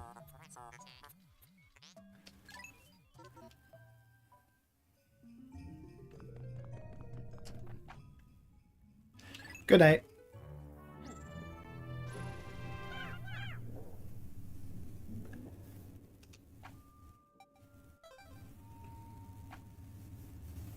Yeah. I can't believe... Seriously, I said this before, but I seriously cannot believe that we played Pikmin Pictionary in chat. Alright. This is where the doodle bugs come in. The bugs that fart. Is there one down here? No. Alright. This is what the purple Pikmin are for. Despite the fact that they spew poison.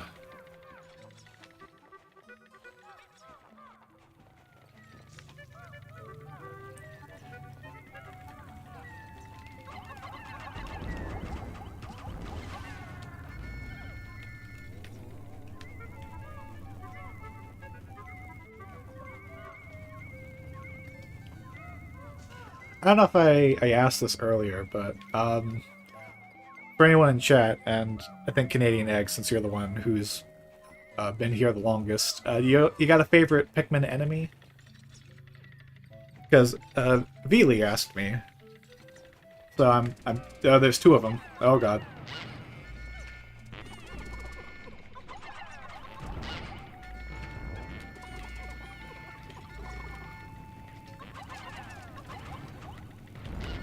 Oh god.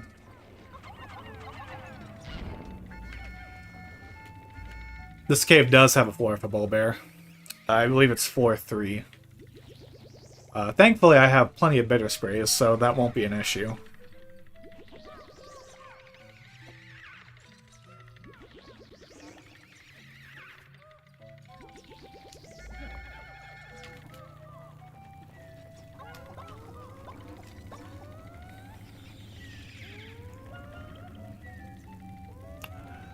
Yeah, I'd say the bosses count. If your favorite's a boss, sure.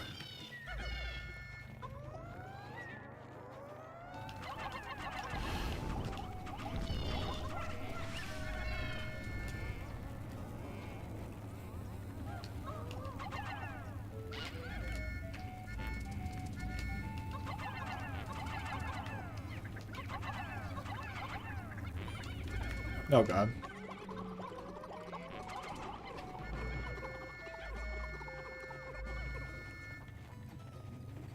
Where'd you go? Is it dead? Did it go away? No. I didn't get the... That's tough. Yeah, I totally get that. Honestly, mine is the Titan Weevil. Both in terms of like visual aesthetics, but also the way that the boss plays out, I think is the most fun final boss that the Pikmin game has had.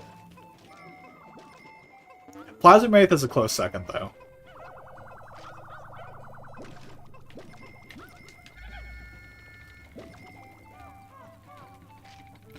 Alright, the treasure's over here.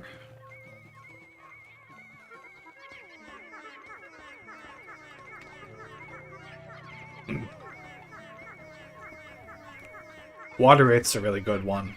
That's a good pick. I love the water race so much.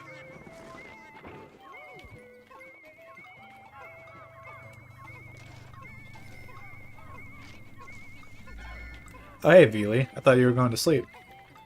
Decided to stay up? Or do you got the video in bed with you?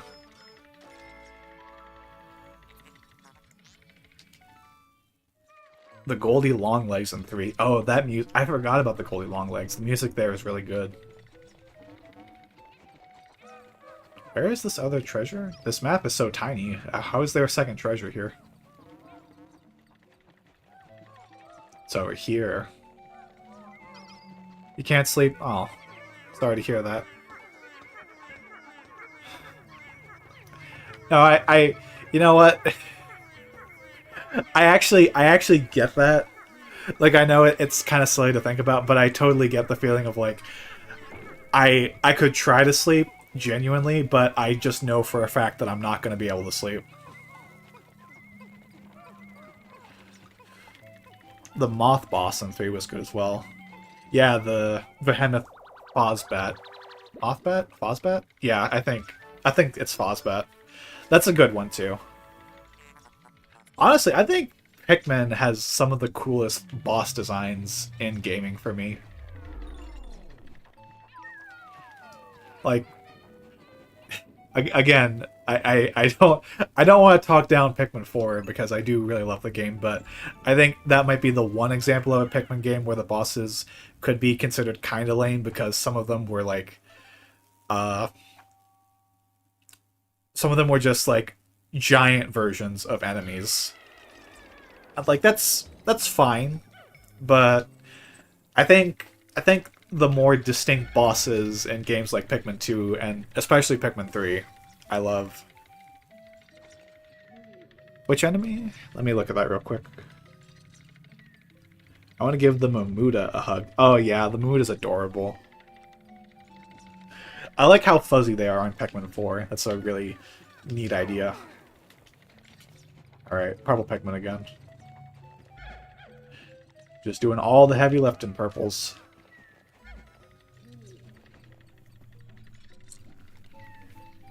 Yeah, the music boxes. Those were awesome.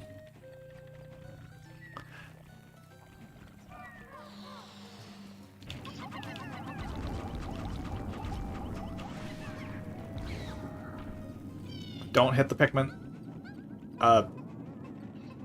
You wanna... Okay. I was gonna say, you wanna explode?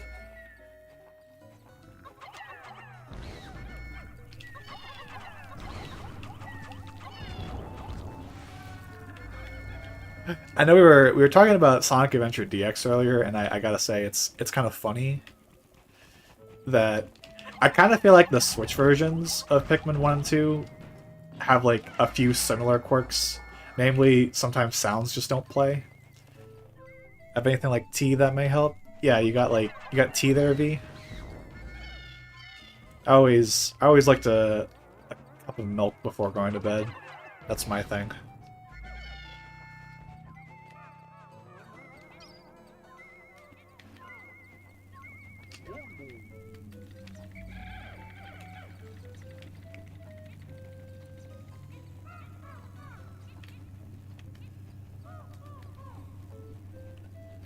It's just a giant... Is that just a path all around the map? Yeah, it is. Why is that path even there?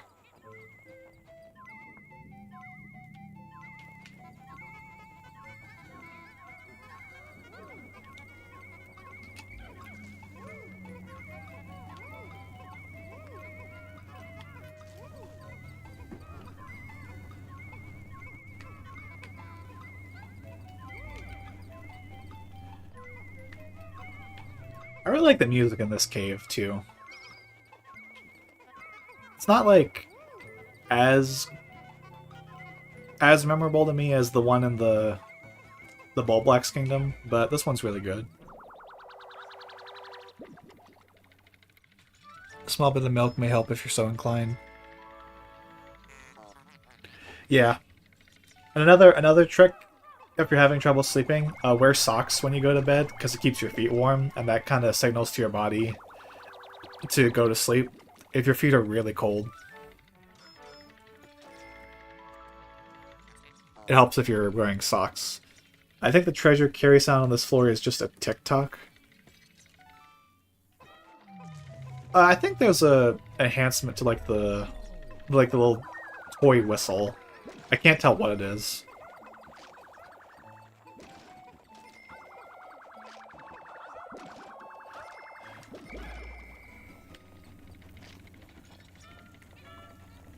Do do do do do do do do do do do do. Where's the cave? There it is.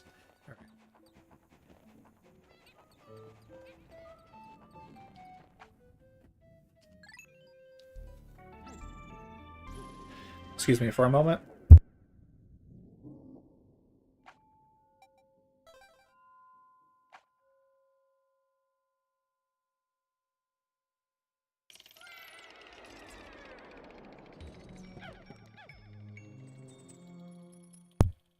Alright.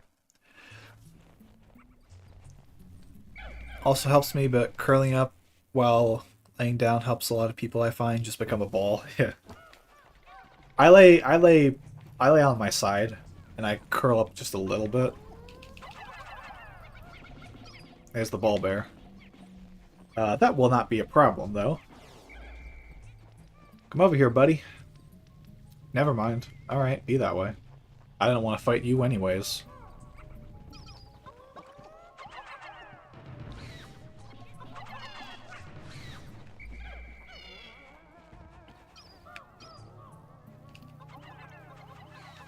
You gotta be careful about the little ones, too, because they are a little more hyperactive than the red ones.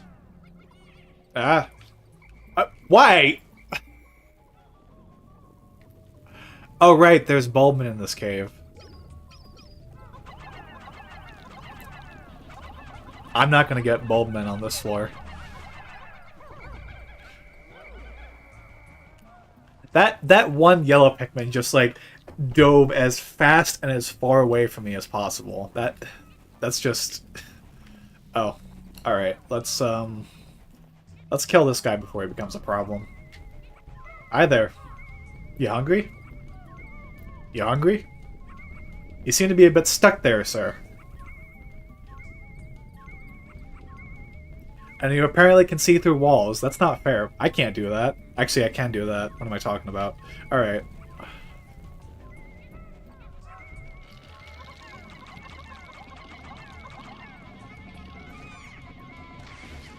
Never actually fight that enemy legitimate. Never.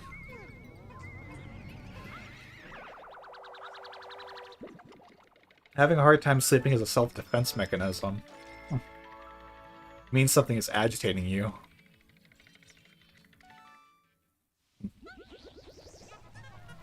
Sometimes it just varies too. Like, it can take you a really long time to sleep. Although I will say, if you're like watching another trick, if you're trying to fall asleep and you're watching something on your phone, turn the brightness as far down as possible, because the blue light that devices like phones emit actually makes it harder for your body to produce melatonin, which helps you fall asleep. Because I watch YouTube to go to sleep every single night, like, without fail. But I'll also turn the screen brightness down to its lowest setting.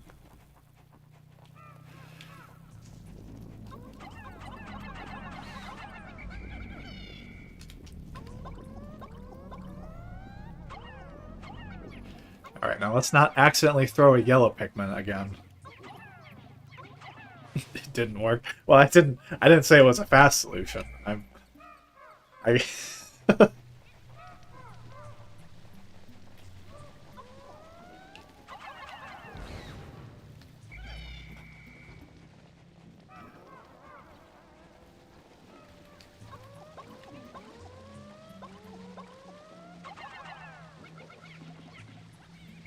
I swear, these yellow Pikmin are, like... I can't tell if they're brave or if they're just dumb.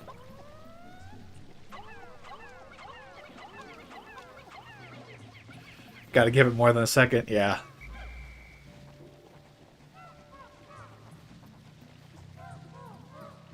Like I wish you good luck on your endeavors of sleeping, Veely, but unfortunately, I don't think it's gonna happen if you're glued to the screen watching the stream. Unless, like, do you normally watch YouTube before you go to sleep?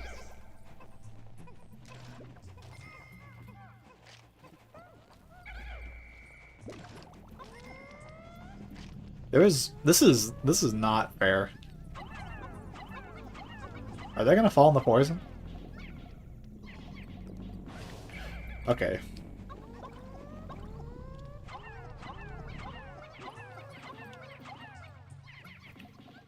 Sleep is weird. It's just it's such a basic thing, yet it can be so rough. Yeah.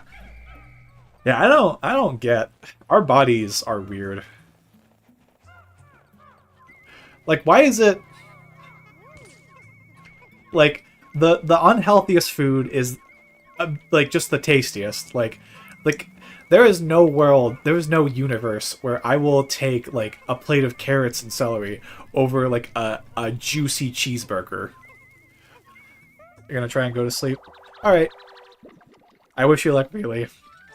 And if you're, it's okay if you come back in like 10 seconds and say I just can't do it. I'm in the same boat. I struggle to sleep sometimes too. My sleep is actually like completely messed up right now. I'm sleeping during the day and I'm up all night for the streams.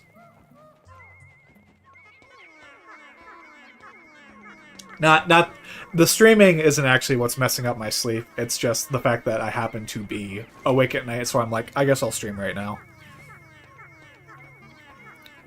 That is true. Carrots and celery is pretty good with hummus.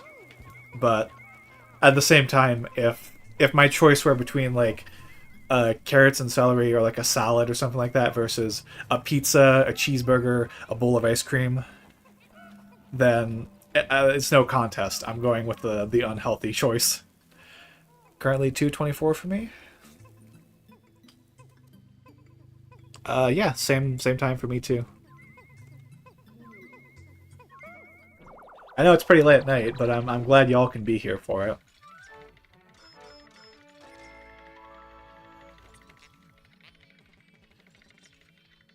I can't remember, but I think in the original version of Pikmin 2, um, there are two rings that are like stars, and one of them is called the Gemstar Husband and the Gemstar Wife.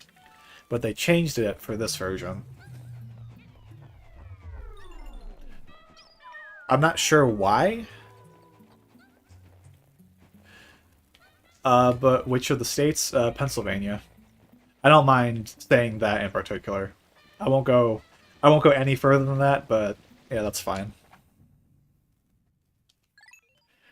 I already revealed that on a previous stream, so I don't mind mentioning it. Puyo Puyo Tetris asks, "Hey, what state do you live in?" And it's like I accidentally can't sleep due to fireworks. You got fireworks going on where you are? Oh, that really sucks. Yeah, I wouldn't be able to sleep if there were fireworks going on too. Um, I need my yellow Pikmin for now, but I will switch over to purples in just a moment.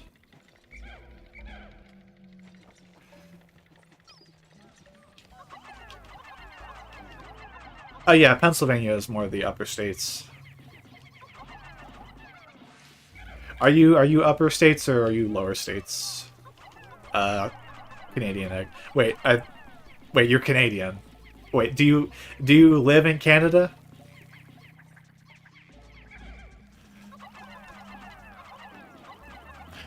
That I can't believe I'm asking this. Why am I? This feels like the dumbest question in the world. Like I just remembered your username, and I'm like, are you Canadian?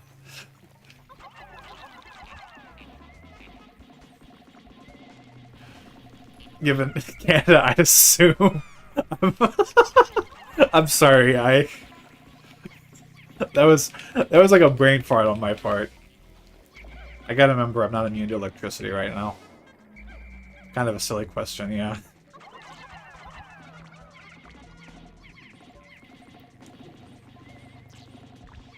Mid Ontario. Huh.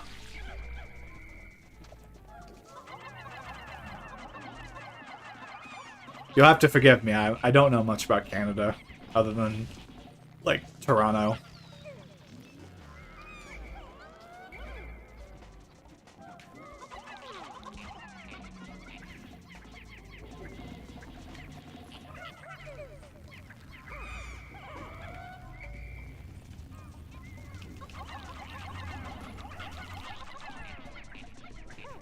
I am a I am an uncultured American, unfortunately.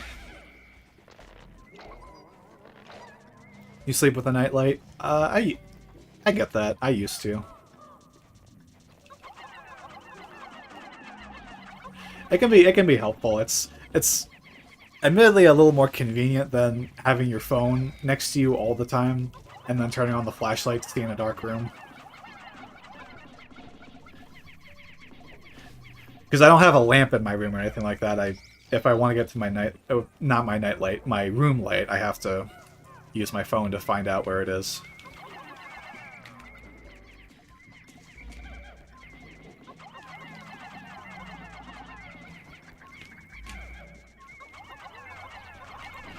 Can you stop grabbing me?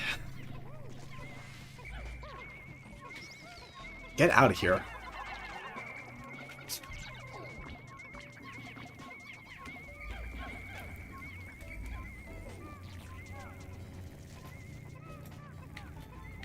Actually, can I just grab this treasure? 26 and have a stuffed animal. I got some stuffed toys myself. Yeah, I'm in the same boat. My friend, one of my friends got me a salmon egg plushie based off the salmon eggs and Salmon Run from Splatoon 3. And it's like a really big plushie. I sleep next to that every night. I also this is a weird one. I don't know if you've ever I don't know if anyone here has ever heard of the game Soma, but I have a plushie of the main character from Soma. It was a makeshift product. This guy, I swear to God. Which, fun fact, the protagonist of Soma, Simon Jarrett, he is also Canadian. See, it's coming full circle. Only Splatoon game I ever played was 2, the final boss was fun. Yeah, I played all 3, and I think Splatoon 3 is like, isn't Soma like an underwater horror psychological game? Yeah, it is. It does take place underwater, and it's something that I really want to play at some point for the channel. I just got to figure out how I want to do it, because I don't know if I just want to live stream it, or if I want to make like a more dedicated video talking about it. Because it's genuinely one of my favorite games of all time, and it's my absolute favorite story in all of gaming. Possibly ever. But yeah, it does take place underwater, and it is like a psychological horror game. There's a lot of existential dread that comes with playing that game.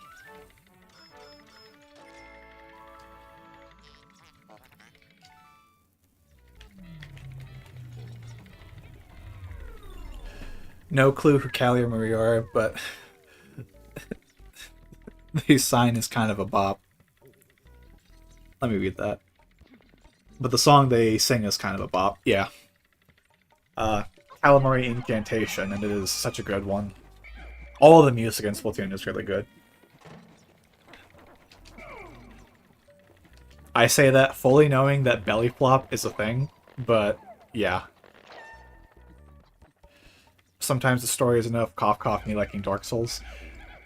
I don't know anything about the story of Dark Souls, so I didn't know if it had like a really in-depth story or not. But yeah, totally. Soma is absolutely one of those story-driven games that is really only good because of its story. Like, I know for Dark Souls, like if you love the story and that's like what makes it such a memorable game, that's really cool.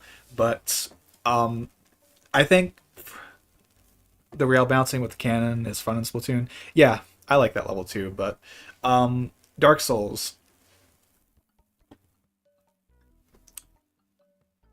like I feel like a lot of people also associate Dark Souls with like its really difficult gameplay, and that's one of the things that makes it so memorable. In Soma's case, it is basically a walking simulator, and I don't really like to use that term negatively because I think that there are some games that can really tell a impactful story while having minimal gameplay. But I know there's a lot of people who do not like Soma because of its gameplay. Whereas I think something like Dark Souls, it's like a mixture of both that work pretty well.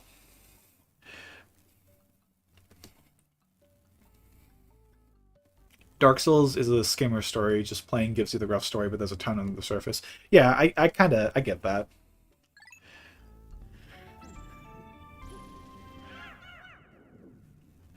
Like it's Dark Souls is something I want to give a shot. Like I really want to like see why people love it so much. I've never been a big fan of really difficult games. I think I mentioned this earlier that it does kind of intimidate me to think that I might get stuck on a boss for hours and think to myself, I just don't want to play the game anymore. Only thing I know about Soma, only thing about Soma I know is it became a hot game with Markiplier type YouTubers for all of 5 minutes. Yeah. So Soma was made by the same devs who made Amnesia: The Dark Descent, which if you were like on gaming YouTube anywhere in the early 2010s, you probably heard of Amnesia: The Dark Descent. PewDiePie played it a lot. Like that was the game that kind of put him on the map for a while. Was playing through Amnesia mods. So it was a big deal for people like PewDiePie, like Markiplier, and like a lot of those earlier horror game players to play Soma because like it was the next big game from Frictional Games, and it is kind of a shame it didn't like last as long as it did, but like nowadays it definitely has a cult following to it. People who absolutely adore that game, and I really love it. Dark Souls is basic. The advancement of the game comes from you gaining skill as a player instead of gaining OP skills and gimmicks. Yeah, and I think that might also be one of the reasons why I kind of worry about getting into Dark Souls is because I kind of like I think the most difficult game that I've ever like really gotten into was I'm gonna try to play the game while I actually talk. The most difficult game I ever really got into was The Binding of Isaac Rebirth. And I feel like that game, because it's a roguelike, you can kind of skim through some of the more difficult parts of the game by just getting a really good lucky run, whereas with Dark Souls, it's with Dark Souls, that kind of game is like you actually have to be skilled at the game. There's not really a lot of cheats. There's not really a lot of just getting lucky with your run. So, like I said, I haven't played Dark Souls. I don't really know the in-depth nature of it, but that's just kind of my personal observation. Amnesia is too scary for me. It got like 3 sequels. No? Yeah, it did get 3 sequels. Amnesia did. A Machine for Pigs, Rebirth, which is not a remake, despite the name suggesting it is, and The Bunker. I love me some Isaac. Repentance is so good. Repentance is so good. One of my favorite games of all time, absolutely. That is another thing I want to play for the channel at some point. I really do. In fact, I've been talking with one of my friends about playing some of the Repentance Plus beta for the channel. They did just update it recently, so they improved the latency significantly.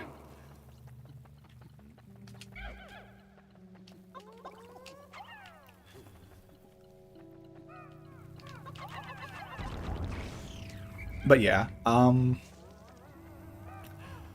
were we talking about? I was talking about Dark Souls and Amnesia and Soma all at once, and then we got to talking about Isaac. Justine is DLC for Amnesia: The Dark Descent. You can technically call it an Amnesia game. Oh god. I've always just like figured it out. Just considered it DLC. Yeah, there's you play as a woman, you play as Justine, and oh wait. I'm sorry, that's a spoiler. You're not supposed to know that. Ignore me. Oh god. You play as a nameless woman, and you're being attacked by, yeah, suitors.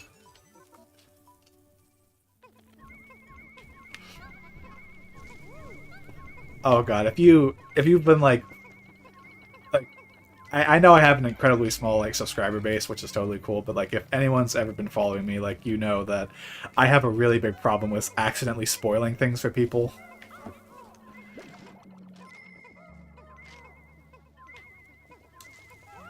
Description is something about marriage. I don't know.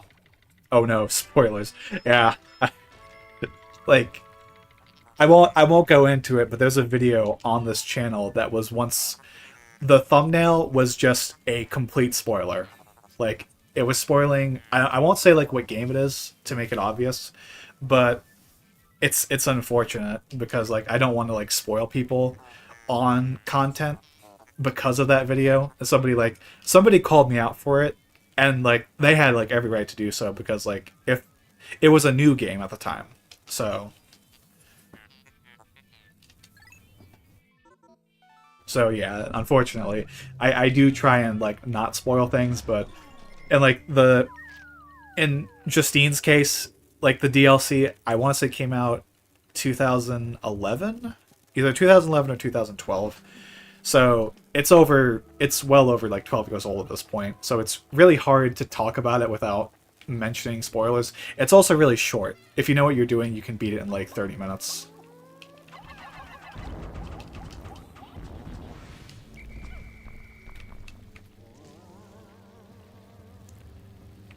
Meanwhile, I played Portal 2 recently and could have done with more hints at the end of the game. Um, I have played Portal 2. Never thought about it that way.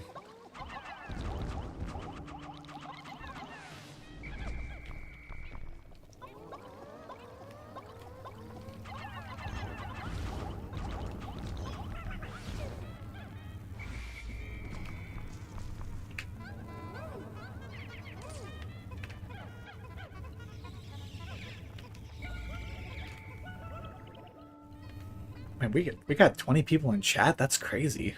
Oh my god. How y'all doing tonight? You enjoying? You enjoying your night? Having a fun time?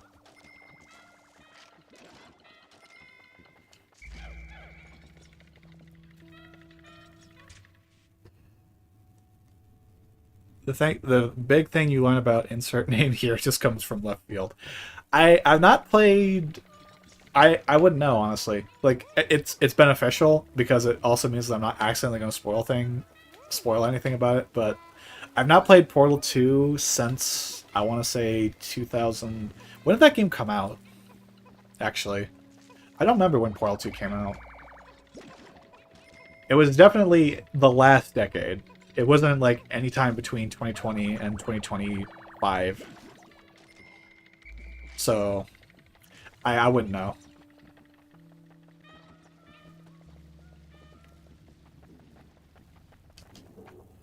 Alright, that's all the treasure.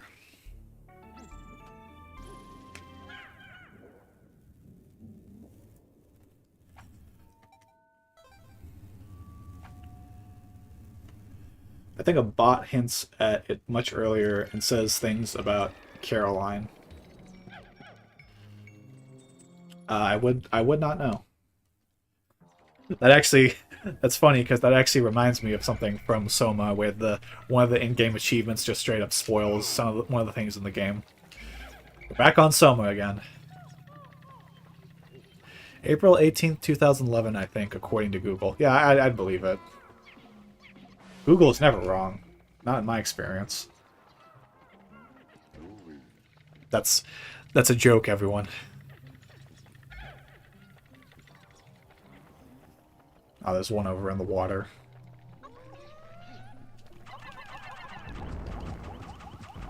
Oh, look, there's a single Bulbman over there. Alright, get over here, buddy. Well, fine, I didn't want to fight you anyways. God. What is... It's 14 years old. I know the feeling. Dude, the fact that Super Mario Galaxy is 18 years old throws me off so much.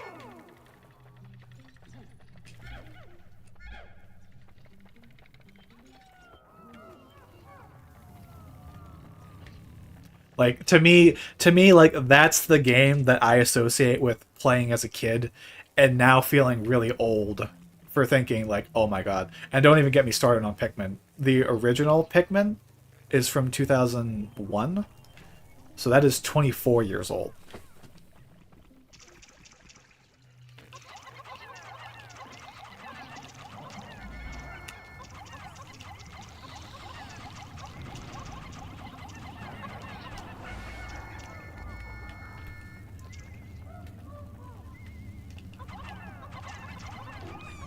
No, don't eat that, Pikmin.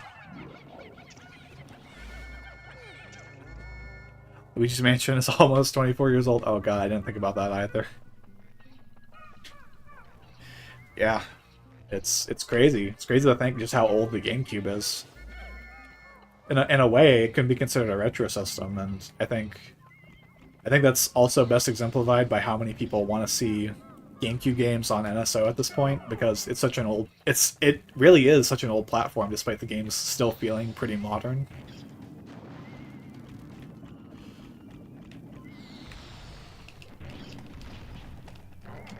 I'm gonna try and kill, well, I mean, I would try and kill this enemy if it wasn't for the fact that, alright, follow me.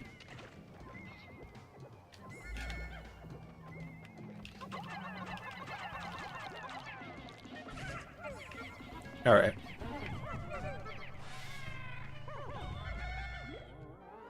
We still don't have a decent emulator for it? Dolphin just sucks? I've never had a problem with Dolphin.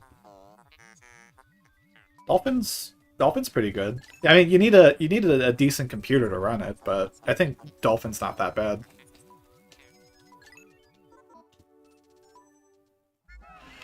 I tend not to, well, I mean, not to use PC emulators. Like, if it's, obviously if it's on Switch, that's a different story. Because, I mean, if you're playing older games on Switch, then you're using an emulator.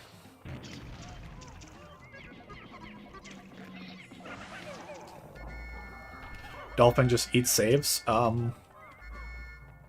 don't know. I don't have that much experience with Dolphin. I just know that for the handful of games I've played on it, it seems to run fine.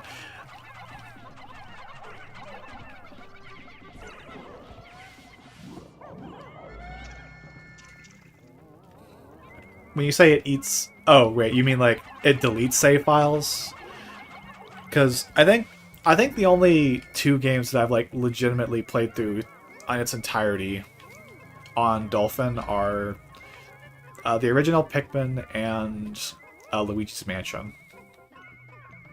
But that's only because like a while ago I decided when I moved out of my brother's place, I was like, I'm not gonna take all my GameCube games, so I used my Wii, I modded it, and I extracted all the ISOs of my GameCube games so that I could continue playing them on my Wii. Imagine having your life taken over by a premature glow Pikmin. Yeah. Bulbmen are disturbing. Pikmin in general just has like a lot of weird elements to it. Let me get these guys real quick. Like, there's like a theory that part of the reason why people keep crashing into the Pikmin planet is that like the Pikmin have some sort of force over the planet that encourages that affects ships so that they can get captains to help them grow their numbers. Because the Pikmin are entirely dependent on a leader in order to, you know, make their species thrive, increase their numbers. And that's a really weird thing to think about. I don't normally like prescribe to game theories like that, but it's kind of the one that sticks in my head, partly because it's Pikmin and partly because I think it's a really interesting theory. It's not like the Link is dead theory from Majora's Mask where I'm like, okay, buddy, yeah, sure. Like it's a death theme. It has a lot of themes of death, but I don't think that it's like specifically about Link being dead. Now, Link being dead in Twilight Princess, that's a fact. That is genuinely how that game works. It often reminds me of the orcs from Reincarnated as a Slime. Our deaths mean nothing as long as we get one of yours for growth. Huh.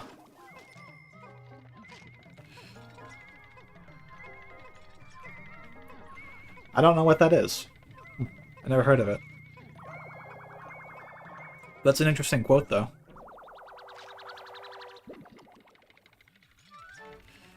Good old Matt Patch is making crap up. I like game theory. I genuinely do. It's just like sometimes some of the things he says kind of goes off the rails a little bit. Like it's game theory. Like it's literally in the name. It's a theory. It's just a theory. Which by the way, how does he do that voice? Genuinely. Like I actually tried doing that voice a few days ago, and I started having a coughing fit after the fact. Like I can't imagine doing that for every single video.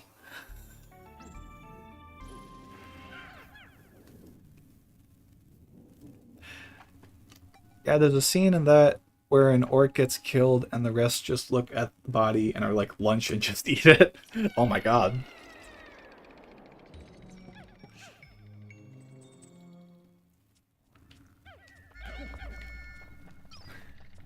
That's dark. Oh. Why is there a glint beetle here? Has there always been a glint beetle on this floor? Oh. I swear, I thought that underground glint beetles could only have treasures on them, and that's it.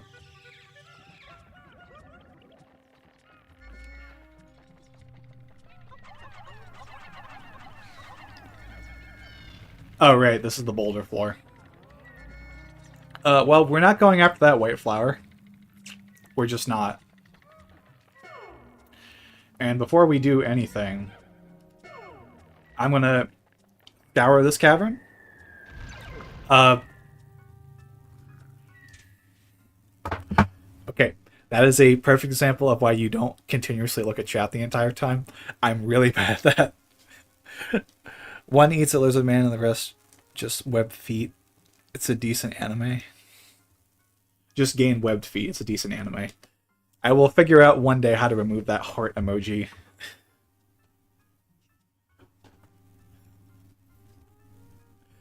Maybe there's like a setting. Scour this cavern as he just stands below a rock. Let me. Yeah. It's like I've never like had to like pay attention to two things at once before. Like I said, I am new to streaming. I've only been doing it for like 2 weeks at this point. So, alright, here's one treasure. Is there a boulder here? They're gonna have to cut through those. Dang it. This is gonna suck.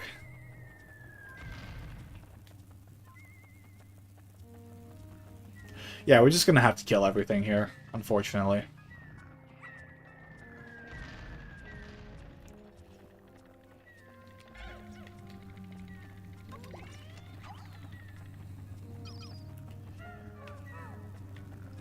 In fact, I'm not even gonna mess with these guys.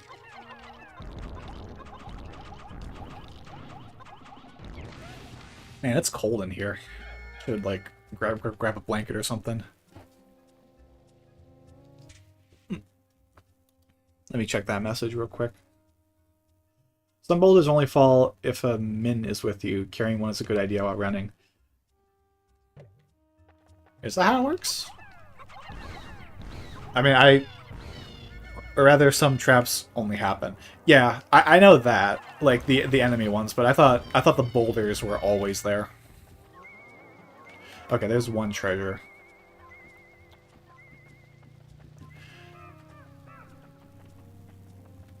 I think the boulder traps are always there, but I could be wrong. I wouldn't be surprised because, like I said multiple times, this game is evil. Why are you taking an arc like that?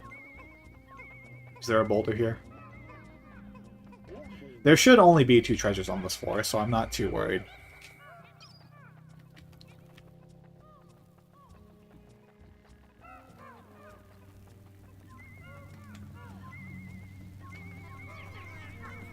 And this is the flame yo-yo. Yeah, look at that.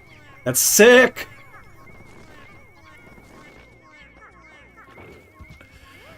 You just knew that if a kid had one of these back in the 90s, he was the coolest guy on the block.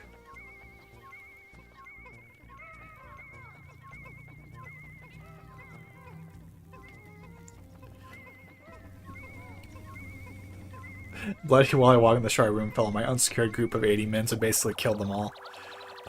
All because one treasure walked nearby. Yeah. Wally hops, or Wally wogs, depending on which version you've played, are one of the worst enemies. Which should I do the Pikmin 3 rant? I feel like I should. Because, okay, so I know the reason why they changed the name Wally Wogs to Wally Hops is because I think it's in the UK or in Europe, Wog is considered a slur. So they changed it for the European versions of the game, and then later on, because all the Switch games on Switch, every game is localized at the same time, and you can buy any game from any region. There's no region locking on the Switch. That's the reason why they changed it. But like for some really weird reason, like they changed the Pikmin logo once Pikmin 4 came out, and they changed the Pikmin 1 and 2 logos to be like the Pikmin 4 logo, which I think is totally fine because they're like HD remasters. But then they changed the icon for Pikmin 3 Deluxe to be like the modern Pikmin logo for no reason. And yet they didn't go in and update the name Wally Wogs to Wally Hops. It's still the same in Pikmin 3 Deluxe, and I don't know why. Coolest kill on the block despite not being able to use it and just ding himself in the head. Yeah, that's the classic like cartoon gag right there.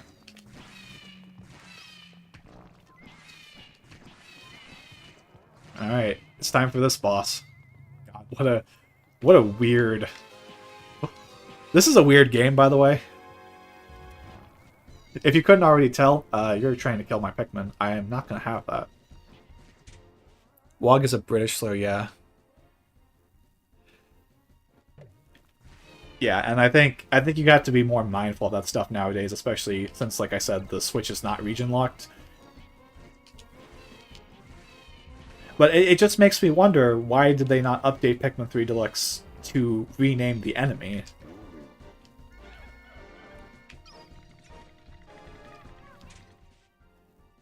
Pikmin 3 Deluxe has Wally Hops? No, I'm pretty sure if you're playing the American version, it is still Wally Wogs. I think I went out of my way to check this. I'd have to... I'm not going to do it on stream, but I will check it again at some point, just to be certain. Because I think I was like, yeah, why did they update the logo but not update any of the content in the game if they're trying to, like, unify the Pikmin brand in this way?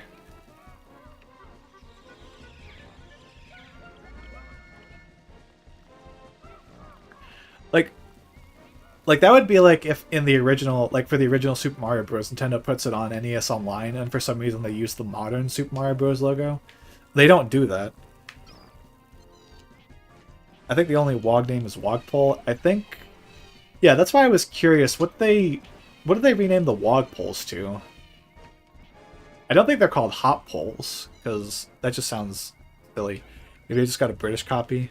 Very possible of me being Canadian. Do you... I'm actually curious, does...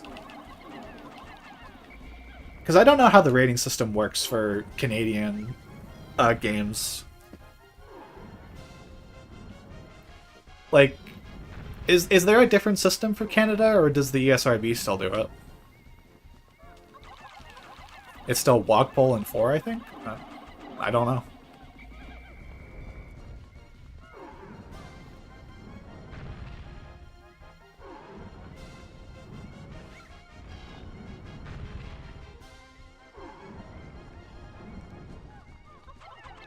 But yeah, like, sometimes you can get, like, copies of games from other regions. Like, I know my brother, for example, he bought a copy of Miitopia on. Oh no, my uncle bought him a copy of Miitopia for Switch, and it turned out to be the European version. And you can tell because it says Peggy on it instead of the ESRB.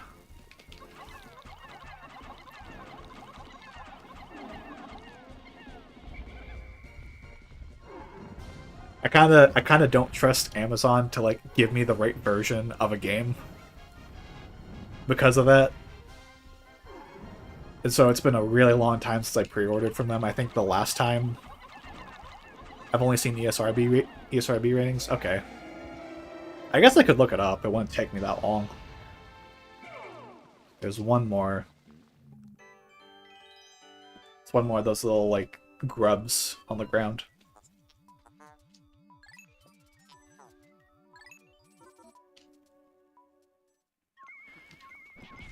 Ow. Yeah, I'll look it up just real quick. Just because I'm curious.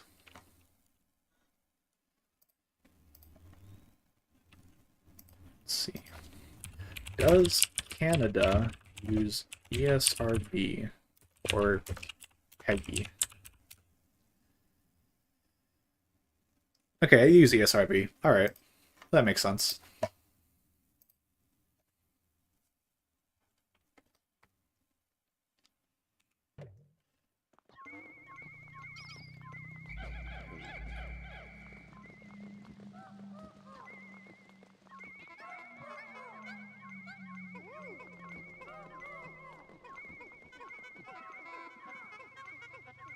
Like I don't know. Like I don't know the specifics of like the renaming the enemies in any particular version. Like maybe like I don't think there'd be like a localized version specifically for Canadian audiences. So I wouldn't know.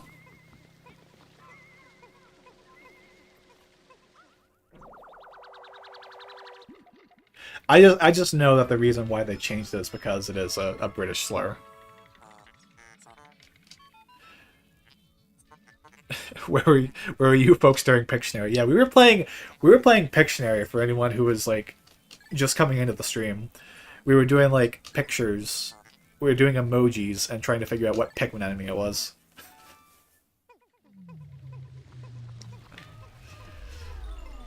Hope you're all doing well tonight. This has been a really fun stream so far.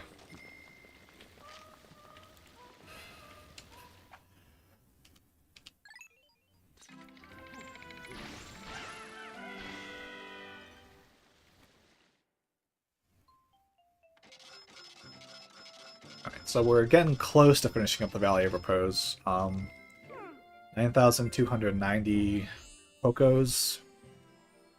I don't know if all the surface treasures here will give me enough to get over the 10,000 mark.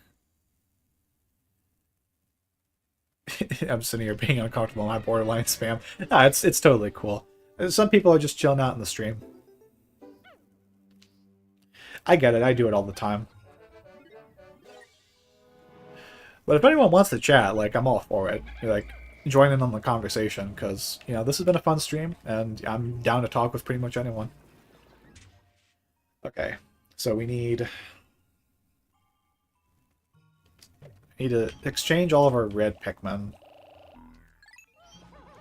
Nothing wrong with lurkers? Yeah, there's nothing wrong with lurkers. I don't wanna make it seem like, oh, if you're a lurker in the chat, that's a problem. No. I'm all cool with lurkers.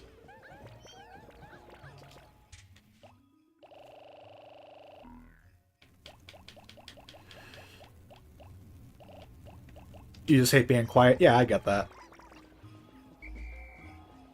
It kind of depends on what game I'm watching people play, because sometimes I like to be part of the conversation, and like I do make it a point to ask people if I'm watching their stream, is it cool if I backseat at all? Because I know, like, for a lot of people, it's like, no, I'm not cool with that. But some people are. Some people are.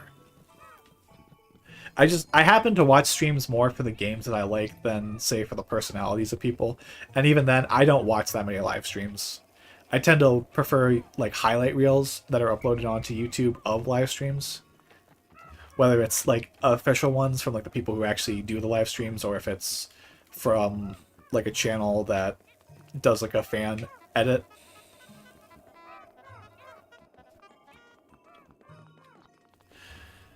But actually live streaming myself, that's fun. I really enjoy doing this. I shouldn't have brought my white Pikmin with me. I just need my blues and my yellows right now.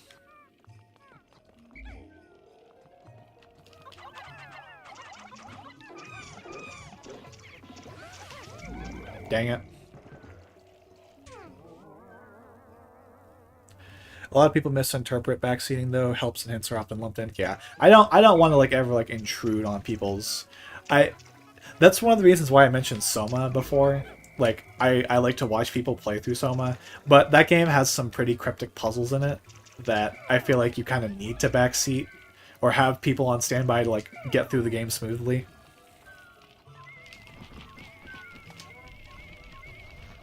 All right, come at me, buddy.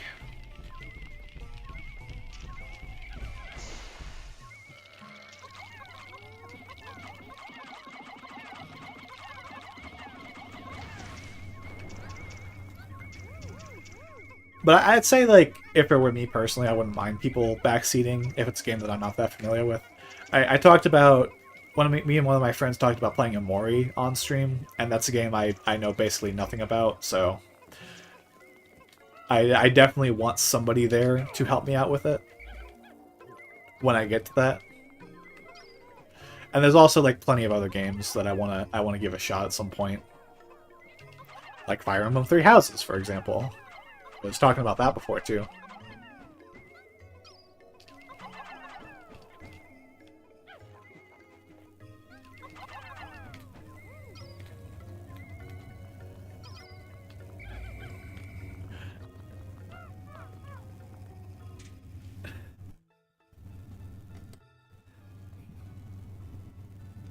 Go left, go right, do this, do that, is backseating. Hey, I suggest having a good fire-resistant shield isn't really. Yeah, there is a difference. It's like trying to like maybe it's I think one of the things why I'm not like so opposed to the idea of people backseating me is because growing up, my dad was a really big Legend of Zelda guy. He absolutely loved Legend of Zelda games, so of course he wanted me and my brother to play them at some point. And when he did that, he would like help us immensely trying to figure out that game. Let me get some more.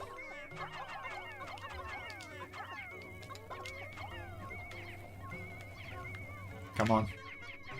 There's one more treasure here, and I'm going to need white Pikmin for it, but I kind of want to wait until those other Pikmin get back. Like, right there. But because he was, like, basically guided me through those Legend of Zelda games, I don't really have a problem with backseating in particular. I'm just kind of used to it.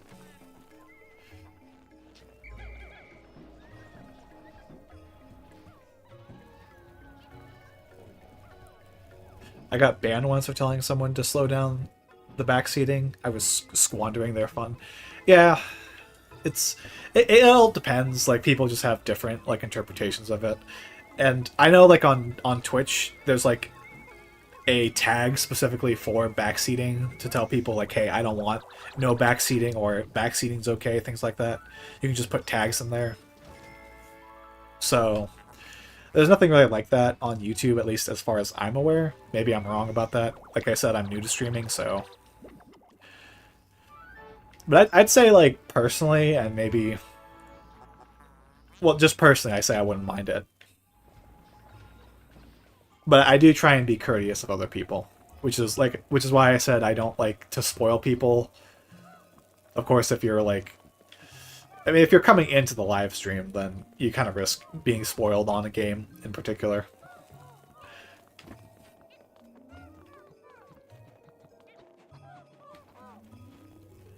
I'm curious how familiar people are with Pikmin 2 in particular.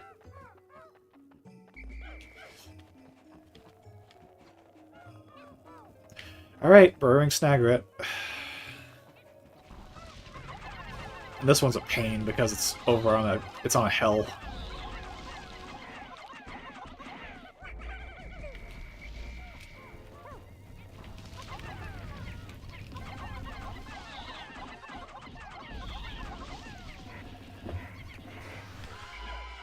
Alright.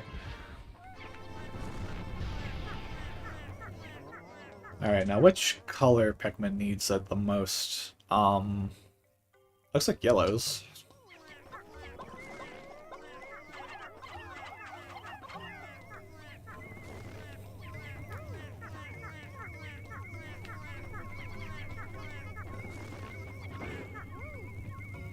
It's a pain, it dies flawlessly. Yeah, I guess it's not that hard. I guess I'm just exaggerating it. Okay, so is this going to be enough?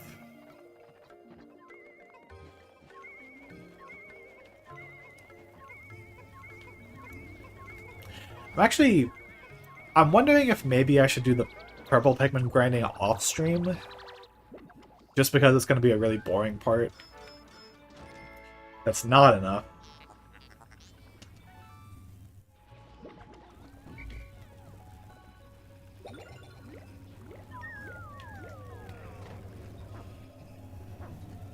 It's just barely not enough.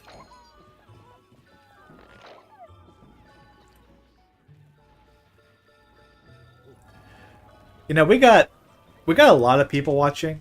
What if we do the submerged castle?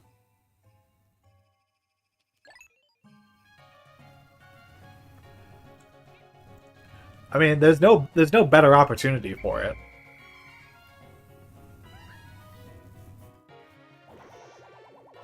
Must get debt paid by doing the Wraith Dungeon? Yeah, totally. That's my mentality. I think, yeah, that's what we're gonna do. No overworld treasures, nothing like that.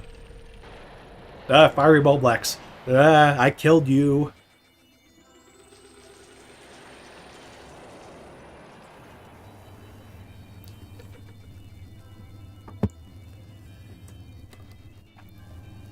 I am going to use the restroom again real quickly, though, so I am going to put the text back on screen.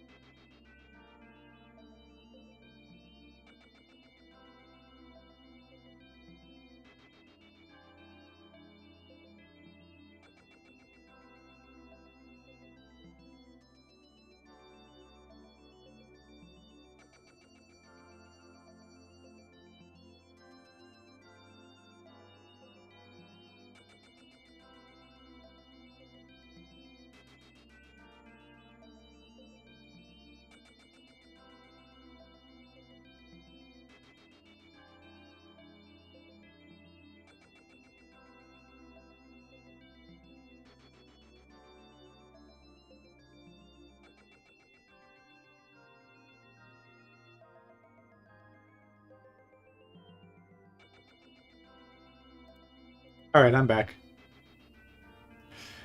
Wait, is the extravagant ending song linked to the amount of money you get? Yeah. It's not the money, it's actually the number of treasures. If you get 15 or more, you get a more bombastic version of the song. If you get 0 treasures, you get this, like, really, like, wimpy version of it. Which, by the way, is everything, like, good on the stream sound? Is everything... Can everyone hear me?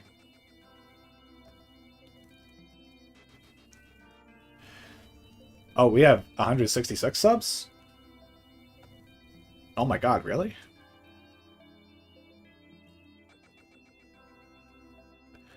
Oh my goodness. Well, for all the people who just decided to sub in, thanks. Stream sounds fine? Okay. Good to know. I wonder then if the stream, if the sub notifications are working then. Because it happened earlier. It just... Let me check this real quick.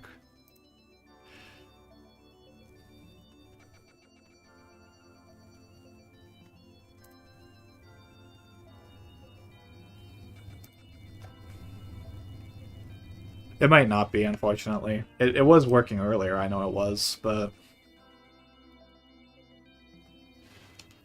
Yeah, what can you do? I'll try and figure that out at some point. You subbed after the first one happened, nothing happened. Yeah, I don't know why. Like, Like you were here for it, like you saw it, but for some reason it just hasn't happened for anyone else, unfortunately. So to anyone who's still watching but has subscribed, I'm sorry that you didn't get a notification about it. I have it set up. I do. I just don't know why it might not be working properly. It might be that the link is old or something like that.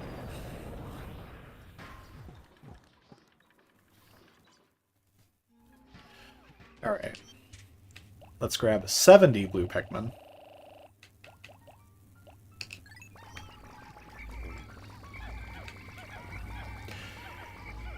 And we're heading to the dreaded submerged castle.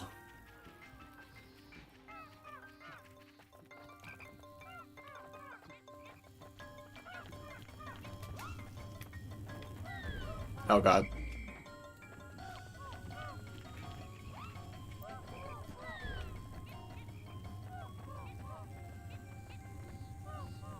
And we got one Wally Hop to deal with. Alright, he's dealt with.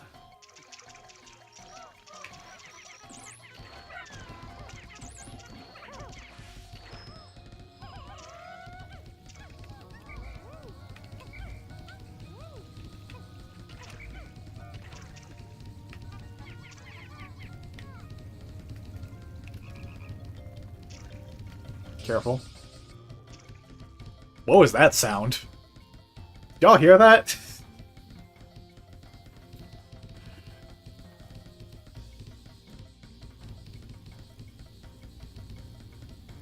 Quick flawless and never have him appear. Yeah, I can do that. It's not gonna be as engaging, but I think I can do that. I have done it before.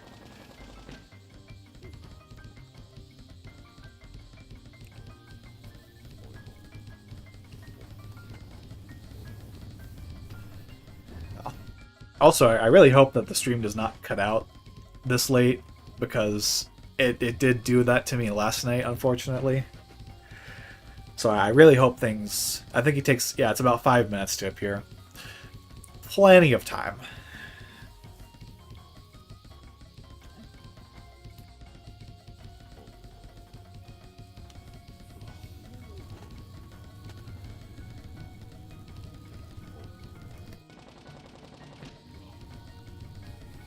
There's a part of me that's tempted to like test out the subscribe button, the little subscribe notification, but I don't want to do that while people are watching.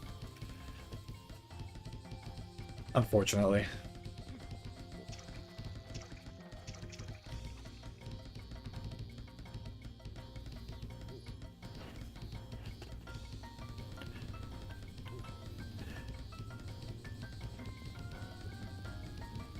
I think on YouTube streams auto die at 12 hours. Yeah, well, I'm not gonna stream for that long. But I mean, when I was saying it died on me, it was my internet like stopped for a second, and that was just long enough for my stream to die out for like 10 seconds.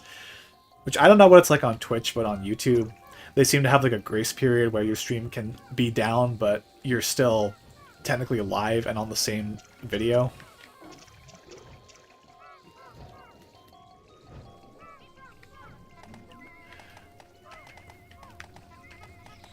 I just don't want my internet to go out at this point, because this is like objectively the best part of Pikmin 2.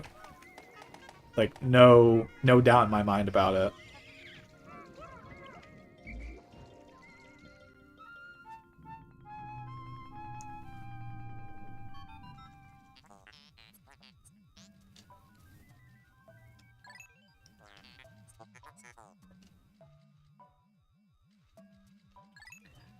No, you're not getting out of this ship. You're coming with us. I don't care if you get a little wet. You're telling me you're not waterproof? Little sister ran through this dungeon recently. The tears and fear were real. Oh my god. That makes me think when... Yeah, that does sound like a terrifying situation. My dad played this game once before, and I insisted that he play this dungeon very early on. Oh, this is perfect.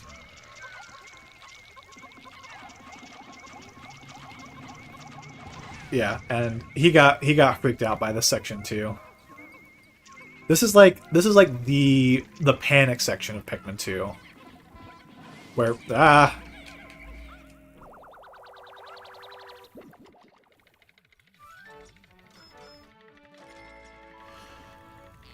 good texture. Good quality texture right here. I love I know it's a GameCube game, but I just love how blurry this like snack is. I know everyone's on fire. I call that hacks. Yeah, I got Game Shark running right now. Stop. Stop.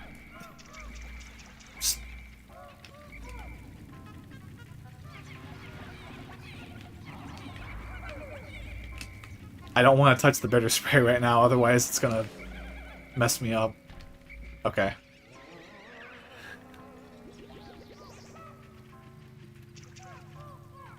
Alright,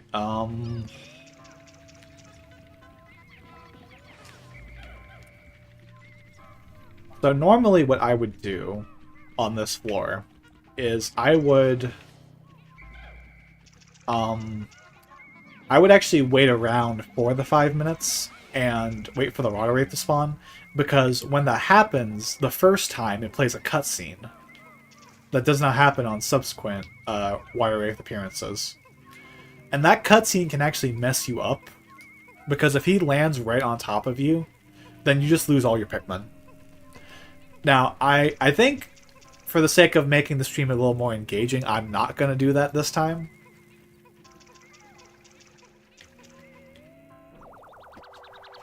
I'm just going to... If I happen to lose all my Pikmin, I'm just going to roll with it.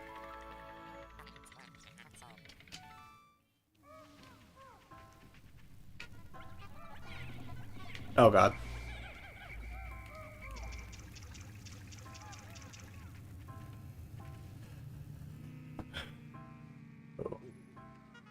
This music is also incredible. Oh. Ah, Pikmin.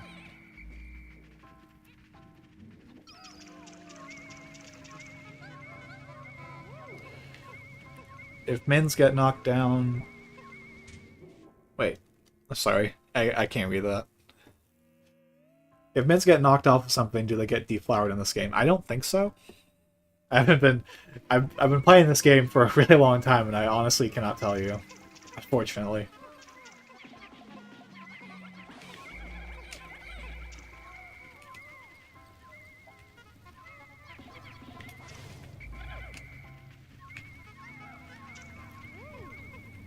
The water wraith definitely will not spawn on this floor, because this floor is very short and very easy.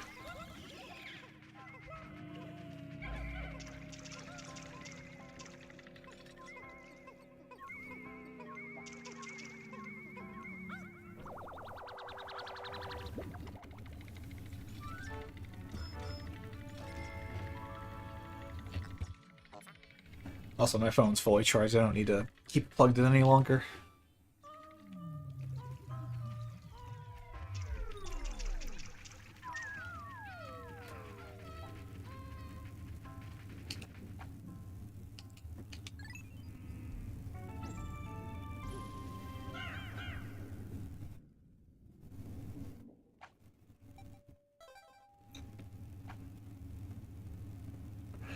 Alright, so this is where it's usually 2 and 4 that he spawns. Yeah. That's my experience too. Also, the Bowmen are right here.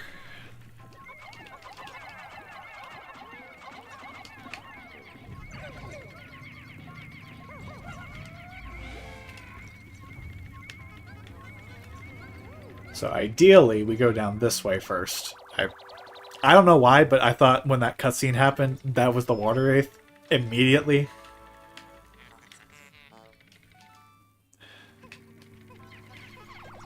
I'm like, this cavern gets me nervous.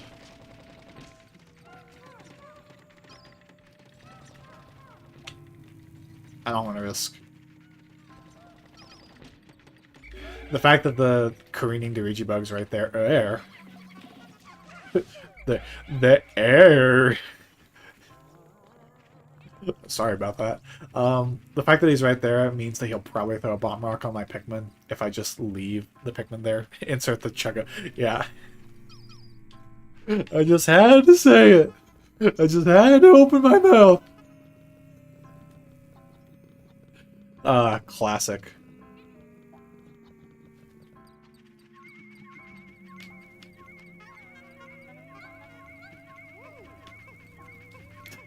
This is also the only cavern in the game that doesn't have any adaptive music to it. It's just always this haunting drone the entire time. Danger. Yep. Danger, Will Robinson. How can you not love that moment?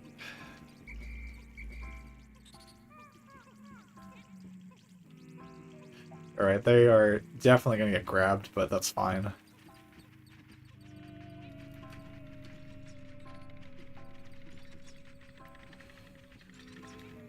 I think... Let's see. Now, he's still far away enough.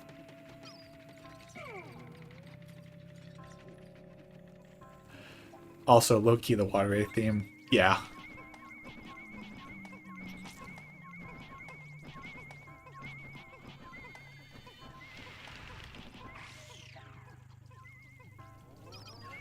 Also, this is like the best punch in the entire series. Like, Olimar and Louis are actually fairly capable of fighting enemies, which I don't get why they had to remove that for Pikmin 3 and 4. They make the captains like, oh god, this is annoying.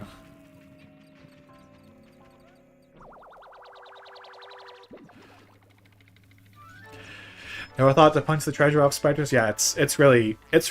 Honestly, I think it's the best way to get the treasure off. Is that bomb rock gonna... I thought it was about to explode on me.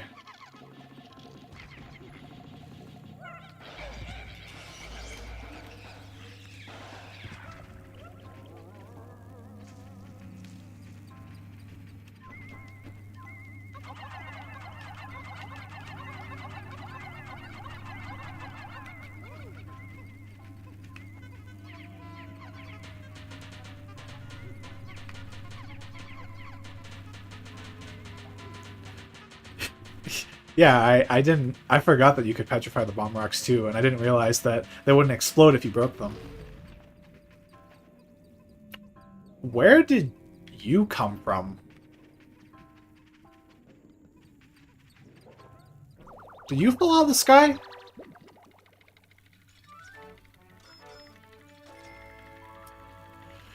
I don't know. I don't know. Okay, well that's another floor of the water. It has not spawned yet. I'm getting nervous. I'm getting real nervous.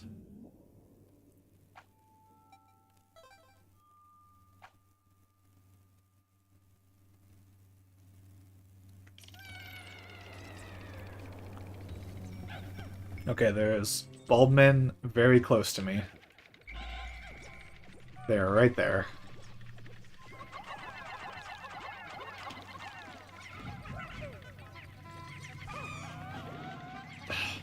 They get eaten so fast.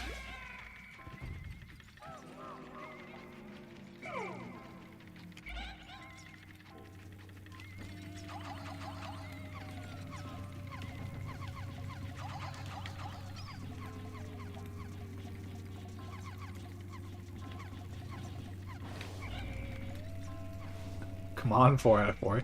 Yep. That's... Alright, I think... The Wallywog does not have a treasure. Oh, dang it. Is there a treasure down here? There is. I think I'm gonna try... Dang it. I'm gonna try and go through this as fast as I possibly can. And that involves trying to not kill as many enemies as possible. Because you don't need to actually fight the Wally Hops. You can just let them jump over your Pikmin. And there's nothing else over here. This is just a giant maze that has no purpose being here whatsoever. Get out of it.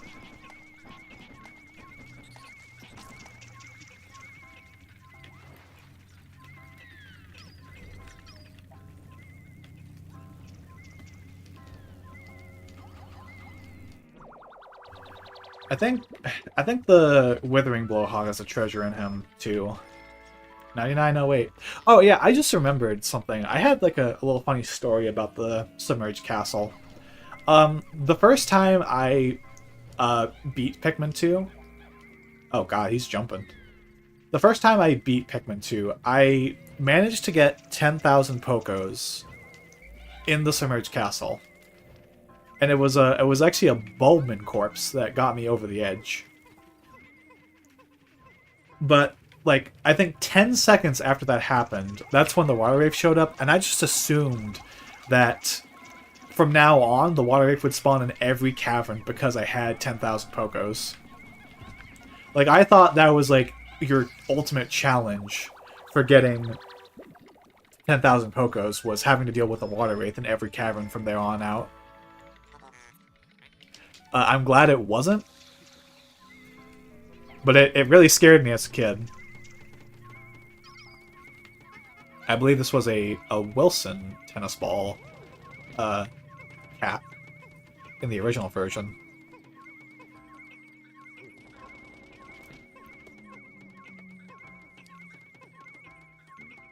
Meanwhile, in 4, they turned this floor into a giant box focused around getting a treasure down from a high area and a potato from the water. Yeah. I actually forgot about that. I forgot the fact that the caverns in 4 were not randomly generated. They're pre-designed, which, I mean, it's really not that different. Like, I don't think the random generation affects caverns that much in Pikmin 2. If anything, I think it just leads to really silly moments where you have this giant long path that wraps around the entire level, but it serves no purpose because the Pikmin will never go down that path.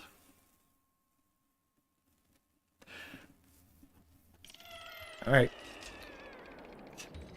This'll be really silly if we manage to not see the water wraith at all for these floors. Oh yeah, right, I forgot.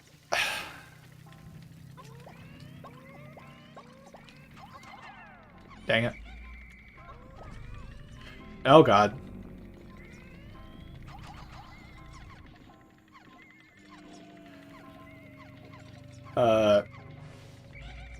You wanna do something, buddy?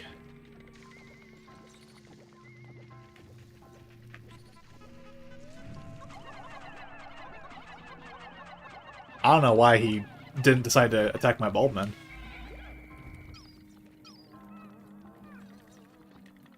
Okay, there's a treasure here.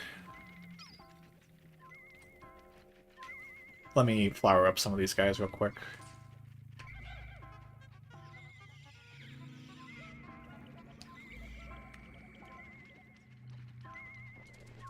Alright.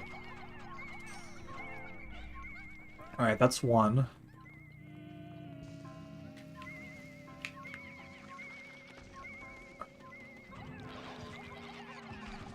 Oh god. Please don't kill that Pikmin. Okay. Oh no! More Bulbmin!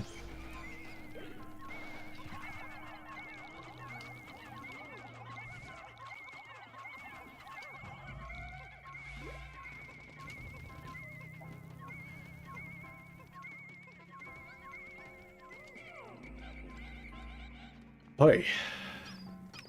This cave is evil. Tuna salad spread. I remember this was deviled ham.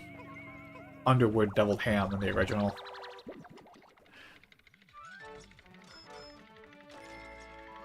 $10,000. We actually got that the last floor, but it's fine. Alright. This is the last path, I think.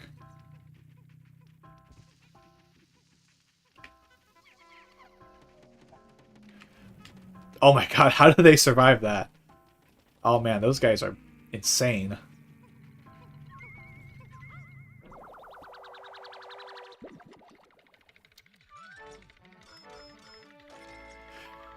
Every time they return a treasure is they return a treasure causes fear. Wilson gave the 10K. Wilson is best boy. Yeah, it. I mentioned this in the last stream, but like, even though it's unfortunate that Nintendo can't really utilize all these brand deals anymore. Oh god. And also, it does. Jesus. All right, that's enough with the bomb rocks.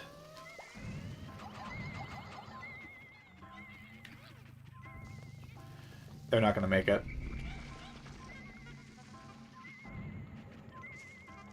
Hurry up. Alright. Yeah, it means the fact that because they went ahead and redid all the treasures to make them generic instead of based off of real-life brands, it means they can re-release this game multiple times over and over again, which is a good thing. It means the game is going to be more accessible for people.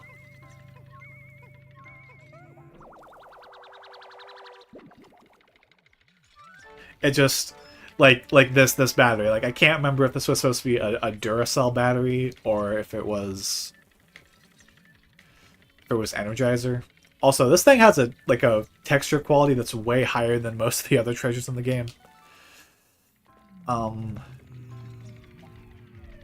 Well, I guess either fortunately or unfortunately, depending on how you look at it, we have gone this entire floor without seeing the water pit. This entire cavern. Excuse me. So, and I don't think I'm just gonna stand around and wait, unfortunately. So, how about we just go for it?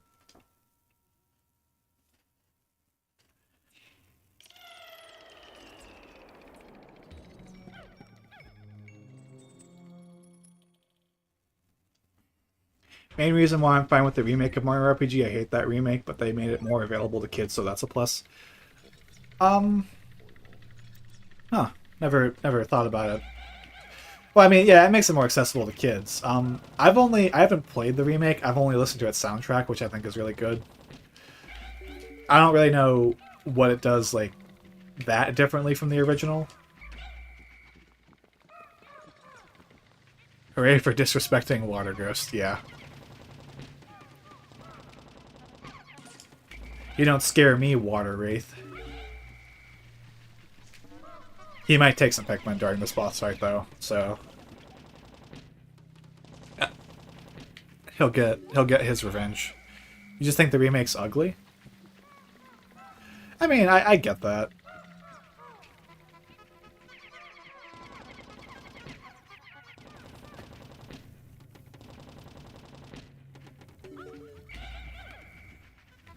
Like, I've always... Like, there's not really a lot of games that I have, like, a personal attachment to that have been remade that I personally don't like. Or I hated the fact they remade them. Like Resident Evil 4 and Paper Mario Thousand Year Door are, like, my go-to game remakes. Which I think, like, both of those are very respectful to their source material while also feeling very modern.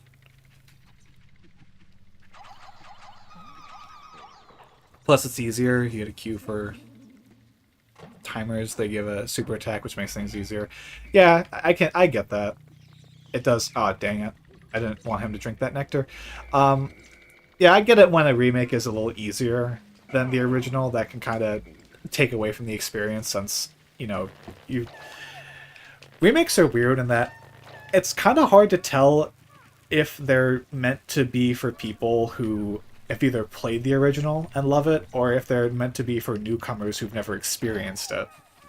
That's one of the things I like about Resident Evil 4 Remake, is that in that game, the difficulty settings actually mention the original Resident Evil 4. They tell you, like, this difficulty is for people who haven't played the original, this difficulty is for people who have played it.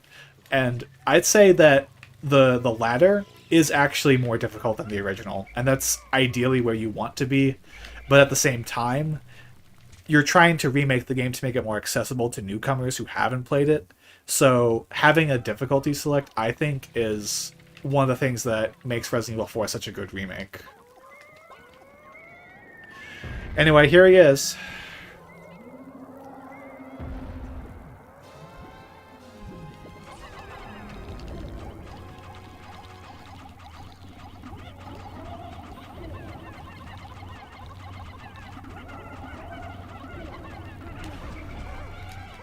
Alright. Now the boss fight gets easy.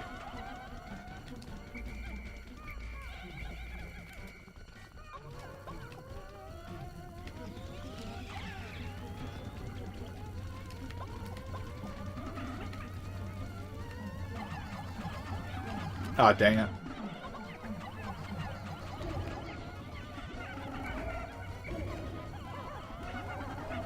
Yeah, it's easier to pander to older fans, refit it for new people. Yeah. Like the only thing about Mario RPG that I even have a remote attachment to is the soundtrack.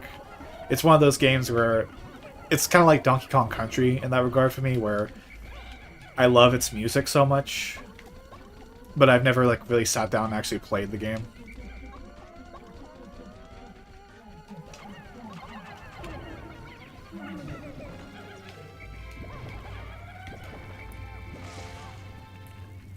And I know that like making a remake easier is one issue some people have with Thousand Year Door. I don't mind it that much per se.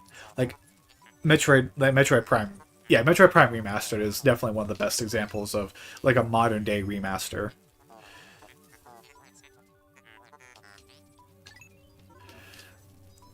Like they didn't just like give the game a better resolution. They went ahead and updated level geometry and textures to make it look like a modern video game. That that is one of the best examples. It's just a shame that Nintendo doesn't do that for like all their remasters, because like it probably did take more effort than your average one. Like I'm sure Nintendo and Retro Studios put a lot more time into Metroid Prime Remastered than say the Pikmin 1 and 2 remasters on Switch, which that's what I'm playing right now. Like I don't mind per se, but I would have liked to see like some more visually impressive elements to these games. I honestly, Pikmin 1 and 2 are games that I'm so familiar with that they're kind of dream remakes of mine. Like, I would love to see how they would reinterpret the game. But I know that for some other people, that's like, no, I don't want to see what modern Nintendo wants to do with these games. It's, yeah, just, like, keep the same game as is.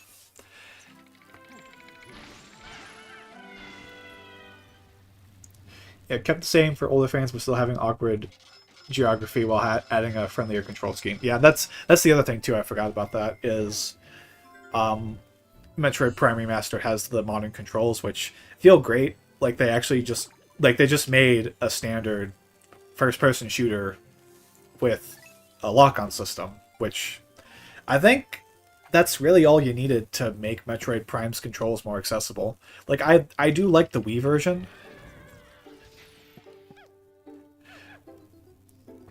They're too busy ruining the Final Fantasy games by changing the magic system. The first six Final Fantasy games, huh? I'm not familiar with how they've changed the Final Fantasy games. I've not actually played any of the classic ones. I've only played 7 for like 5 hours. But we did it! That's we finished Pikmin 2. Quote finished unquote. Um but I did say I'm going to complete this game. At the very least, I'm definitely going to complete the story mode. I'm not sure if I'm going to go and do the challenge mode. I think I said I would. That's going to be kind of a pain, though, so I'll figure that out next week once we've like completely wrapped up all of the Pikmin 2 streams. I still have, instead of MP, you have a limited amount of casts per tier that increases per level. Huh.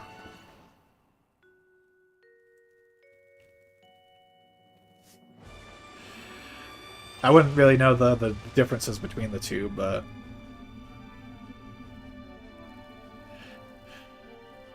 yeah.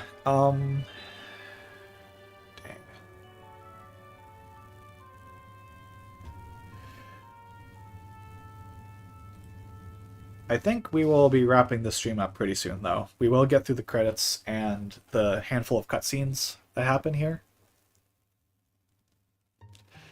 Alright, they changed the credits too. A little bit. I think they re-rendered all this stuff in HD. Which is a nice touch.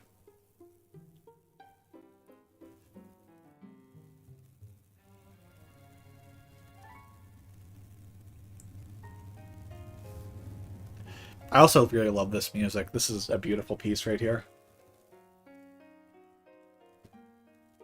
The Louis cutscene makes me sad. Yeah, I know, right? This cutscene's... Yeah, he's a jerk, but he's alone. Yeah, I mean, he wasn't like... That's the thing, is that Pikmin 3 and 4 is kind of where that, quote, jerk personality came from. In Pikmin 2, he's just kind of like... I mean, there's implications that he's kind of a jerk, but he's mostly just quiet and likes to eat food. Like, you can't really blame him. Like, the enemies on this planet look delicious. I would love to eat a smoked brisket-like bulborb.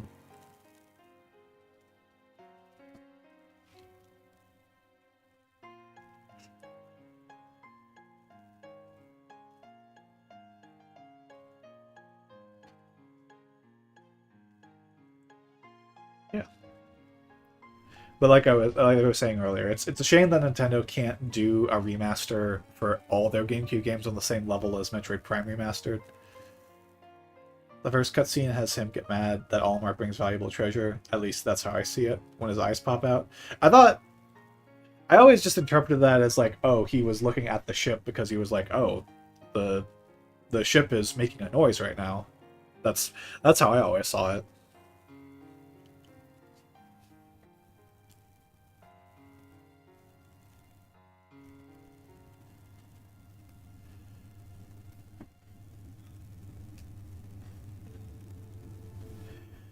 We lost 48 Pikmin and... No, wait.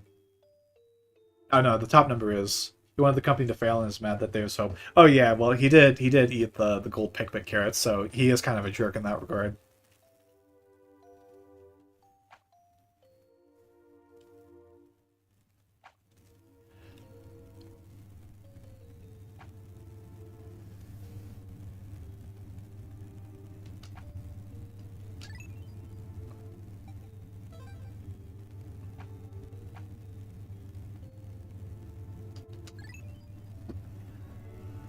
There's the strawberry, and the duck head, and the bolt.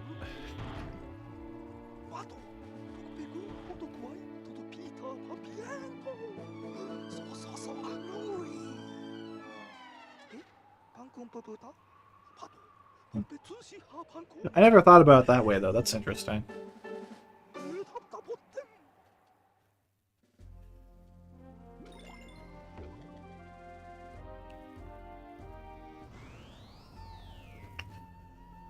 Man, I'm kind of tempted to keep going though, because we got so many people still on the stream.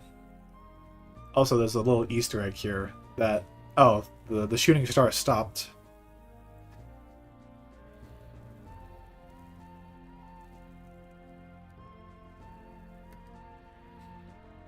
There's an Easter egg where the shooting stars happen when you get the Wisp Wild unlocked, which is the same thing that happens in Pikmin 1 with the final trial.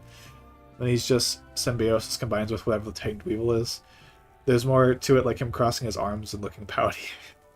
Yeah, he is a jerk character. I'm not going to deny that. I never really got that much of that element in Pikmin 2, but they really play into it with Pikmin 3 and 4. That, like in Pikmin 4, he's just completely rebellious. He's just doing shit for no reason.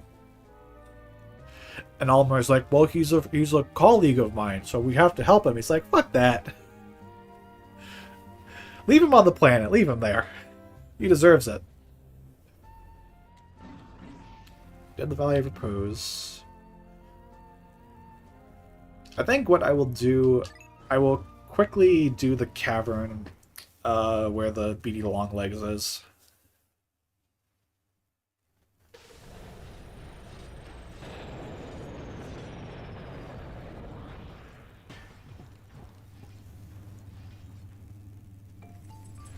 I could, actually, you know, I'll do the above ground treasures. I'll try and go for as many of those as I can.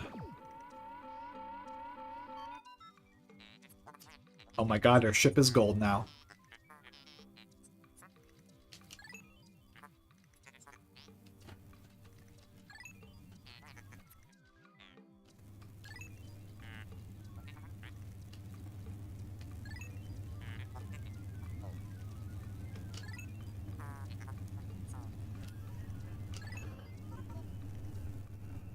Yeah, let's do the above ground treasures for a bit. We'll focus on the ones that are, like, behind us. I actually forgot.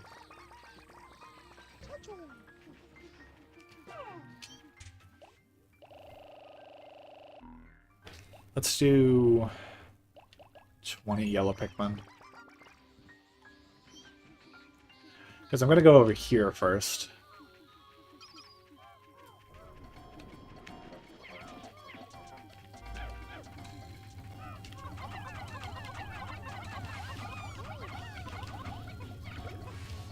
Oh, dang it.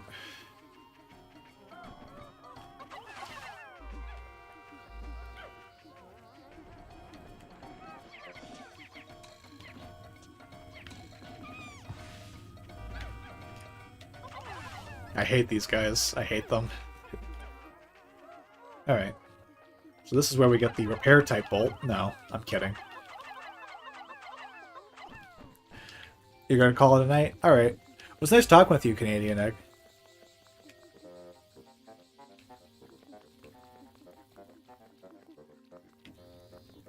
Yeah, it is nearly 4 a.m. I think what I'll do is I'll just do the above ground treasures for this day, and then I'll call it quits. There's just so many people in chat that I'm like, I kind of feel a little weirdly pressured to just keep going.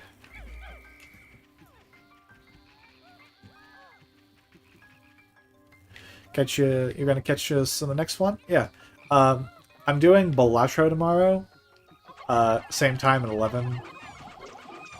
But I'll be going back to Pikmin on Thursday.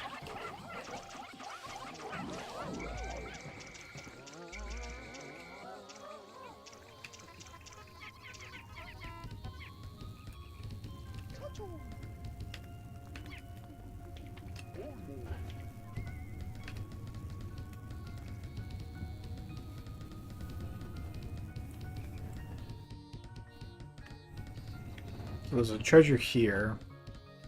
There's one in the water. There's one inside that Toady Bloister. You have a good night, Canadian Egg.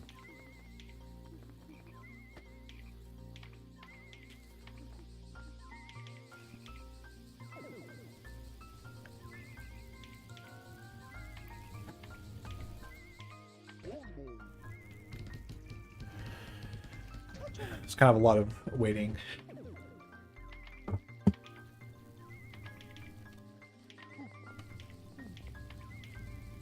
Isn't that the game where the dev got mad that they didn't win an award and threatened the fans by joking about putting loot boxes and similar stuff in? I don't think so, because Balatro got 3 awards at the Game Awards. But I know that, like, I think they did mention something about not putting in loot boxes in the game, saying that they thought it would ruin it. And, like, Balatro is one of those games where I feel like, because it does have, like, gambling elements to it, you could have done something like loot boxes. But I haven't heard anything about that in particular, and I don't see any reason why they'd be mad for it not winning awards, considering it got nominated for Game of the Year, and it won Best Debut Indie, Best Indie, and Best Mobile Game. And that's just from the Game Awards. Like, it definitely won awards from a lot of other places.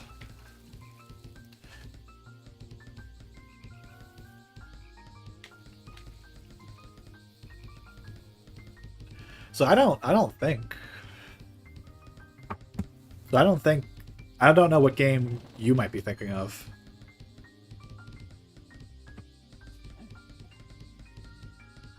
Oh my god, there's 30 people watching? There's something about the dev on Twitter? Curious.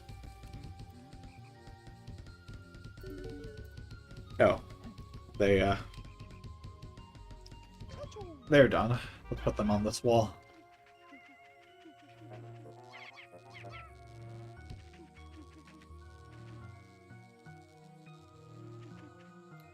are they're not making noises. This is one of the quirks. Ow! I forgot I'm not immune to electricity. This is one of the quirks of Pikmin 2 on Switch, is that sometimes Pikmin just don't make noises for some reason. A lot of things don't make noises for some reason.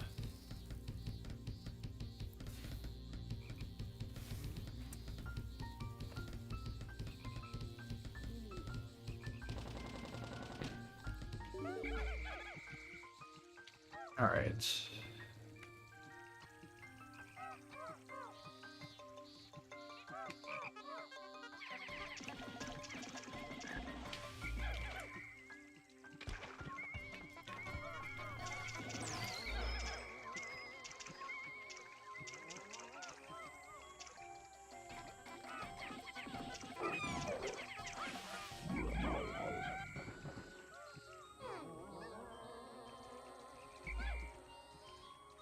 Honestly, like, that feels like something that an EA dev would do, joke about adding loot boxes into a game or something like that. Which is ironic, because I feel like EA is the company that would be most likely to put loot boxes into a game.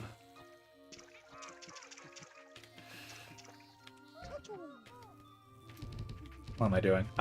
Let me get the white Pikmin. Oh, right, no, the Peggy rating for Balatro, yeah. Because the fact that they had simulated gambling elements into it. I sort of get that. Like, I kind of get both sides of it, like why Peggy would rate the game like that.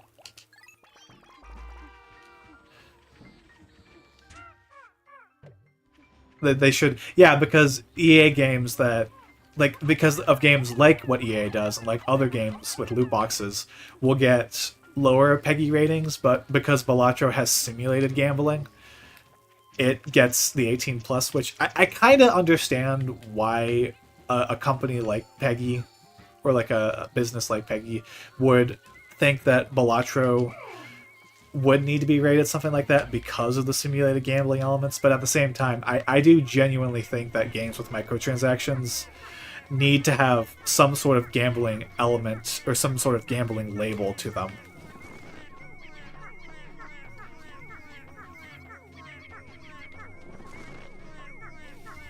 But they joked about adding in loot boxes. I mean, I get that, because, like, at that point, if your game already has simulated gambling elements, apparently it's because of evil playing.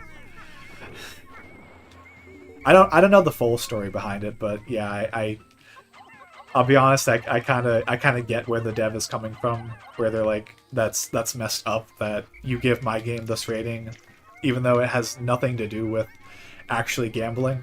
Because Balatro has, like, poker elements to it. It doesn't play like poker. I also forgot there's enemies this way, so I'm gonna risk my Pikmin being okay. I think they'll be fine. Apparently it's because of evil playing cards. I guess there are some, like, evil playing cards in Balatro. Like, I don't know if Madness counts. It's a poker-esque game, getting a poker-esque rating. Yeah, I don't... Like, okay, they are dying. Well, that's fun. I'm really glad I decided to do this. Oh, those Pikmin are dead.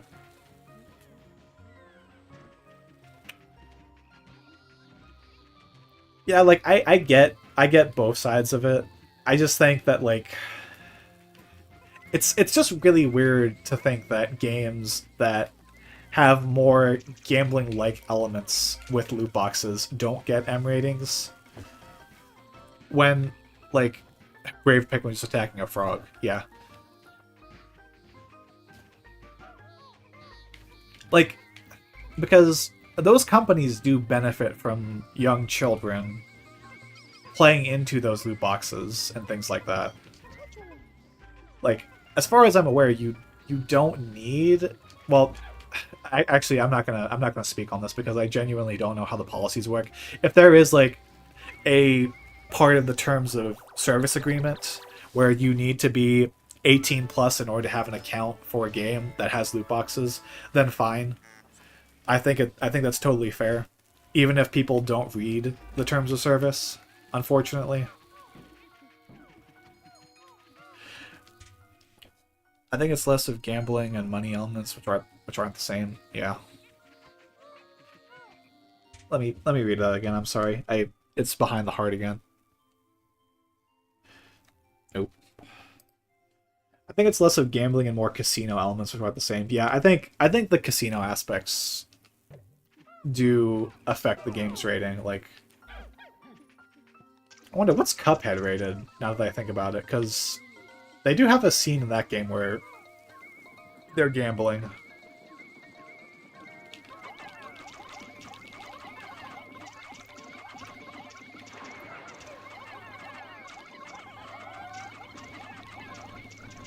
Like, I don't know if like putting a casino in your game is like gonna be enough to like completely change the way the rating is set up.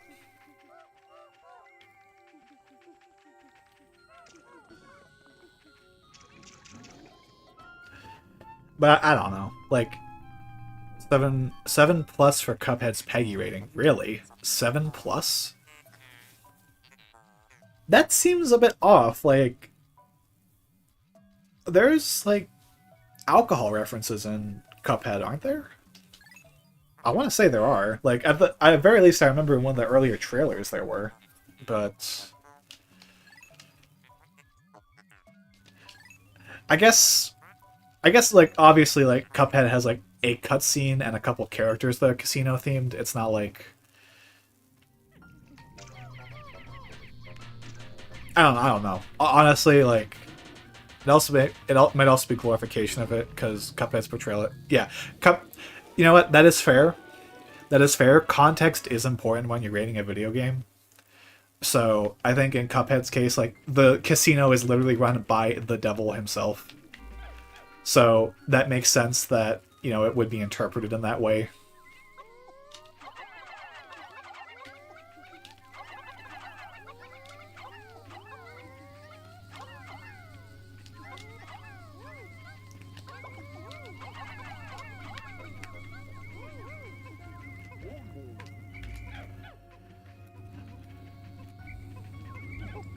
But I never really looked into the Balatro Peggy rating debacle. I just remembered hearing like, oh, this game.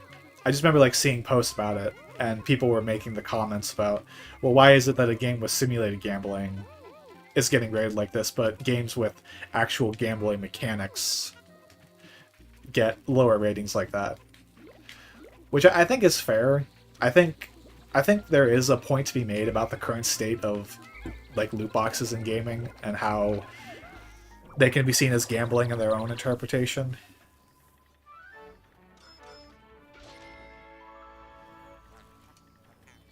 Aquatic Mine. That is literally a Sonic Adventure 2 reference.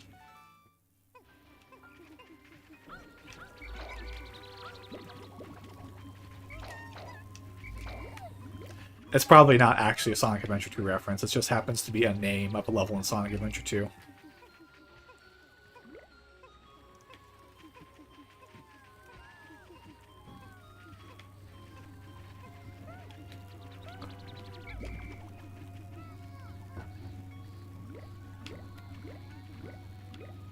$502 Pikmin. Let's put everyone away and see what our numbers are like. Waste the water necklace. I'm glad I'm not the only one here who's played SA2.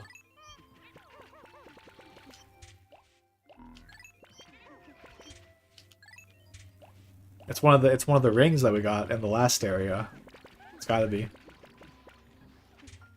Let's see. 135 reds, 118 yellows, 132 blues, 43 whites, 74 purples.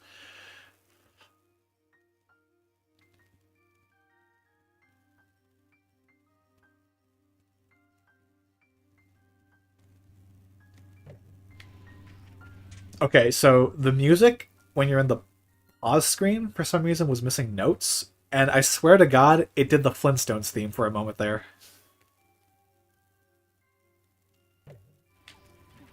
Canon's Core sucks, that's all I'll say. Yeah, Canon's Core is a rough stage.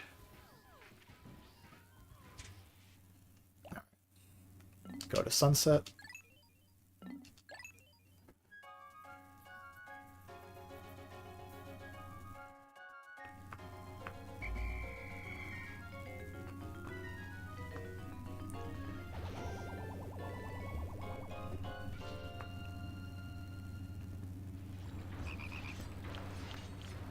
I might be alone, but the final boss is kind of weak.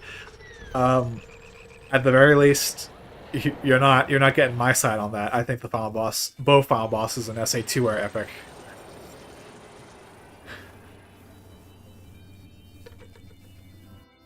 Again, it keeps making weird noises. I don't know why.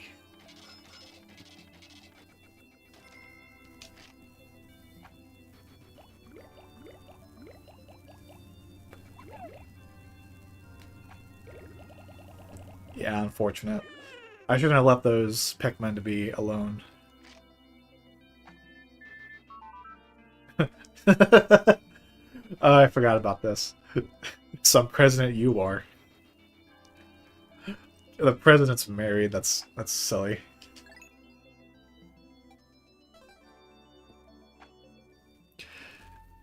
Supersonic missions are always weak, epic but weak. I think the novelty of it is really what carries it. They're never like the most engaging gameplay wise, but they're fun. I think they're just like an interesting idea. I'll say I don't really like the final boss in the original Sonic Adventure. Um and I think SA2 is honestly like the only early 3D game that I think is like, yeah, this one is like really good. Because like Sonic Heroes, like Metallic Madness, you kind of just punch things and then you do Team Blast. Shadow the Hedgehog, you kind of just wait until the eyeball shows up in front of you and then you shoot it with a laser. And then 06, I don't even like remember how 06's goes, but I think it's underwhelming. Basically playable rail cutscenes, yeah, but they have good music. Like the final boss music's always good in the 3D Sonic games, so even Sonic Forces, I will give Sonic Forces that. It does have some really good final boss music. Yeah, but they are basically playable rail cutscenes.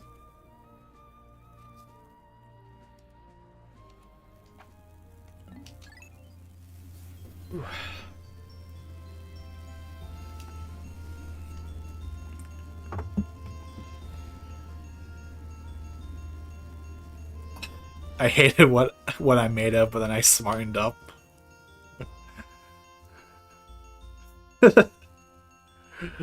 Yeah, that one's good. I still like Live and Learn and Open Your Heart more, but what I made of is pretty good. I really love I Am All of Me, though. That one's fantastic. I'm gonna let the demos play out for a little bit while I wind down the stream and stretch a little bit. I seriously cannot believe we have 30 people watching right now. That is insane.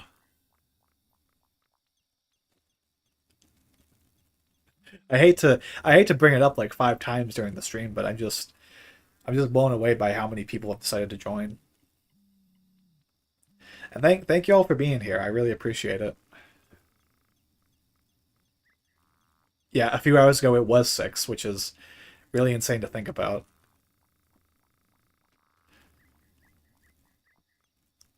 Do they have the demos? And oh wait, it's do they not have the demos in this version? I pressed a button, so then Pictionary happened. Yeah.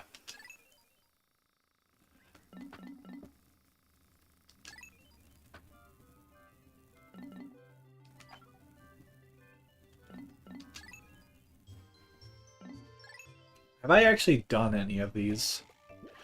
I have not. I will save those for another time.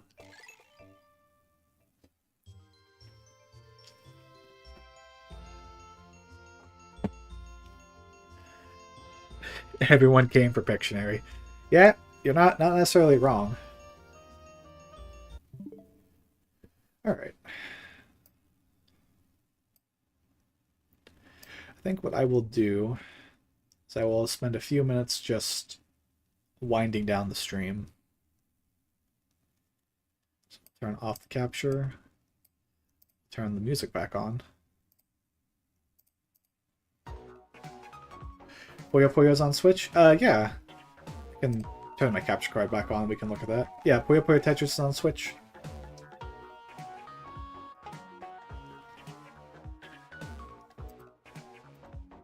It's a good version. It's a great game. It was one of the earliest games I got with the Switch, and it was how I really got into Tetris.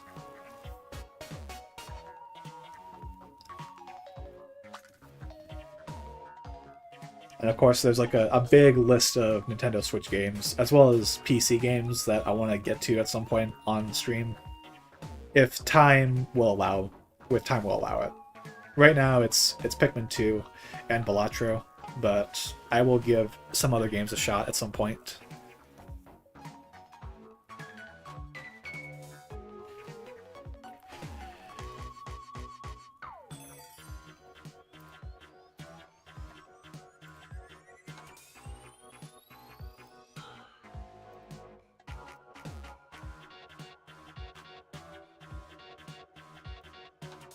I think a VTuber tried to make a ripoff Puyo Puyo back in December. It flopped and she got mad about it. Like, duh, it's a king of puzzle games. I haven't heard of that. Although I do remember when Team Meat, the people who made Super Meat Boy, made a Puyo Puyo clone called Dr. Fetus's Mean Meat Machine. And as far as I'm aware, that also kind of flopped. Like,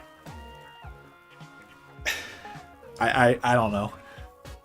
I haven't heard about this VTuber in particular, and also we're talking about VTubers again. Oh my god.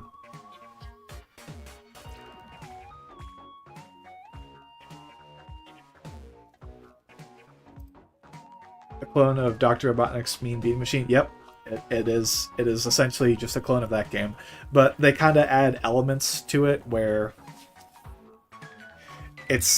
there's like buzzsaws that will destroy your Puyo Puyo guys, like little meat guys.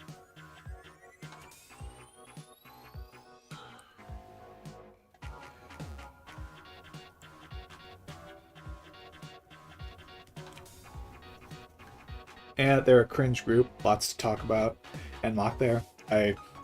VTubers in general? I don't have a problem with VTubers in general. It just so happens that we were talking about VTubers.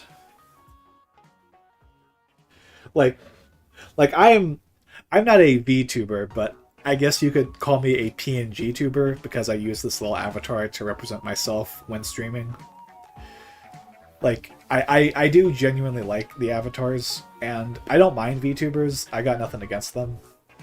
It just, I am in no place to, like, mock VTubers.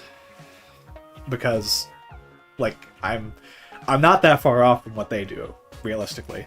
The only difference is that VTubers are way more popular than I am. You like some of them, but in short bursts. I think the funny thing is, like, I did mention this on stream earlier. I watched one VTuber for like 10 minutes, and then all of a sudden, like, my entire YouTube recommendation was just filled with VTubers. Like, they really want to push VTubers for some reason. Which, like, I've watched other live streamers and gaming content creators for several hours for decades. And yet, as soon as I watch a VTuber for 10 minutes, it's like, oh my god, VTubers. He likes VTubers. Everyone, promote him VTubers. He wants to see more VTubers. But I think that just goes to show just how many of them there are, that there's just that much content related to them.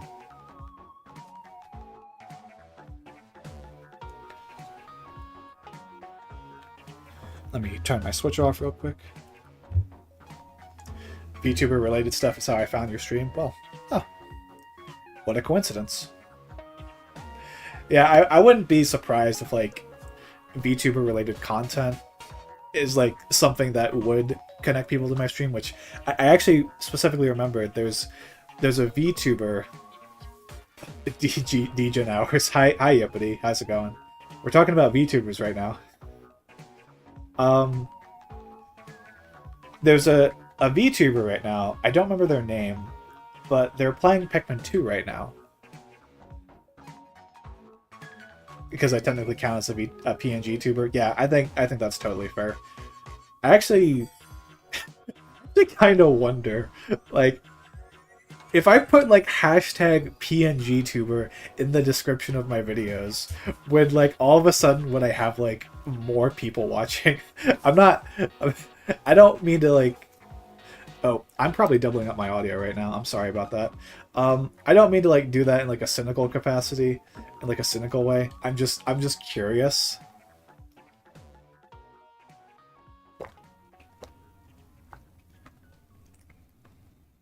No testing like field testing. Yeah, that is fair.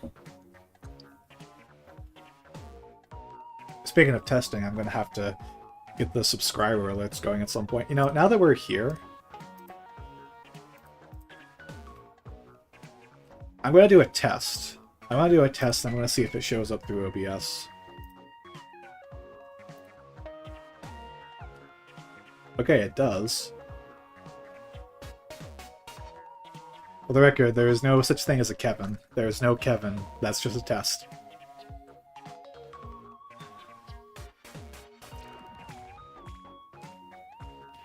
So I'm gonna have to figure out why that's not working. Unfortunately. Technology has not been kind to me recently.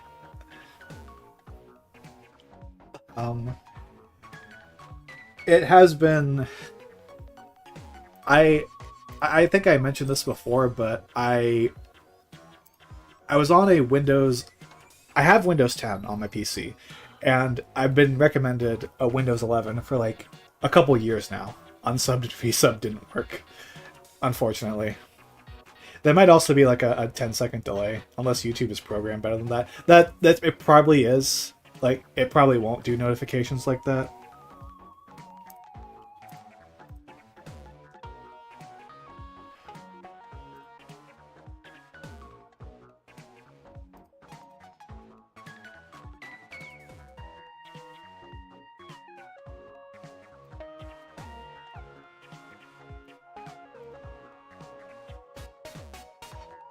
Yeah, I don't know. Unless YouTube is programmed better than that. I'll have to figure that out. Figure out how to set that up properly. Because it happened before on stream. But like I was saying, I've been on Windows 10 pretty much the past 4 years with this PC. I've been told to upgrade to Windows 11 for several years at this point. And I did it for like a day, and I absolutely hated it. I don't like the way Windows 11 feels. It's just the worst Windows 10. Everything's slower on it. There's all these unnecessary animations. It just felt awful to use. So I'm like, you know what? I'll pay for the security upgrades. I'm going back to Windows 10. But as soon as when I did, for some reason, a bunch of applications just stopped working for me. Like my program that opens up RAR files, my program that lets me display images, and Google Chrome, for some reason. 416, I'm blaming you for being entertaining. Oh, I'm glad I could be entertaining. And I'm sorry for keeping you up so long.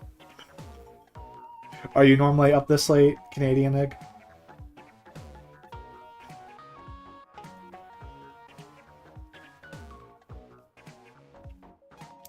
I'm actually curious if anyone messaged me on Discord while this was going on.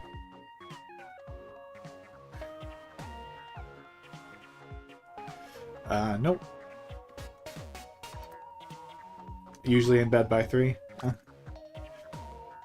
Like I said, my sleep's completely messed up, so I will be taking a short nap here in like an hour, and then by 2 p.m. in the afternoon, I will be taking like a 6 or 7 hour sleep before the next stream.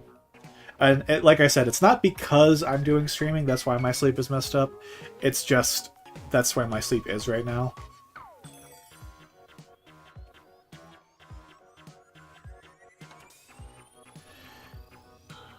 I'm a grown man. I can be as irresponsible as I want.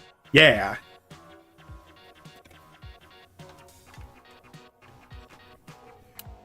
That's how I see it. Also, I'm sleep dooby like that sometimes, yeah. I'm also really glad we didn't drop any frames during this stream. I'm really happy about that. But I'm kind of used to you not sleeping, Yippity. You're up pretty late.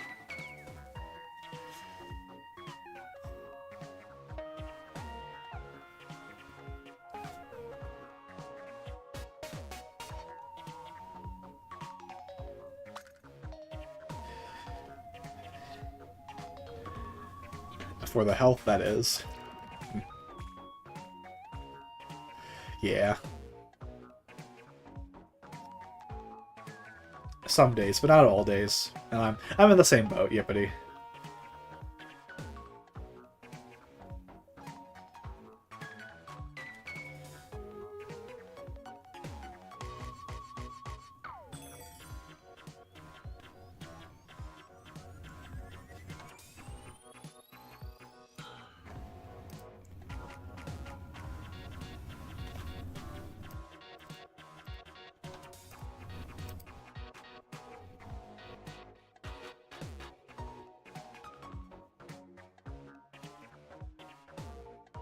Some days I sleep on time, depends on when the streamers I watch stream.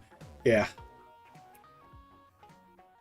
Yeah, like I said, there's not a lot of streamers in particular that I watch. I tend to watch more based on the games rather than the people. That's just my thing, though. For me, it's just kind of when my body decides when it feels tired. Actually, I'm not even sure I'm going to nap at this rate, because I know I'm going to fall asleep during the afternoon. I just know that. So, stuff's up in the air at this point.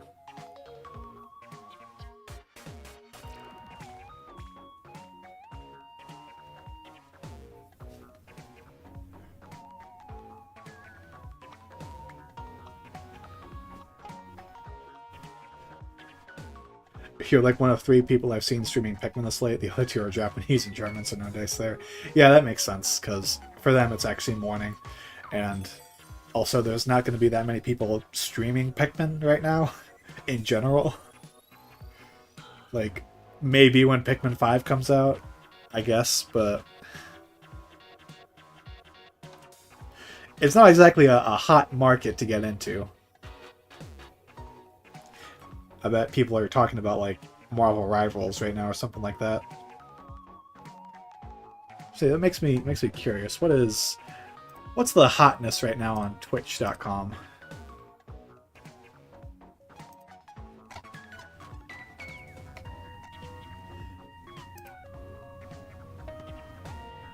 High to low. League of Legends. Right now it's League of Legends.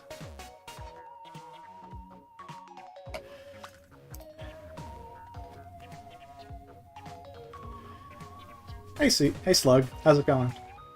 Yeah, I was playing Pikmin 2. I played it for like 5 hours, so I'm sort of wrapping up the stream, but I figured since there's so many people, we just talk for a little bit.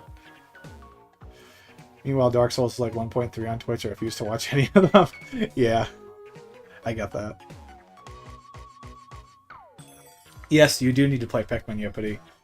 Play all of them. League of Legends being highly rated. No, never. I've never played League. I just know it's a game a lot of people make fun of. And also, apparently has a good TV show with Arcane. But that's it. Da, da, da, da.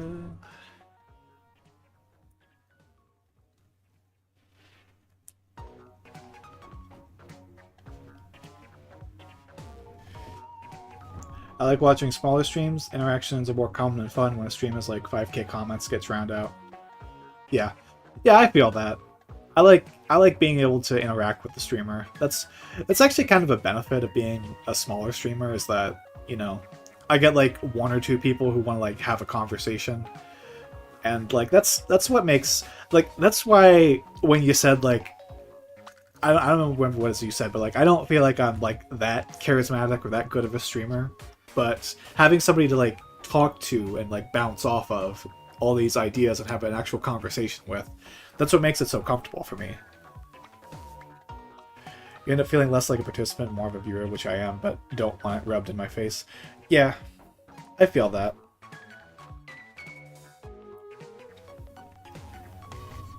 I just happen to end up watching smaller streamers because of the fact that I tend to like look up more obscure games, and honestly, I feel like the most popular game I would watch on a live stream would be Splatoon 3, and it's not even remotely close to being that popular. It'll have like maybe 100 viewers, maybe like 100 to 300 at most on Twitch.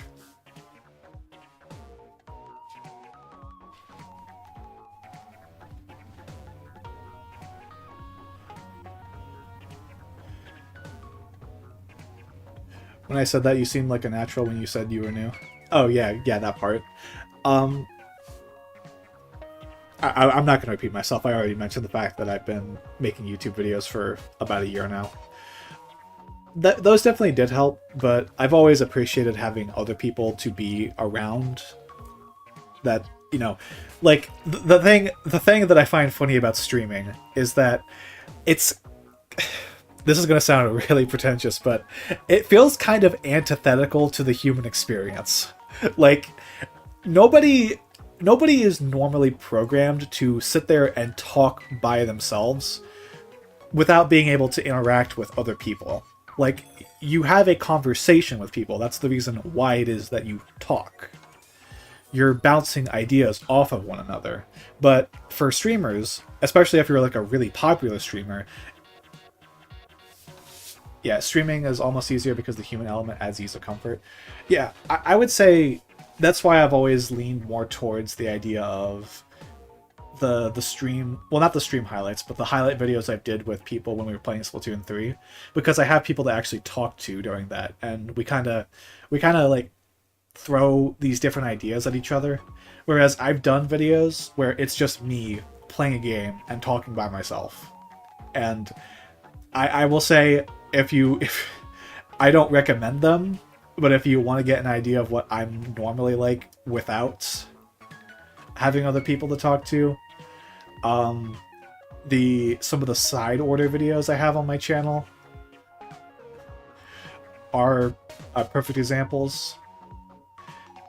And like, the other problem with those videos though is that I really wish I edited them better, because there's a lot of dead air, and I mean a lot of dead air on those videos.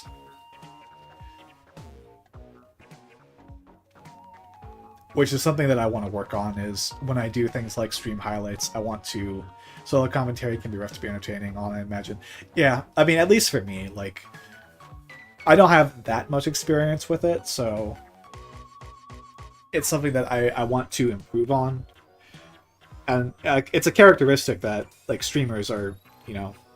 It's something you kind of have to be good at if you want to be, like, a really good streamer, is when nobody's there in the chat, you still want to keep them engaged. Like, I'm glad that you've been here this entire stream to talk to and, like, you know, have a conversation with. It's just, you can't always rely on that. Sometimes you just have to, unless you play FNAF, jump at any JPEG. True. Oh my god, yesterday's stream, I remember we were talking about games I want to stream, and I genuinely do want to play all of the Five Nights at Freddy's games. I'm not even joking about that. I want to marathon them all in one video. All in one stream. Which I know, which is an idea that I'm technically stealing, but I don't care. Hell yeah. Yeah, yippity, you get it. Yeah, they're not bad. Like, I have a huge soft spot for the classic Five Nights at Freddy's games. Everything from the original to Ultimate Custom Night is like, yeah, mainstream and all that. Yeah, like, I have not played Help Wanted. I've not played Security Breach. I've not played any of its DLC or anything like that. And I think if I do stream them, I will separate them from the classics. Must play. Yeah, you know it. You know what's up, FNAF World. You're probably joking, but I really do like FNAF World. Get the unofficial 3DS ports and stream them. Oh god. Like, no. The first thing I'm gonna do is I'm gonna stream Sticker Star if I ever get a 3DS capture card. It has to be the first 3DS game I play because it's the one I hate the most. It's for 3 on Game Jolts. Yeah, I have it. I actually paid for FNAF World when it first came out. It used to be $10. But the game was so poorly received at launch that Scott Cawthon issued out refunds for all the people who paid $10 for it. And I did not get my refund. I could not figure out how to get my refund. Lots of people hate Sticker Star. Yeah, a lot of people hate Sticker Star. And yes, Chugga is definitely a part of that. I think Arlo is a little more of a part of that. I didn't think... I've actually like thought about what topics I want to talk about on stream, and I genuinely wonder how long it would take for me to talk about Sticker Star and Arlo and Chugga Conroy. So it's happening now, folks. It's right here. We're getting into it. We're stirring up some drama right now. Yeah, Origami King is genuinely great, and I love the story in it. I think it does have some genuinely sincere emotional moments that, like, it frustrates me because I feel they get overlooked because of the fact that because Origami King is somewhat similar to Sticker Star and Color Splash, people just dismiss it right out of the gate. But it has some genuinely great moments. Like, I do feel like the developers really put their heart and soul into making that game, even if they did have some flaws incorporated in with it. I liked it. I just wish it tried to freshen things up a bit more. That's respectable. I get that. Like, I do genuinely think that the best route for Paper Mario going forward is just make another 1000-Year Door. Just give it, like, unique characters and chapters and things like that. But I do really want to see a better Origami King. I think that's going to be one of the biggest disappointments of the franchise for me, is the fact that we'll probably never get an Origami King 2 that works to improve the flaws of the original. I don't want to grab bag of 90 features in one game, but the same thing gets tiring. See, I was thinking about that. Like, it kind of all depends on what franchise and what series you're talking about. Because I feel like people obviously want Paper Mario to stick with the formula that 1000-Year Door established, but people didn't want 4 new Super Mario Bros. Games. They thought that those were getting tiring, so it really all depends on how, like, there's no, like, one given rule for every franchise, and it's kind of interesting because in Mario's case, it's like the same franchise, but different sub-series of it get treated differently.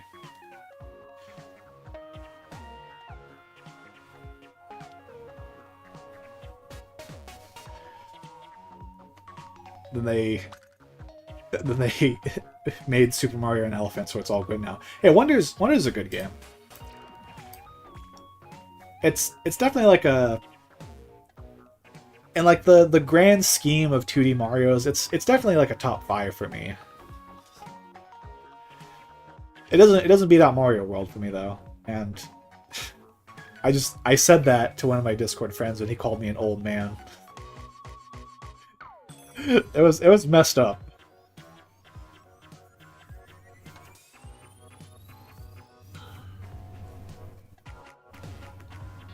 Feels more like mission mode the game. I get that.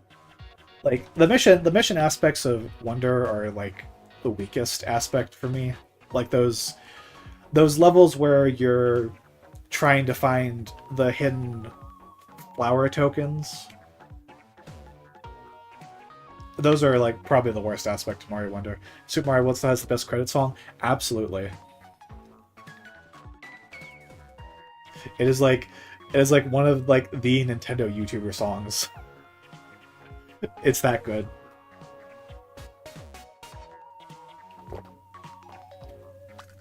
I found a playlist because I made a playlist of Switch era music, and I was looking up playlists that other people have made of Nintendo music. It also gave us the best enemies such as Grinder and Ball and Chain. True. But I found a Nintendo music playlist called, like, Nintendo music that Nintendo YouTubers overuse. And it's so good because it's so true. I don't remember like what songs were on it though.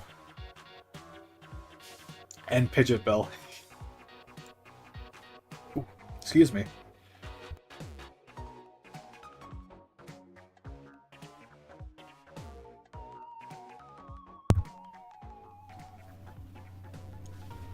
And Pitch Bill, yeah, that's a good one.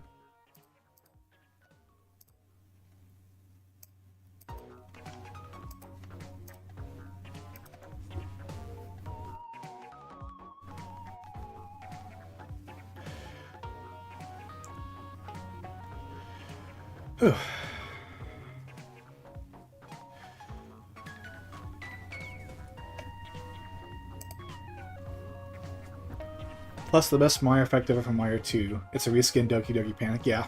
Yeah, I know that one. And people still act like that's a mind-blowing fact. I do have to wonder, like, Mario wonder, ha ha ha. How many people still don't know the fact that Mario 2 is a reskin? Like, it's, like, in Nintendo circles, it's, like, probably the most well-known gaming secret of them all. Or, like, the most well-known gaming fun fact is that Mario 2 is just a reskin, but, you know, for people who just played Mario 2 in North America and, like, never really got into the greater gaming, the online gaming landscape, you know, they probably still don't know. So, it's interesting to think about. Because they thought Westerners were too bad for the original one. To be fair, Lost Levels is... I don't think it's just the fact that it's incredibly difficult. I think it's horribly designed. Like I think the difficulty comes from just how bad the level design ends up being because they try to make it so difficult.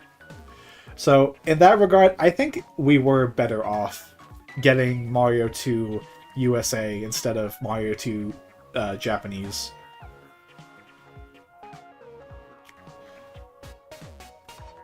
True, we did get Birdo, who's been a main staple ever since.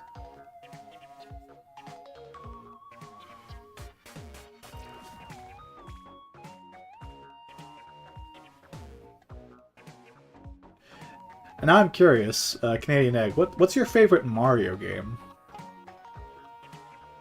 Since we're on the topic of Mario.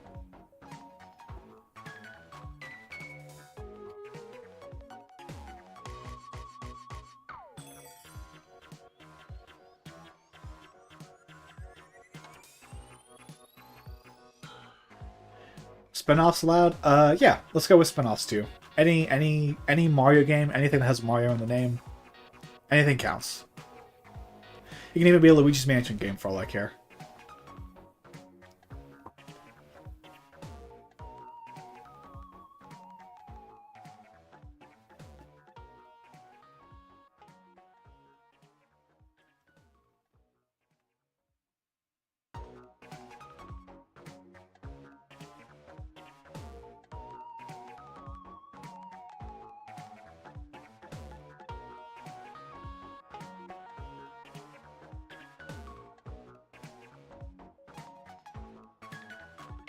How's Inside Story? Ooh. Oh, but if Luigi's Mansion did count it be your favorite? Those are some good ones, though. Bowser's Inside Story is definitely my favorite Mario and Luigi game. And probably my second favorite RPG, only behind Thousand Year Door. The original Luigi's Mansion, though, is absolutely fantastic. You're heading to bed, Yippity? Alright, you have a good night.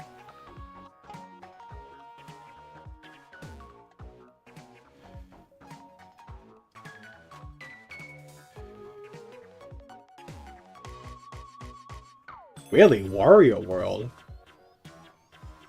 That's an obscure pick I didn't think I'd hear, but Wario World's pretty good.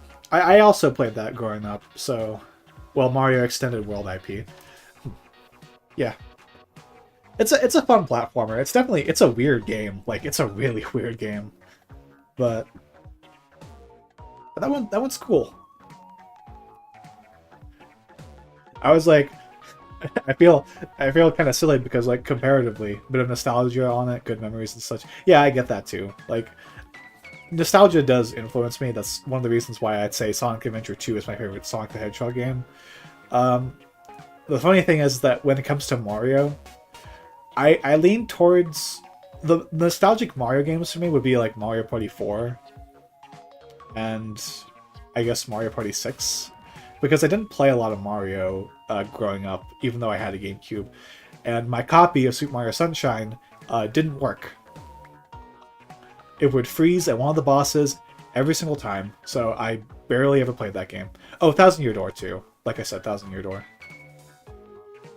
People hate Mario Party 5, but I loved it. I've kind of seen a bit of a turnaround recently on Mario Party 5. I think people are starting to, like, you know, come to it, appreciate it more for what it tried to do. I still think 6 is a better game overall, and I have more nostalgia for 4, but 5 is still a good Mario Party.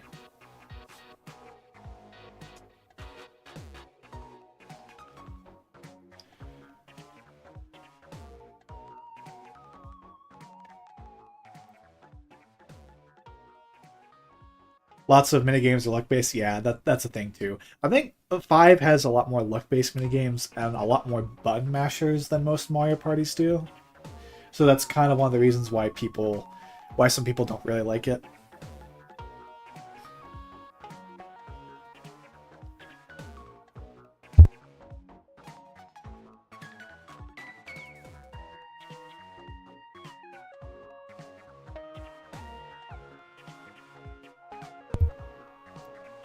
Yeah, that one, the one where you just turn the crank. That one is probably one of the worst Mario Party minigames in history. Like, it's funny to think that, because like there's a lot of luck-based minigames in Mario Party, but if you had to rank some of the worst luck-based minigames in all of Mario Party, that one's probably down towards the bottom. Now, Bowser's Big Blast and Bowser's Bigger Blast, those have to be the best. Those are the best luck-based minigames. Curvy Curbs? Curvy Curbs. Yeah, that one's not that great either.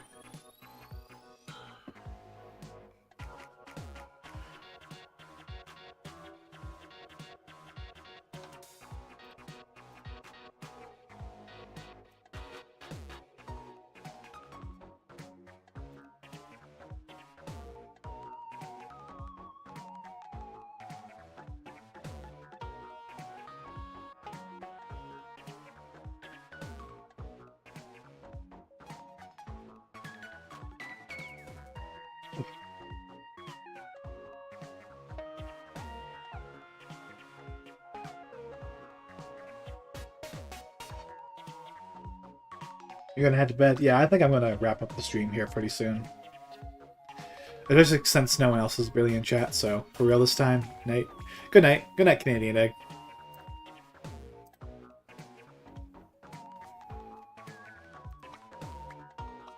Alright, well, like I said, I really appreciate y'all coming in for the stream. Like, this has been easily the biggest stream that I've had since starting for the past couple of weeks. We have 28 people watching right now and over 100 views. That is just absolutely mind-blowing to me.